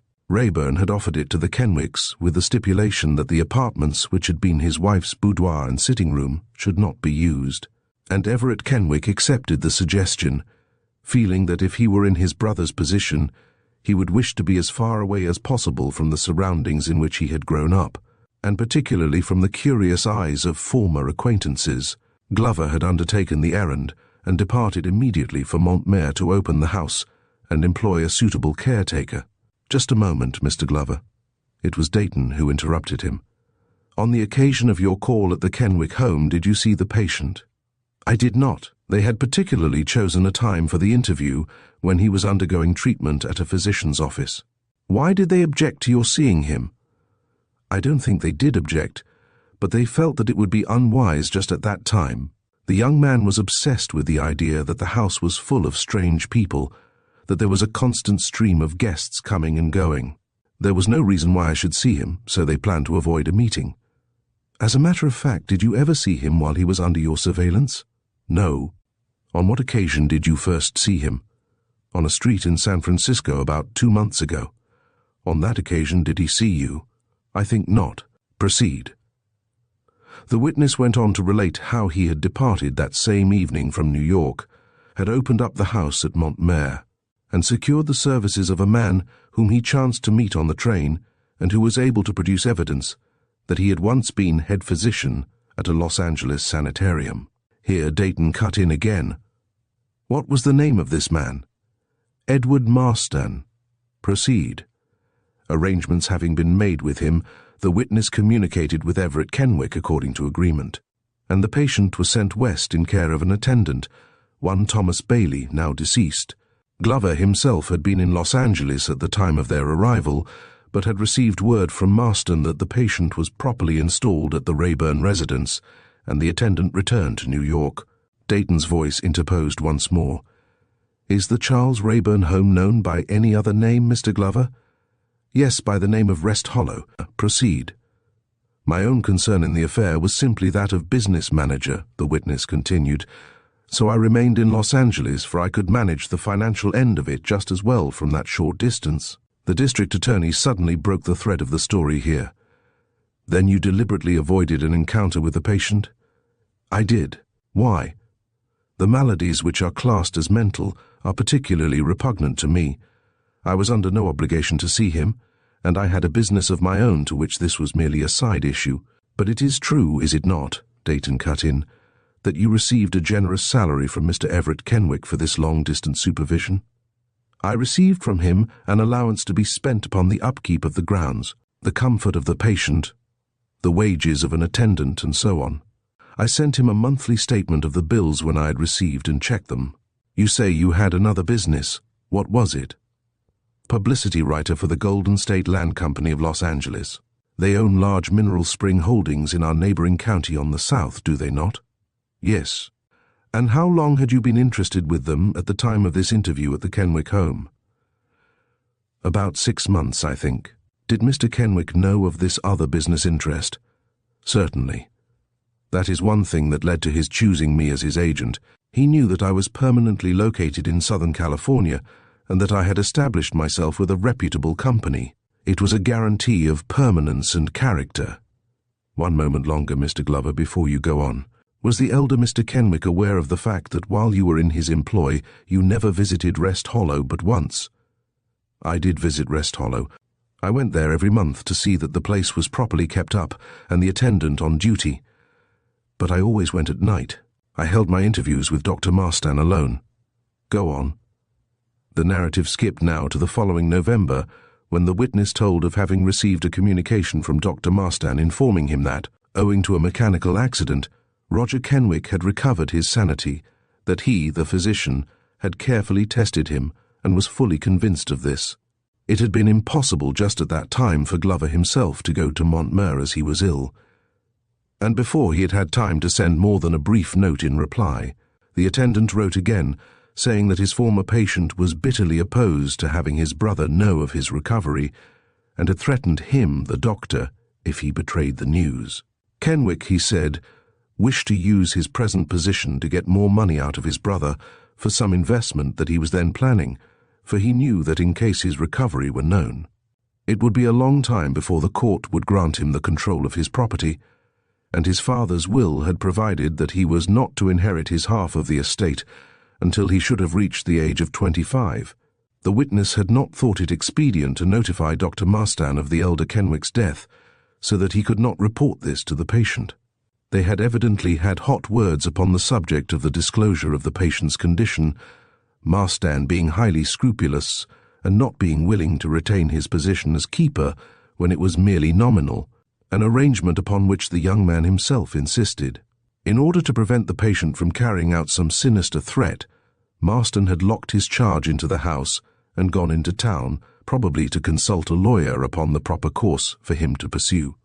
This much he could surmise from a half-written letter, which the witness himself had found on the evening that he returned to Montmer. And that was the state of things when you arrived at Rest Hollow on the evening of November 21, Dayton asked. That was the state of things. Describe the condition of the house and grounds on the evening of the tragedy. The witness did so, with the same unhurried attention to detail. And when you came upon the body of the dead man under the dining-room window, why did you conclude that it was your former charge, Roger Kenwick? Every circumstance seemed to point to it, and I found upon the body possessions that seemed unmistakable evidence. Describe those possessions. A wristwatch with the initials R.K. Upon the inside, a silver match case with the one initial K, a linen handkerchief with that initial. But you said, did you not, in the early part of your testimony, that the patient's personal possessions had been taken from him when he became incompetent? They had, but all of his things were in Dr. Marstan's possession. They were in his apartments, and any normal person could easily have found them, and naturally Kenwick would have demanded them. Had you ever seen a picture of Roger Kenwick to aid you in your identification of his body? No, but I knew his age, and it seemed to correspond exactly with that of the dead man. Furthermore, he looked like a person who was wasted by ill health. I hadn't a doubt that it was he. How did you think that he had met his death? By suicide. I believed then that the doctor had been mistaken, and that he had not made a complete recovery. When did you begin to suspect, Mr. Glover, that instead of being dead, the prisoner was a deliberate murderer? Not until I discovered that he had made his escape from Rest Hollow. I saw his name on a hotel register in San Francisco, and I became alarmed and put a detective on his track, for I felt responsible for him and was not convinced that he should be at large. But the detective reported to me that Kenwick showed absolutely no signs of abnormality. Then I came down here and followed the back trail, and I discovered that Marston had been killed in an automobile accident on the day when he had come into town for legal aid. By inquiring of the gardener at Rest Hollow, I learned that he had seen a young man out under the dining-room window, talking to Kenwick early in the afternoon. The prisoner was entreating this stranger to let him out and let that witness give his own testimony. "That will do, Mr. Glover." Then, as he was about to leave the stand, "No, just a minute. You say it was about midnight when you discovered the body. Did you notify the coroner?" "That was my first impulse, but I found that the telephone was out of order, so I decided to wait until it was light before going in for him. But in the morning, just as I finished dressing, he came. He told me that he had been notified by someone else. By whom? I don't know. He said that he was out of town when the message came in, and found it awaiting him when he returned. I got the impression that he didn't know himself who had reported the tragedy." This last testimony corresponded in every detail with that given by Anderson, who described minutely his findings upon the body, the discovery, a short distance away, of the loaded revolver with a shot fired out of it, and the haggard condition of the face, indicating long invalidism. The body, he said, had lain in the morgue until the following afternoon and been viewed by scores of the morbidly curious. Not one person had recognized it, nor apparently entertained the slightest suspicion that it was not the unfortunate inmate of Rest Hollow. And so he had felt justified in accepting Richard Glover's declaration of the dead man's identity. He knew that the patient's keeper had been killed in an automobile accident the day before, and every circumstance seemed to point to a suicidal frenzy. His story was followed by that of a gawky, frightened-looking boy who kept his eyes riveted upon the prosecution's chief witness while he talked. He disclaimed all knowledge of the arrangements concerning the patient's guardianship, his business being merely to care for the garden and furnace. He had never come into close contact with the patient himself, had only seen him at a distance sometimes, wandering about the grounds alone. He had always seemed perfectly quiet and harmless, but he, the gardener, had been afraid that he might some time have a spell such as he had heard of in similar cases, and so had kept carefully out of his way. In the late afternoon of November, he reported, when he returned from a far corner of the place where he had been pruning, he had found the patient lying in a faint on the floor of the garage.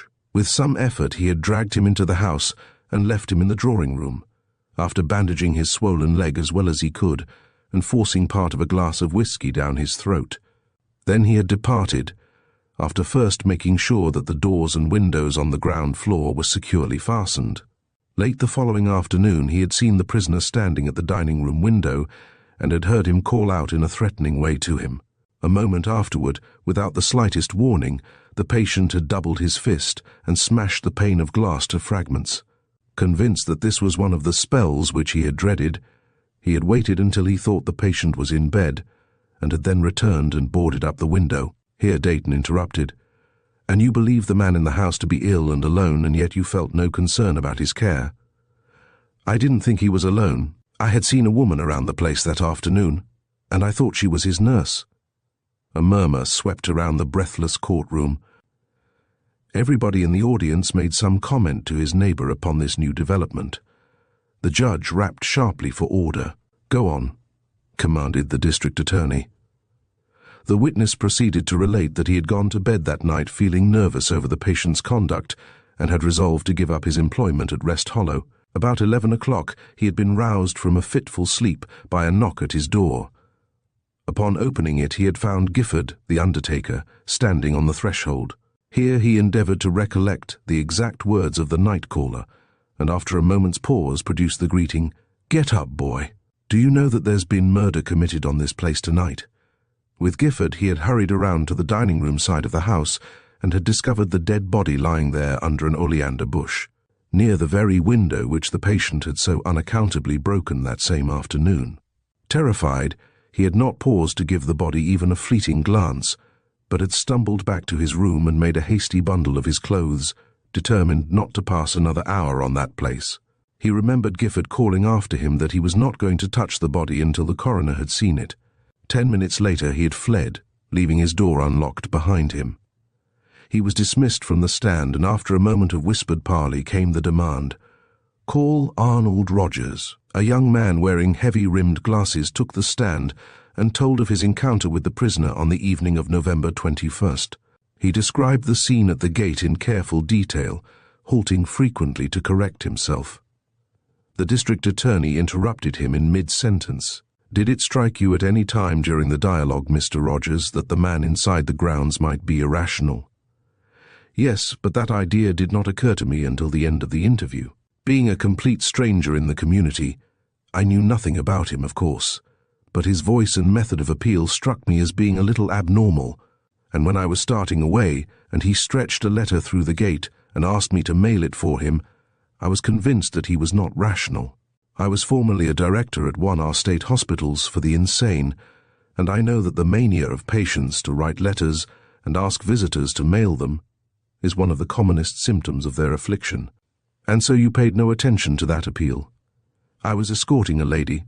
I planned to take her home first and then return or send somebody.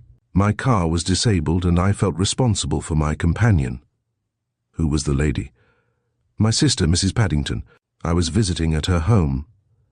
And when we had gone on our way, she told me, what I had already begun to suspect, that the inmate of Rest Hollow was a mental invalid, that he was well cared for, and although the case was pathetic, we need feel under no obligation to return.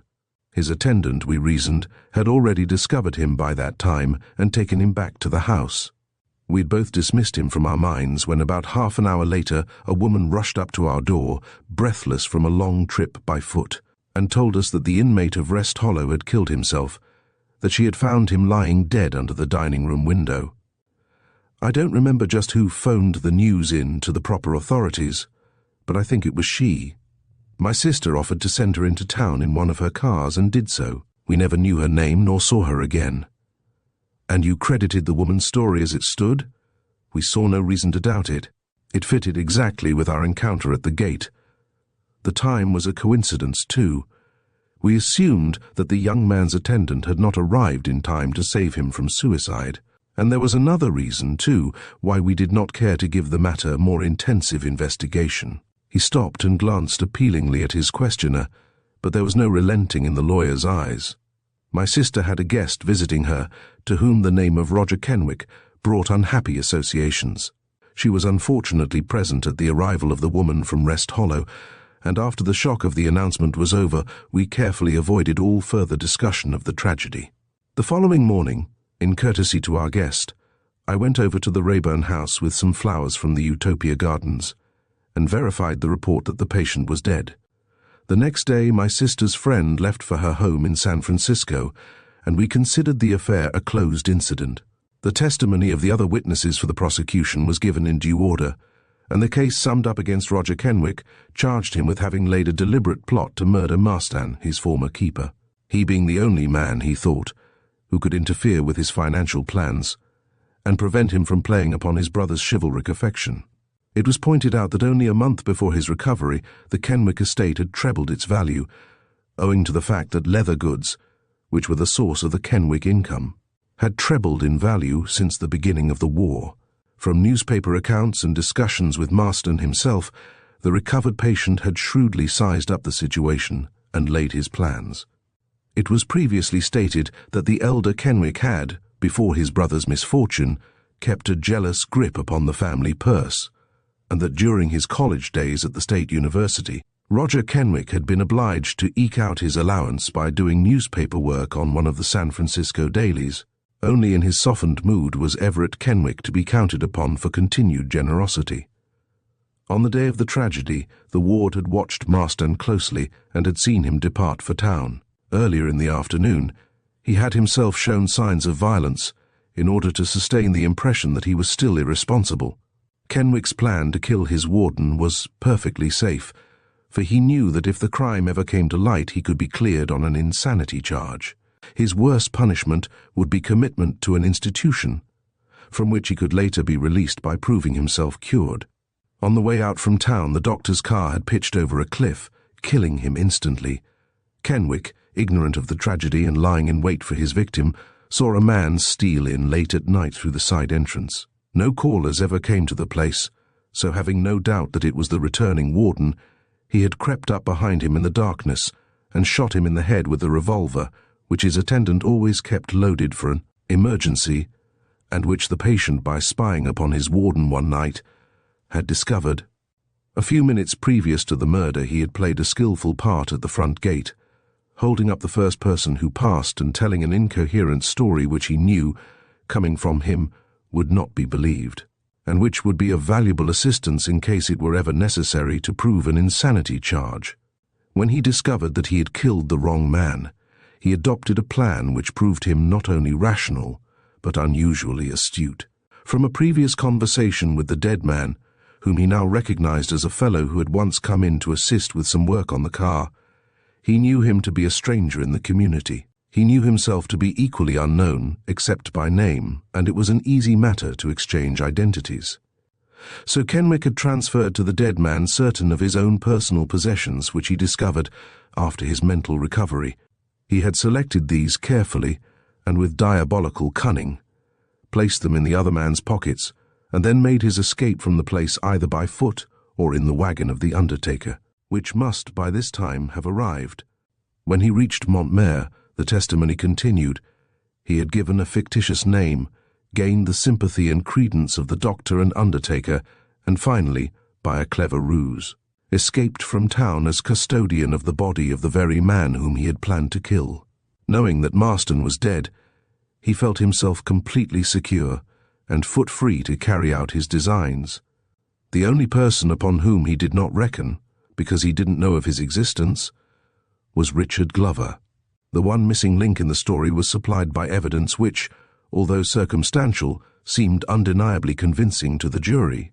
The woman who had notified the coroner must also have been an inmate of Rest Hollow, the mistress of Marston, who had lived in ease and luxury, unknown to the physician's employer or anyone else. She knew that her reputation lay in Kenwick's hands. She was tired of Marston and was eager but afraid to escape. The criminal had supplied her with the means at small cost. The time of the disclosure of the crime had been skillfully worked out between them, and it had been executed with a masterly skill. Depot authorities had reported later that a woman traveling alone had bought a ticket on the late train for San Francisco that evening. The station agent remembered the incident perfectly. By good luck, Kenwick had caught the same train. They had traveled to the city together. Glover, who had been recalled to the stand and was giving this testimony, stated that upon dismissing the detective from his employ, he'd followed the case himself and was certain that Kenwick and his accomplice had lived together intermittently in San Francisco, and that he had been supplying her with funds. It was at this point that Roger Kenwick, who had been sitting like a man frozen to his chair, suddenly electrified the courtroom by springing to his feet. He had forgotten his surroundings, was contemptuous of the formalities, oblivious to everything save the insolent assurance in Richard Glover's eyes, and the steady gaze with which Marquita Morgan's brother was regarding him. His sensitive nostrils quivered like those of a highly strung racehorse. His hands, those hands so impatient of delay, were clenched till the knuckles showed through the drawn skin like knobs of ivory. He struggled to speak, but no words came. Then he became aware of the fact that the sheriff was forcing him back into his seat. Dayton leaned over and whispered sharply to him, "Sit down, man, you'll kill your case. What do you want them to think of you?" The words recalled him to his surroundings. From sheer physical weakness, he sank back into his chair. Another moment intervened while the auditors relaxed from the moment of tension. Then, out of the deathly silence, came Dayton's voice again, calm and with no trace of excitement. "You say that when you first discovered the prisoner in San Francisco, you employed a detective to help you on his case. Mr. Glover, look around the courtroom. Is that man present?" "He is." There was a shade of reluctance in the reply. "What is his name?" "Granville Jarvis." The next moment Glover had stepped down from the stand and resumed his place at the far end of the long table. Dayton leaned across to his client. "Jarvis?" he inquired, his pencil poised above his pad. "Granville Jarvis, is that the name?" The light had gone out of Kenwick's eyes and the fire out of his voice. He had crumpled down in his chair like a man suddenly overcome with a spinal disease. He looked at Dayton with dead eyes. "The name," he said bitterly, "is Judas Iscariot." Chapter 18. It was 2 o'clock before court, which had been dismissed for lunch after Richard Glover's testimony, convened again. During the noon hour, A tray containing the only tempting food which the prisoner had seen since his incarceration was brought up to his cell. It had become apparent to the jailer that he had friends, and perhaps he was moved thereby to a tardy compassion. But Kenwick, despite Dayton's admonition to brace up and eat a good meal, waved it indifferently aside. "I'm done for," he said simply. "I don't see how any 12 men could hear the evidence that was presented this morning and find me innocent. And by the time Jarvis gets through telling anything he likes, and proving it well, it appears that every person who has been connected in any way with me since this trouble fell upon me has taken advantage of my misfortune to enrich himself. I don't care much now what they do with me. When you lose your faith in humanity, it's time to die. I'm no religious fanatic, Dayton, but for these last 2 months I've thanked God on my knees every night of my life for having brought me back into the light. Now I wish that I had died instead." Dayton made no further effort to rouse him from his despair, for although not of a sensitive or particularly intuitive temperament himself, he had come to realize the utter impossibility of finding this other man in his trouble. "You don't seem to have much faith in me," was all he said as he made some notes on the back of an envelope. But he finally induced his client to eat some of the food upon his tray, and after the first few mouthfuls, Kenwick was surprised to find that he was ravenously hungry. "That's something like," the lawyer approved, as they made their way back through the courthouse grounds. "Now you're good for another 3 hours." It hadn't seemed possible to Kenwick that his nerves could stand the strain of hours and hours more of this, and there was no assurance that the ordeal would end today or tomorrow. But Dayton's easy assurance gave him a new grip upon himself. They found the audience waiting and eager. None of them seemed to have moved since they had been dismissed for recess 2 hours before. Only the jury were absent, but 5 minutes after Kenwick's arrival they filed in and took their places. The district attorney appeared to have lost interest in the case. He sat staring out of the window with a sort of wistful impatience, as though he were visualizing a potential game of golf. Dayton glanced at some notes on the table at his elbow and issued his first command. "Call Madeline Marston." In response to this summons, one of the veiled women in the rear of the room rose and came forward. She was quietly dressed in a gown of clinging black silk and a black turban with a touch of amethyst. Every eye in the courtroom was fixed upon her, but she took the oath with the unembarrassed self-possession of one long accustomed to the public gaze. Kenwick turned toward her, detected a faint odor of heliotrope. "Where do you live, Mrs. Marston?" Dayton inquired. She gave a street and number in San Francisco. "What is your occupation?" "I am an actress." "Do you know the prisoner?" Without glancing at him, she replied with her unruffled composure, "I do. How long have you known him?" "About 2 months." "Describe the occasion on which he was first brought to your notice." She settled back slightly in her chair, like a traveler making herself comfortable for what promised to be a long journey. "It was on the afternoon of November 19th that my husband, a physician, came into our apartment in San Francisco and announced to me that he had just secured a remunerative position with a wealthy man down at Montmer. He said that the work would begin immediately, and we must be ready to leave the following day. I asked him for more details, and he told me that the position was a secretaryship which would involve little labor and afford us a luxurious home with excellent salary. He had never been a success in his profession, owing chiefly to the fact that he was dissipated, and I had seriously considered leaving him and going back to the stage. But I had decided to give him another chance, and since he appeared to find my questions concerning this new work annoying, I agreed to go and allow him to explain more fully when we should arrive. We went down in our own car and arrived at Rest Hollow in mid-afternoon. My husband showed me over the house and grounds, and I thought I had never seen such a beautiful place. There was no one about when we came, and after he had given me every opportunity to be favorably impressed with the new home, we went to an upstairs sitting room in the left wing, and he told me, while he smoked one of the expensive-looking cigars that he found there, further details concerning his employer.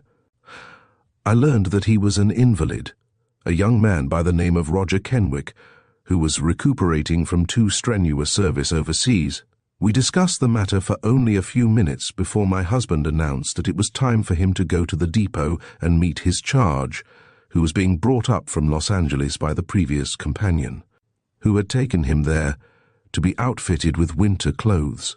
This development in the case rather startled me, and as we walked along the upper hall and over into the right wing, which he said had been recently cleaned but was not to be used, I demanded more specific details concerning the arrangement.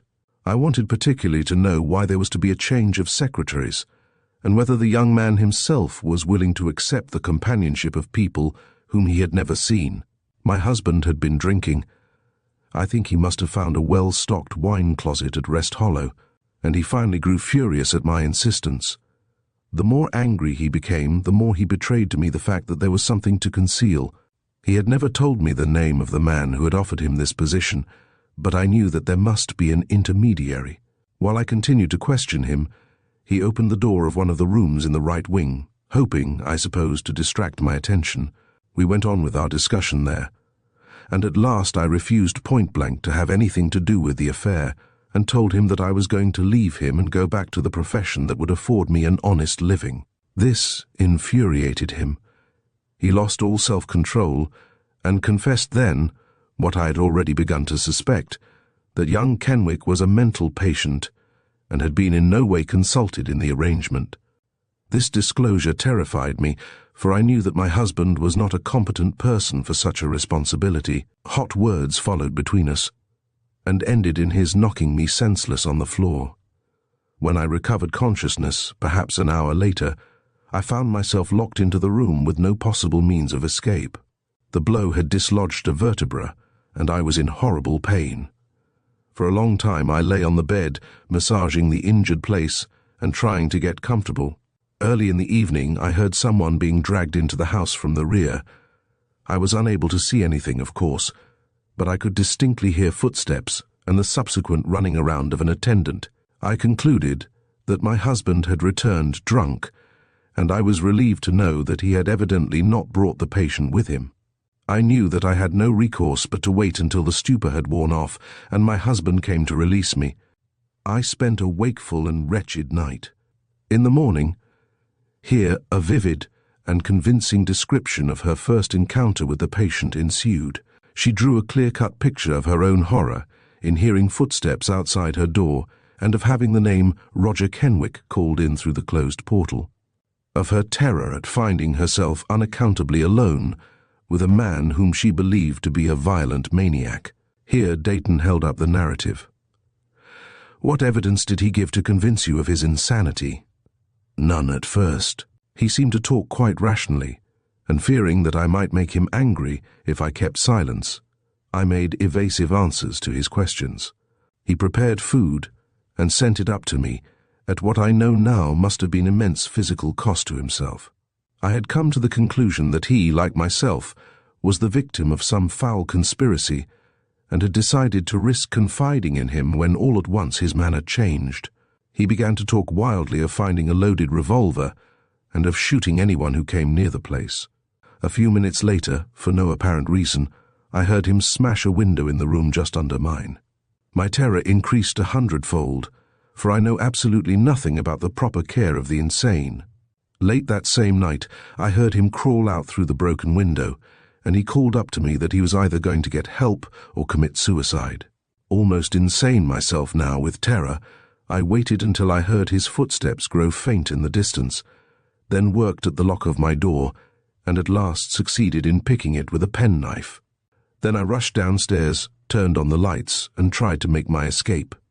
I had several of my own personal keys in my possession, and with one of these I opened the front door, which had been securely locked. I suppose by the gardener. My one frantic object was to get away and find my husband. But just as I got the door open, I heard a shot fired from the side of the house. I hurried around there, and when I reached the spot from which the sound had come, I found just what I feared, a man lying dead under the window. I thought, of course, that it was the patient who had killed himself in a mania, as he had threatened to do. Filled with horror at the idea of leaving him there alone and uncovered in the storm, I ran back to the living room, picked up the first thing at hand, an Indian blanket, and threw it over him. Then I hurried to the nearest house, about a mile away, and gave the alarm. Believing that it was my husband's neglect that had caused the tragedy, My purpose was to find him and get his version of the story before I betrayed him. So I furnished no further information to the authorities in town, save that Roger Kenwick, the inmate of Rest Hollow, had committed suicide. I really knew nothing else about it but that bare fact. But that night I discovered, when I reached Montmur, that my husband had been killed in an auto accident while coming out from the depot. I went to the morgue and identified his body, ordered the remains to be shipped north for interment, and left, unknown to anyone, on the late northbound train.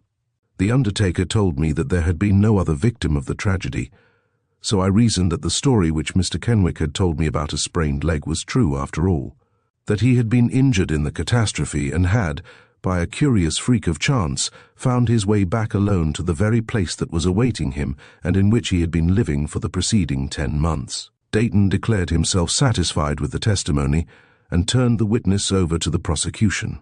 The district attorney had recovered his interest. "Mrs. Marston," he said, groping for his glasses, "can you produce a certificate of marriage to Dr. Marston?" "I cannot. Important papers, including that, were among the few things that I took to Rest Hollow in November, and you have been informed that the place is completely destroyed. That will do."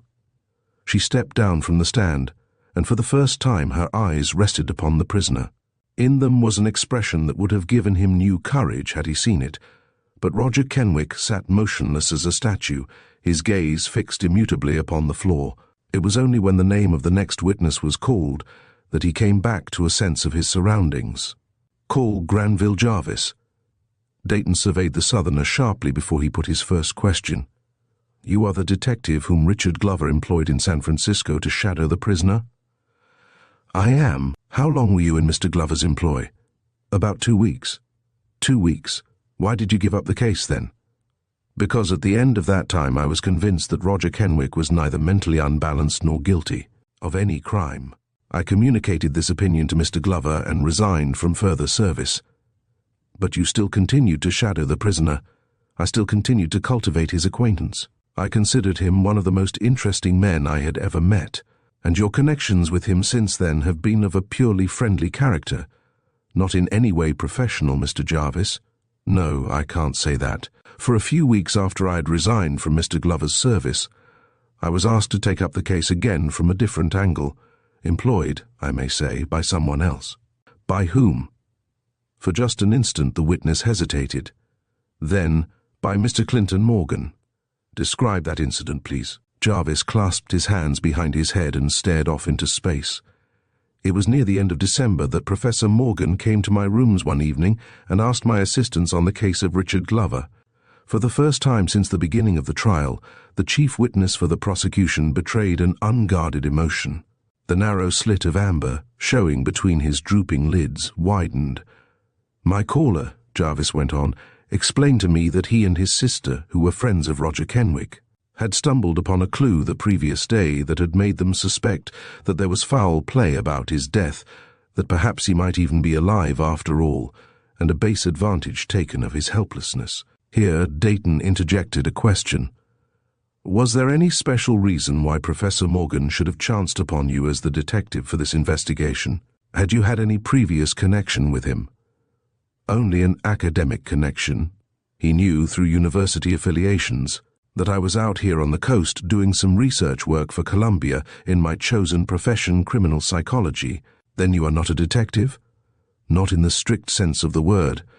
The finding out of a criminal is only the introductory part of my interest."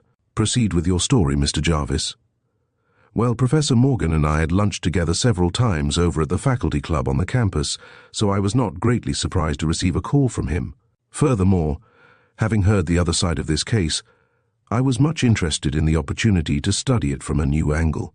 For while I was in Mr. Glover's employ, I had, unsuspected by Kenwick himself, subjected him to a variety of exacting psychological tests, under the pretext of making some photographic experiments in which I was at that time interested. I had enlisted his aid on several occasions, and in this way had made a rather thorough examination of his 5 senses, his power of association, his memory both for retentiveness and recall, and had tried him out by means of various athletic games for muscular coordination, endurance, poise, and many other essentials of normality. In only one of these did I find him defective, and that one was memory. My research was made the more interesting by the fact that shortly after I undertook the work for Mr. Glover, the subject gave me, voluntarily and quite unsuspectingly, the complete story of his strange adventure at Rest Hollow, an adventure for which he frankly confessed that he could not account. It coincided exactly with the hypothesis which I had established for him, that he had at one period of his life been mentally unbalanced, and that he had in some way regained his sanity, but not completely his memory. When I knew that there was likely to be a crime attributed to him, for Mr. Glover had hinted as much, my interest doubled. For Mr. Kenwick had on various occasions shown himself possessed of the highest ideals and a fineness of caliber which I have not often encountered. And so, in the employ of Professor Morgan, I shifted the focal point and turned the searchlight of science upon the accuser. It has resulted in the most startling revelations. There was an inarticulate stir in the crowded room. From the rear seats, men and women strained forward to catch every word as it fell, clear-cut and decisive, from the scientist's lips. Jarvis sat with one hand thrust into his pocket, and his keen eyes fixed upon the group of lawyers below. A casual observer of the scene might easily have mistaken his position and assigned to him the role of prosecuting attorney. There was an insurmountable barrier, of course, he continued, to my making any personal examination of Mr. Glover, as I had done with the former subject.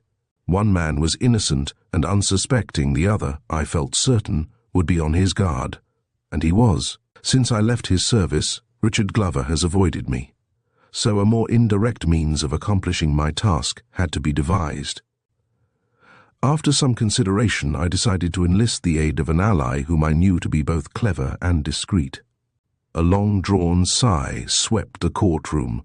It was that sigh, a mixture of eagerness and satisfaction, by means of which an audience at a theatre indicates to the actors that the performance is living up to its advertisements. Mr. Kenwick himself, the witness went on in his calm, even voice, had called my attention to a certain Madame Rosalie, a spiritualistic medium, who was taking the city by storm. He had interviewed her for his paper, and from his description I imagined that she might be able and willing to assist me. So I went to see her, and at the first mention of Mr. Kenwick's name, she became intensely interested. Here Dayton's voice, sounding a curious little note of exultation, broke in again. "You have referred to this medium as Madame Rosalie. Was that her professional or her real name?" "Her professional name. Her real name, as she disclosed it to me on the occasion of my first call, was Madeline Marstan." Another moment of silence, and then the witness proceeded.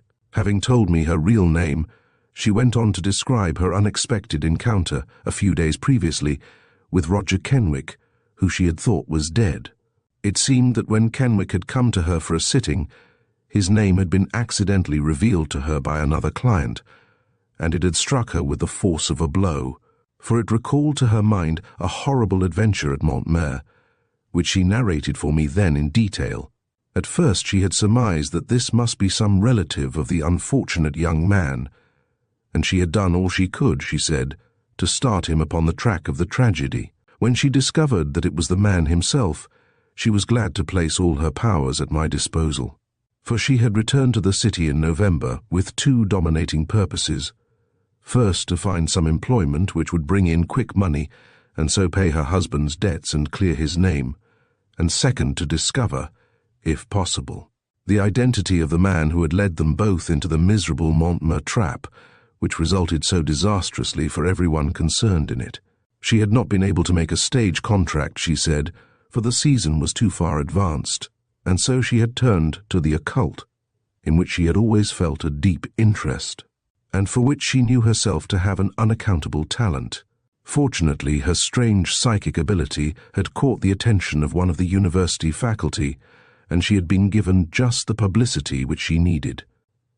And so we deliberately plotted between us the scientific testing of Richard Glover. I prepared a list of apparently random words in which were mingled what I call dangerous terms, that is, words which were connected with the adventure at Rest Hollow. When these and the other tests were ready, I induced Glover, by means of a casual suggestion from a mutual acquaintance, to seek the aid of Madame Rosalie.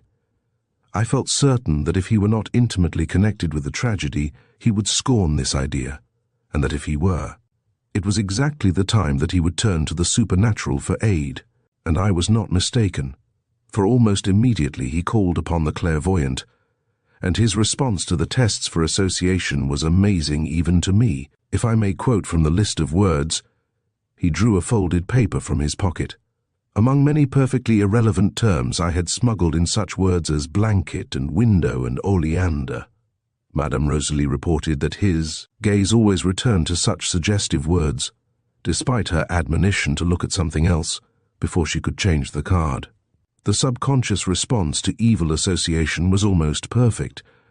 There were many other tests, of course, and by the time he had completed them, he had shown an intimate knowledge of the crime at Rest Hollow and an uneasiness from which any skillful psychologist could take his starting point. And then, as a culminating incident, he supplied to the medium, quite of his own accord, the name Rest Hollow, and put to her the unexpected question, "Where is Ralph Regan?" Having been thus convinced that he was the man we sought, Mrs. Marston and I continued our investigations together. She went out with him upon several occasions, and once, by pre-arrangement, accompanied him to the theatre. On the same evening I invited Kenwick, and all at once called his attention to Glover. The response was like match to powder. The visual image of his former warden restored in large degree his memory. He was eager to re-establish the connection. Mrs. Marston had been careful to point out Kenwick to her escort, and the result was just what we had foreseen. It was he who evaded the encounter, supplying a pretext upon which he and Mrs. Marston immediately left the theatre. But Glover now suspected that he was entrapped. He had already, I knew, put another detective upon Kenwick's track. When news was published of Mrs. Fanwell's arrival in Montmer and the subsequent demand to have the disappearance of her brother investigated, he decided that his only course was to act at once. Mrs. Marston, aided by her unmistakable psychic ability, had advised him to follow his third plan, and this plan was to have Kenwick convicted of murder. "And this was the report that you turned over to Professor Morgan at the end of your investigation?" Dayton inquired. "This was the report. I was working on it with him up in San Francisco until late last night. We almost missed the train trying to fit together the final details, but I think the story, as I have given it to you, is now complete. Now, one other thing, Mr. Jarvis. In the first part of your testimony, you said that Mr. Morgan told you that he had stumbled upon a clue that had made him suspicious of Glover. Did he disclose to you the nature of that clue?" "Not at first. I told him that I preferred to work upon some theories of my own, unprejudiced by any evidence that he might have to offer." "And how many times have you seen Mr. Morgan since then?" "Only once. We came down from San Francisco together last night." "Then you made no reports to him before?" For the first time the witness hesitated. Then his reply came with the customary clearness. "Not to him. I have reported to Miss Morgan on several occasions." "Then you have been really working with her upon this case?" "Yes, almost entirely with her." There was a very obvious reluctance in his voice now, but Dayton went on imperturbably. "When you came down from San Francisco last night, Mr. Jarvis, was Professor Morgan's sister in your party?" "Yes." Dayton swept a glance over the rows of faces before him. "Is Miss Morgan in the courtroom now?" "She has just come in." The promptness with which the witness had given his earlier testimony served to make his present reluctance the more apparent. Dayton brought his eyes back to the witness stand. "That will do." Jarvis stepped down. The voice of the auditors, beginning in a subdued murmur, rose in marked crescendo. No word in it could be distinguished from another. Yet upon Roger Kenwick's sensitive nerves, this message from the outer world registered. It was unmistakably applause. For the first time since the trial began, he felt his mask of graven indifference slipping from him. He was trembling in every fibre, and with one unsteady hand he made a pathetic effort to quiet the other. And then there fell upon his ears, like the crash of thunder, Dayton's curt command. "Call Miss Morgan. Chapter." As the men standing in the far aisle made way for the new witness, Kenwick sat with averted eyes. Through the open window he stared out at the courthouse palms, which grew to gigantic size and then diminished under his blistering gaze. It was a monstrous thing, he told himself, for Clinton Morgan to allow this, to permit his sister to subject herself to such a strain. What could he be thinking about? But underneath his miserable apprehension for her, there was something else that sent the fiery blood rioting through his veins, for she must have been willing. Over and over he repeated to himself this assurance. She must have been willing to come to his defense, for had she not been, they could have found a way to avoid it. Marquita Morgan, in long fur-trimmed motorcoat and dark veil, took the place which Granville Jarvis had vacated. She had none of Madeline Marstan's calm self-assurance, but although she gave her testimony in a low voice, it was distinctly audible throughout the courtroom. She sat with one gloved hand clasping the arm of the chair and her eyes resting upon Dayton. Only once, at the very end of the examination, did she raise them to meet the Argoside spectators. Dayton put his questions in an easy conversational tone, as though he and the witness were alone in the room. "Miss Morgan, how long have you known the prisoner?" "About 2 years." "Describe the occasion of your first meeting." She did so in words that sounded carefully rehearsed. "And after he left San Francisco to go east and visit his brother, did you ever hear from him?" "Yes. He wrote frequently, telling me about his brother's recovery from illness and other affairs, and then later that he had decided to enlist in the army." "At that time, Miss Morgan, had you ever known the state's witness here, Richard Glover?" "It was about that time that I first met him." "Describe your first encounter with him." Again the carefully prepared report. But she was gaining in self-possession now, and the veil seemed to annoy her. With steady fingers she reached up and removed it. Clinton Morgan, watching her from the front row of seats, with a hawk-like vigilance, was suddenly reminded of that Sunday night in the old library when she had first broken her long silence concerning Roger Kenwick, and had seemed all at once to come into a belated heritage. The jurymen were leaning slightly forward in their seats, their eyes fixed upon the regal fur-coated figure with delicately flushed profile, showing clear-cut as a cameo against the frosted window-pane. Dayton thought that he caught an elusive fragrance that reminded him of something growing in his mother's garden. "And how many times," he proceeded, "how many times have you seen Richard Glover during the past year?" "I can't say exactly. For several months after our first meeting I didn't see him at all. But during the last 3 months his calls have been more and more frequent." "Has your brother known of these visits?"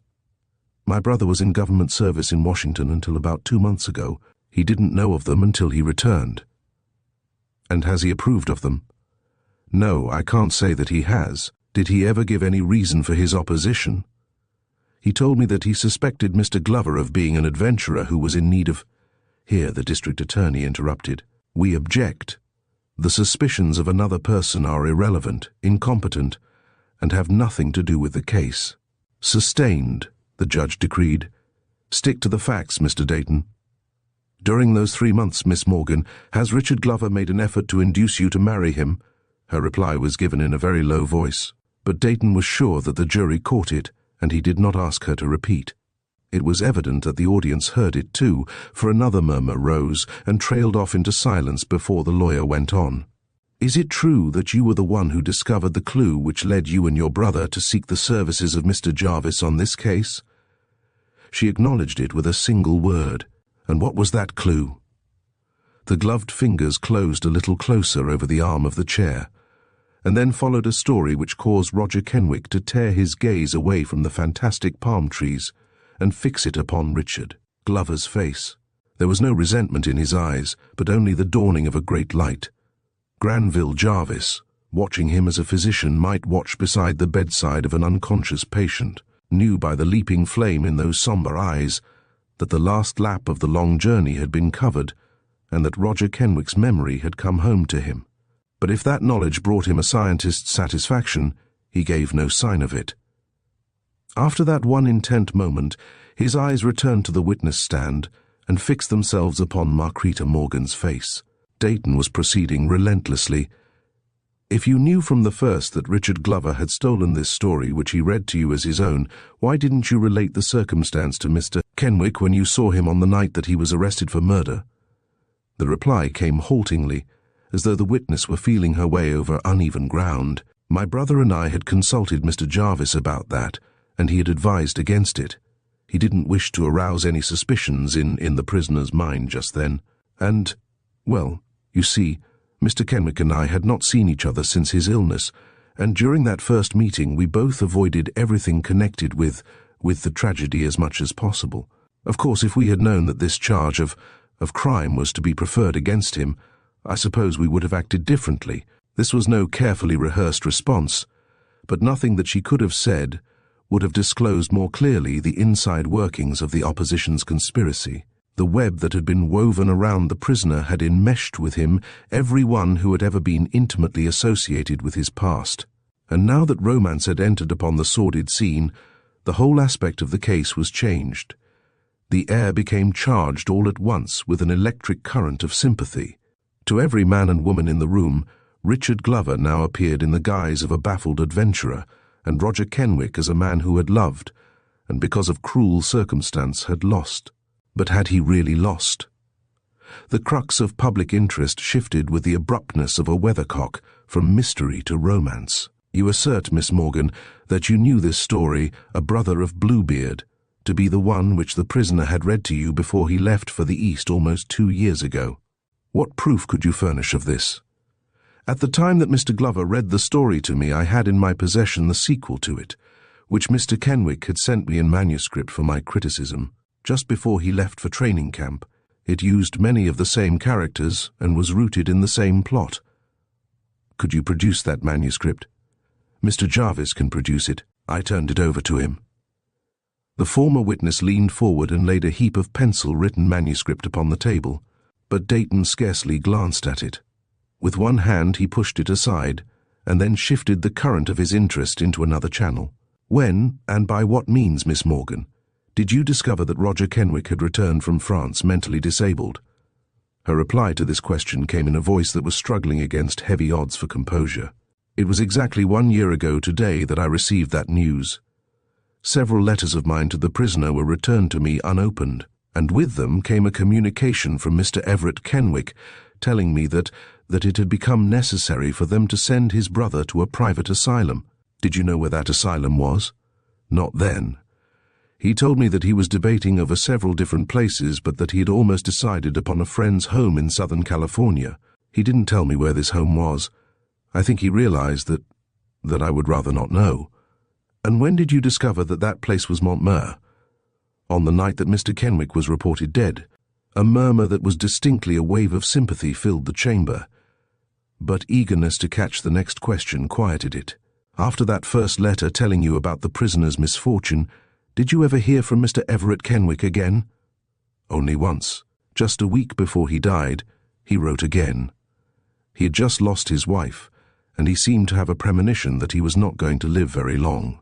She was feeling for her handkerchief in the pocket of the fur-trimmed coat. Some of the men in the courtroom averted their eyes. The face of more than one woman softened. Clinton Morgan sat regarding his sister with a curious composure.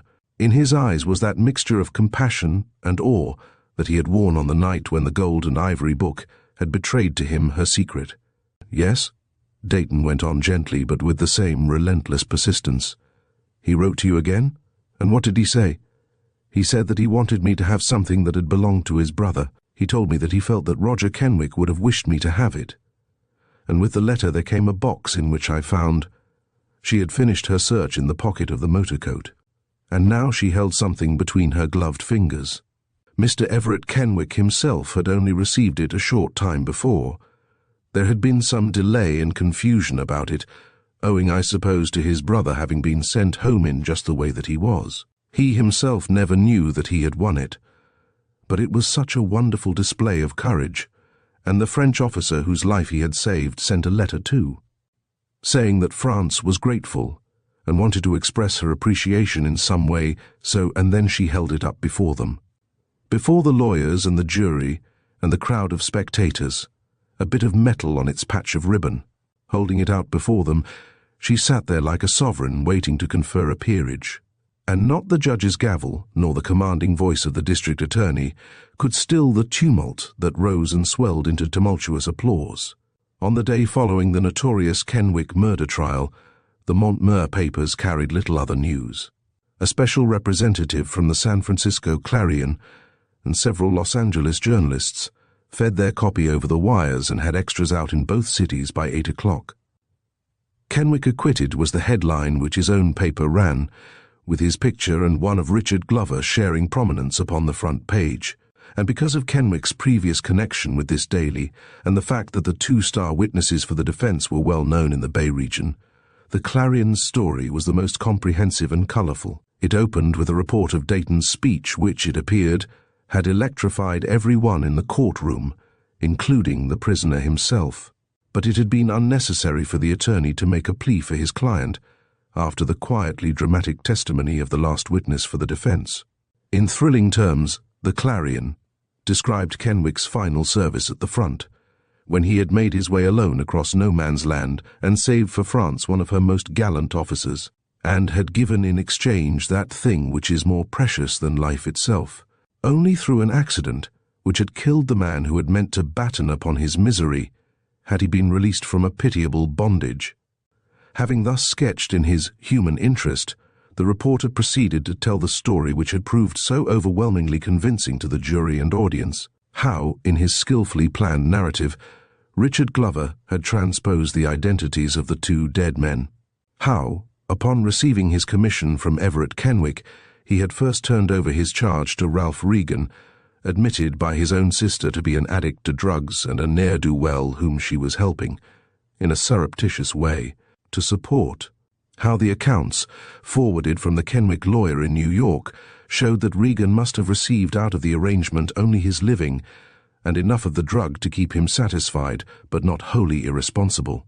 How, upon his own infrequent visits to the patient, whom he himself had conducted across the continent instead of the mythical Bailey Glover, had foreseen 2 months before the tragedy that Regan could no longer be relied upon, and had told him that he was about to be dismissed.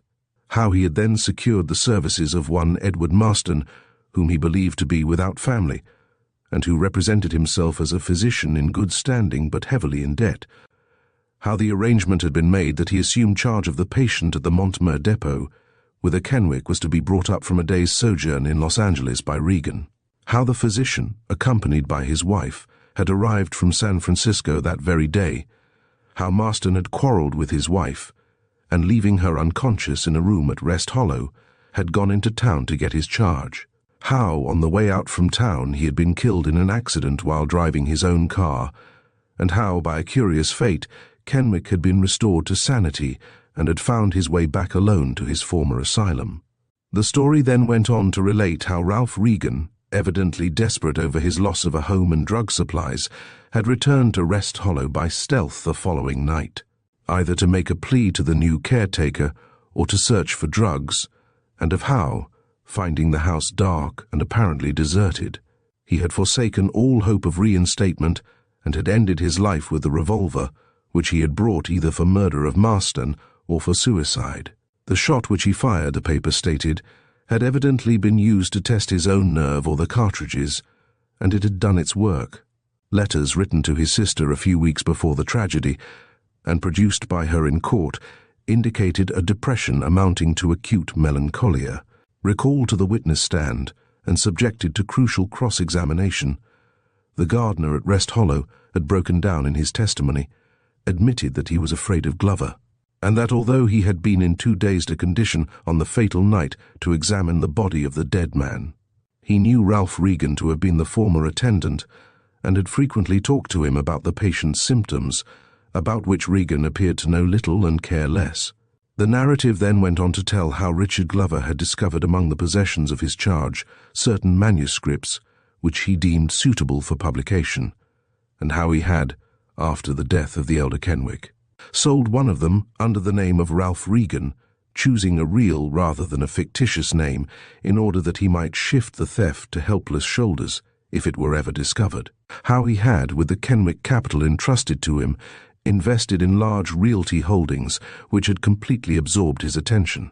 how he had padded his accounts in order to wring extra money from Everett Kenwick, under the guise of special treatments for the patient and so on. How on the night of the fatality he had driven to Rest Hollow from Los Angeles to give some final instructions to the new employee, and how, stumbling upon the dead body of Regan, he had been shocked to find himself involved in a tragedy.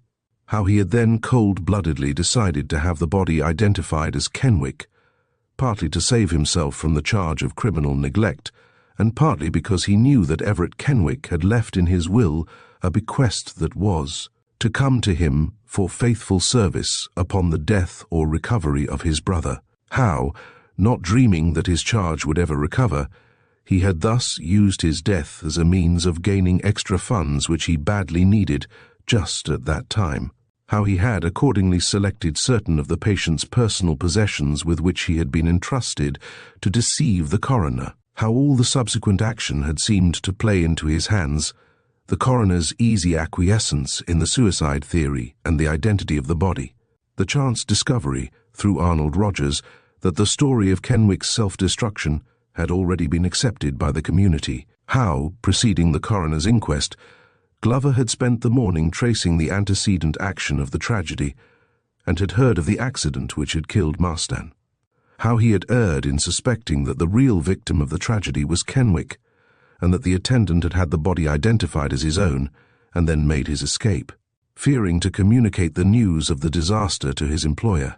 How he, Glover, had been startled to discover later that Kenwick was not only alive, but had apparently recovered his mental health.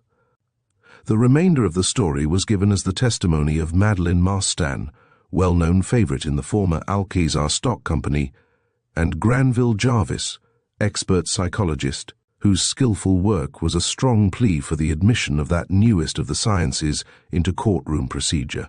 During this latter testimony, the Clarion asserted, interest had been divided between the ultimate fate of the accused and the valuable contributions which the laboratory experiments of the witness had given the case. The word tests which he had provided to the medium were, he had explained, one of the surest means of discovering the train of associations which lodge in the guilty mind. He had never been convinced that Glover himself had committed a murder, but suspected that his crime lay in trying to fasten it upon a man whom he knew to be both innocent and helpless. The cards, containing a mixture of irrelevant and relevant words, had been shown him, and then he had been instructed to turn his head in the opposite direction.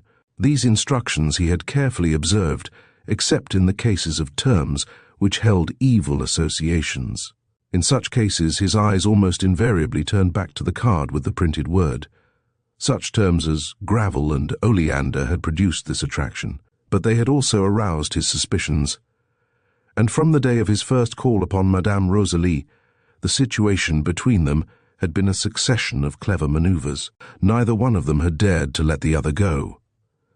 But in this encounter, Mrs. Marston had had the advantage. What he was able to find out about her was little compared with what she had discovered concerning him.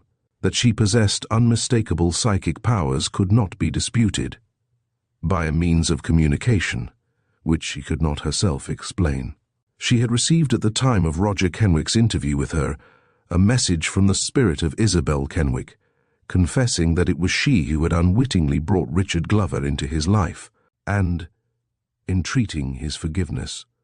As to the concluding story of the actress, it was concerned with her description of how she had identified the body of her husband at the morgue on the evening of her flight from Rest Hollow, of how she had turned all arrangements for its shipment and burial over to the Montmere and San Francisco undertakers, desiring to figure as little as possible in connection with the death of the man who had ruined her life, of how she had succeeded in paying the debts against his name and had recently signed a stage contract with an Eastern theatrical company. When the trial was ended, the crowd that jammed the room rose and surged toward the man in the prisoner's box like a human tidal wave. "Keep them back, Dayton," Kenwick implored. "I don't want to talk to them." Somehow his attorney managed to check the onrush, and the throng of congratulatory spectators was headed toward the exits. The room was almost empty when someone touched the prisoner's arm. "Can you give me a few words?" It was one of the local reporters. "You're a newspaper man yourself, Mr. Kenwick, and you know how it is about these things." Kenwick shook him off. "Come around later. To the hotel, if you like." he said, and turned to take a hand that was timidly held out to him. "I didn't know whether you'd be willing to speak to me or not, Mr. Kenwick, but I just wanted to tell you that I'm satisfied, more than satisfied, with the way it has all come out." "I am glad to hear that, Mrs. Fanwell," Kenwick told her gravely. "I would never have been quite satisfied myself, unless I had heard you say that. I wish you would leave your address with Dayton for... You see, I feel a little bit responsible for you, and I would like to put you in the way of getting a new hold on life." The only other person in the room with whom he stopped to talk was Madeline Marstan, who stood in conversation with Dayton near the door. To her, his words of thanks were the more eloquent perhaps because they came haltingly, impeded by an emotion which he could not master. "It was nothing," she told him. "Nothing that I didn't owe you, Mr. Kenwick." "I don't see that you owed me anything," he objected. "As the affair has developed, we were both the victims of an ugly plot. It certainly was not your fault. And once out of that accursed house, you were free." "Not my fault, no," she repeated, "but my responsibility afterward." She gazed past him out of the window, where, at the curb, Arnold Rogers was assisting a fur-coated figure into the Paddington limousine. "You see, Edward Marston was my husband, and, well, someday you may come to realize, Mr. Kenwick, that when a woman has loved, there is no such word as free." At the foot of the stairway, Kenwick spoke with an almost curt suppression to Granville Jarvis. "I'm going over to the hotel with Morgan. Come over there." The other man made no reply save a slight inclination of his head, and there was in his eyes an expression which haunted and mystified the released prisoner. "Jarvis is a wizard," he said to Clinton Morgan, as they walked the few short blocks to Montmer's leading hostelry. "If they ever let down the bars of the courtroom to men like that, they'll revolutionize legal procedure. He seems to have seen this case from every angle." "From more angles than you imagine," his friend replied. "And he had let me in on some of the most interesting of his findings that were not revealed in court. For instance, he examined that gardener this morning, just for his own satisfaction. The boy was willing, even flattered by the attention. Jarvis told me afterward that a witness like that ought to be ruled out of court. And he is typical of the mass of men and women who assist in acquitting the guilty and sending the innocent to the gallows. The average physician examining him would pronounce him normal. He can hear a sound distinctly, for instance, but he is afflicted with that common defect, the equivalent, Jarvis says, of color blindness in the visual realm, which makes it impossible for him to tell whether the sound comes from behind or in front of him. And he lacks completely a visual memory. He could recall the exact words that Gifford said to him on the night of the suicide, but he couldn't remember whether the body was covered or uncovered when he saw it. And as for the tests with Glover, by the way, what are you going to do with Glover?" "I don't know yet. I haven't got that far. I think I can forgive him everything except that infamous story about Everett being close with me while I was underage. Why, I had too much money while I was in college, Morgan. That's the chief reason why I didn't push my literary work with greater zeal. The creative temperament is naturally indolent. It requires a spur, not necessarily a financial one, but so much the better if it is. Of course, Glover and I will have to have a financial reckoning. I can see now why my frantic messages to our family lawyer were never answered. I suppose he's had dozens of communications from people purporting to be connected by blood or marriage with the Kenwick estate. Yes, Glover has got some things to answer to me for, but—" His mind flew back to that last evening that he had spent in the firelit living room on Pine Street. "He brought hell into my life for a time," he ended slowly, "but he brought something else into it too." It was half an hour later, after Kenwick had bathed and dressed for dinner, that Granville Jarvis came up to his room. Kenwick admitted him with an inarticulate word of greeting. Then, while with fumbling fingers he put on a fresh collar, he made an attempt at normal conversation. "Been expecting you," he said. "Morgan is down in the lobby. We'll all have dinner here first and then—" "Can't do it," Jarvis cut in. "I have another engagement for dinner, and I'm leaving town on the 8:40 northbound. I just ran up to say goodbye and good luck." "Where are you going?" Jarvis smiled. "To Argentina, so far as you are concerned, but you can call it Colombia, if you like. I'm returning to my work there. You see, I've been away on leave." You've got to stay long enough for me to tell you something, Kenwick's voice cut in authoritatively. But you couldn't stay long enough, Jarvis, for me to thank you for what you've done. His caller held up a hand.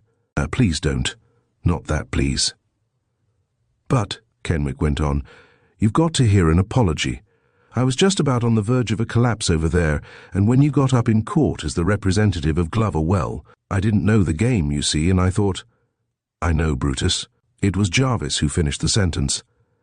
And in a sense you were right, he went on slowly.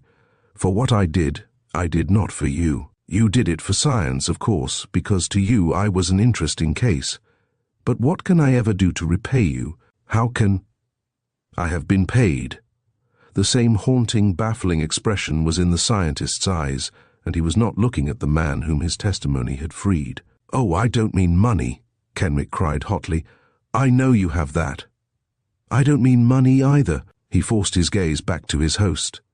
And then that sixth sense which is in the soul of every creative artist awoke in Kenwick's being and made his eyes luminous with understanding. Jarvis picked up his hat from the chair into which it had dropped. I'm going out to the Paddingtons for dinner, he said casually. I'll have about... He snapped open the cover of his watch, then closed it again. The most devilish thing about life on this planet, Kenwick, is that we can't do very much for each other. The game is largely solitaire. But for any good that I ever did, I've been well repaid. Any man ought to be satisfied, I think, when the gods allow him 2 full hours in Utopia. Chapter 20. It was the morning after his acquittal that Kenwick and Marquita Morgan drove out of the Paddington Gateway in one of the Utopia machines. They turned to the left and took the stretch of perfect asphalt road that led to the old Rayburn house. The mystery of its destruction had never been explained. Richard Glover and everyone else who was connected with the case of Ralph Regan had proved a satisfactory alibi. The owner of Rest Hollow had been notified by wire of its destruction, and he had replied with orders that the grounds were to be kept locked and admission denied to all callers. It had undoubtedly been one of the handsomest homes in a community of handsome homes, but since the first days of its existence fate had destined it for tragedy, and perhaps its owner was relieved to know that only a pile of whitening ashes marked the grave of his own romance and the prison of another man's hope. At all events, the mystery of its passing never has been solved, and conjecture concerning it is still a favourite topic around the tea tables of Montmer's fashionable suburban district. But I want to see it in ruins, Kenwick had told Marquita after their first radiant hour together. I want to know that it is really gone off the face of the earth, so that when it comes to me in memory, I can assure myself that it is only a dream. They turned the last corner and came suddenly in sight of the tall iron gate. Across it, a sinister chain swung ominously, warning the world away from communication with that most dreadful affliction that can befall a human soul. The ruins of Rest Hollow loomed sombre and shapeless before them, and Roger Kenwick brought his car to a stop in the very spot where Arnold Rogers had once halted, hesitated, and then gone on his way. Guarding the pile like a battered but relentless sentinel was the tall, charred chimney of the dining room. As he looked at it, Kenwick's hand sought instinctively for that of the woman beside him, as though to assure himself of her reality, and then he heard himself ask the question that for so long had beaten against his brain. How could you do it? How could you send me away that night, dear, into the horrors of war and this without hope? I couldn't know, she told him desperately. I couldn't foresee what was coming, and I wanted you to win a place in the world. I wanted you to win, as I knew you could if you were unhampered by... Unhampered, he echoed the word incredulously, as though it were quite new, and its meaning not clear. Is anyone ever hampered by love and inspiration and all that? You don't understand, she said. Nobody can understand physical disability except those who have suffered it. My mother had a sister who was a bedridden invalid. She helped her husband to find his place in the world and keep it. But he never seemed to realize that she had helped him. He always thought, though I suppose he never said, that his marriage had held him back, and she died at last of a broken heart. Through all my youth I had her tragedy before me.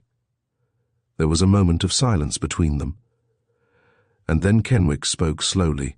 You hadn't much faith in me, Marquita. You admit now that you loved me, Yet you hadn't much faith in my character or my... But love comes a long time before faith, Roger. It always does. And I was younger then. I didn't know so much about life and character. But oh, when they wrote me about this, I would have given anything on earth to have lived over again our last night together. I know. His voice was vibrant with self-reproach. Your brother must have been splendid, she went on. He wrote me such a wonderful letter. But he couldn't soften it.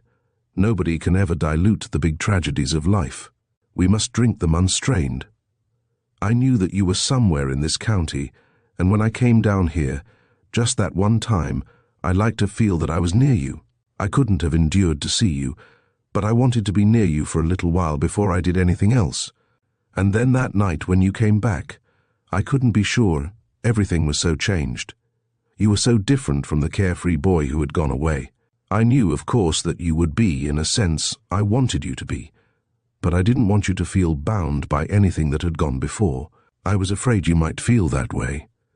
Oh, a woman is at such a disadvantage, Roger. She is always at a disadvantage if the man she loves is honorable and chivalrous. I had work to do, he reminded her gently. I had to quiet the title to my name, for when a woman marries a man, Marquita, she marries his past, every bit of it. Before I could offer my life to you again, I had to be certain that every minute of it was clean and decent and above reproach. I was not willing to let any of it go on the grounds of irresponsibility. I never would have been satisfied, and you never would have been satisfied. There would always have been for both of us terrible moments of doubt. The bramble bush lay between us. I had to tear it away first. I had to tear it away and look bravely at whatever lay underneath. A shaft of golden sunlight suddenly broke through the January clouds and slanted across the road. Roger Kenwick's eyes followed it, as though seeking for the treasure that might lie revealed at last at the end of a rainbow. A sharp exclamation escaped him, and he felt the quick response of the hand that still lay in his. Drawing the heavy motor cloak closer about her, he helped Marquita Morgan out of the car and guided her to a spot about 100 yards on the other side of the iron gate. I remember now. His words came in the low, awed voice of one who suddenly encounters in broad daylight some object that has played conspicuous part in an evil and oft-recurring dream. At last, he said, and stood rooted to the roadside gazing at the thing for which, during the last 2 months, he had been so desperately groping. This one thing, he went on, this one thing about those impenetrable months here I do remember. I believe that if I had chanced to see it on that afternoon of my recovery, if I had only chanced to come this way instead of around by the other road, it might have restored to me some memory of this place. They stood now on the edge of the strip of pavement, where dead leaves spread a spongy carpet between the asphalt and the barbed wire fence that bordered the opposite estate. And what they looked upon was a huge boulder, half embedded in the earth. By some mighty and persistent force it had been rent asunder, and now, up through the cleft which tore its surface with a long jagged scar, a sapling eucalyptus tree, perfectly shaped and beautifully proportioned, had pushed its way. A zephyr, or perhaps a bird, had sown the seed in this rock-bound prison, and with a vitality that appeared incredible, it had taken root and grown there, stretching vigorous red-tipped leaves heavenward. In some miraculous manner, its tap-root had found the sustaining soil, and its flame-coloured crown the sunlight. There it stood, on the lonely road to Rest Hollow, a living torch of liberty, flaunting its heroic triumph above the shattered body of its foe. On the day that Glover first brought me here, I saw that tree. Kenwick's voice was scarcely more than a whisper. I remember looking out at it from an opening in the fence. I didn't know just why I was here, but I had a sense of... I can't describe it to you, but it was a sense of imprisonment. I knew that if I wanted to get out of that place, I couldn't do it, and there's no feeling on earth like that. And then I saw this, and it thrilled me. In a curious, unexplainable way, it gave me hope.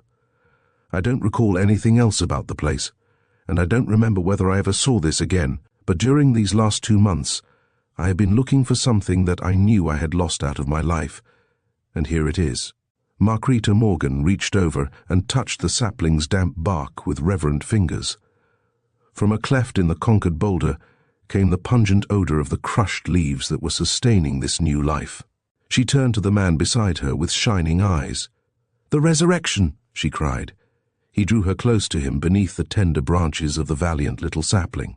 "An imprisoned soul," he whispered, "liberated at last by the miracle of love. Thank you for joining us on this adventure through the Rest Hollow mystery. We hope you enjoyed unraveling the suspense alongside Kenwick. If you like this story, don't forget to subscribe and share your thoughts in the comments. Stay tuned for more classic tales and mysteries right here on Storytime Haven. Until next time, keep your curiosity alive and your mind sharp.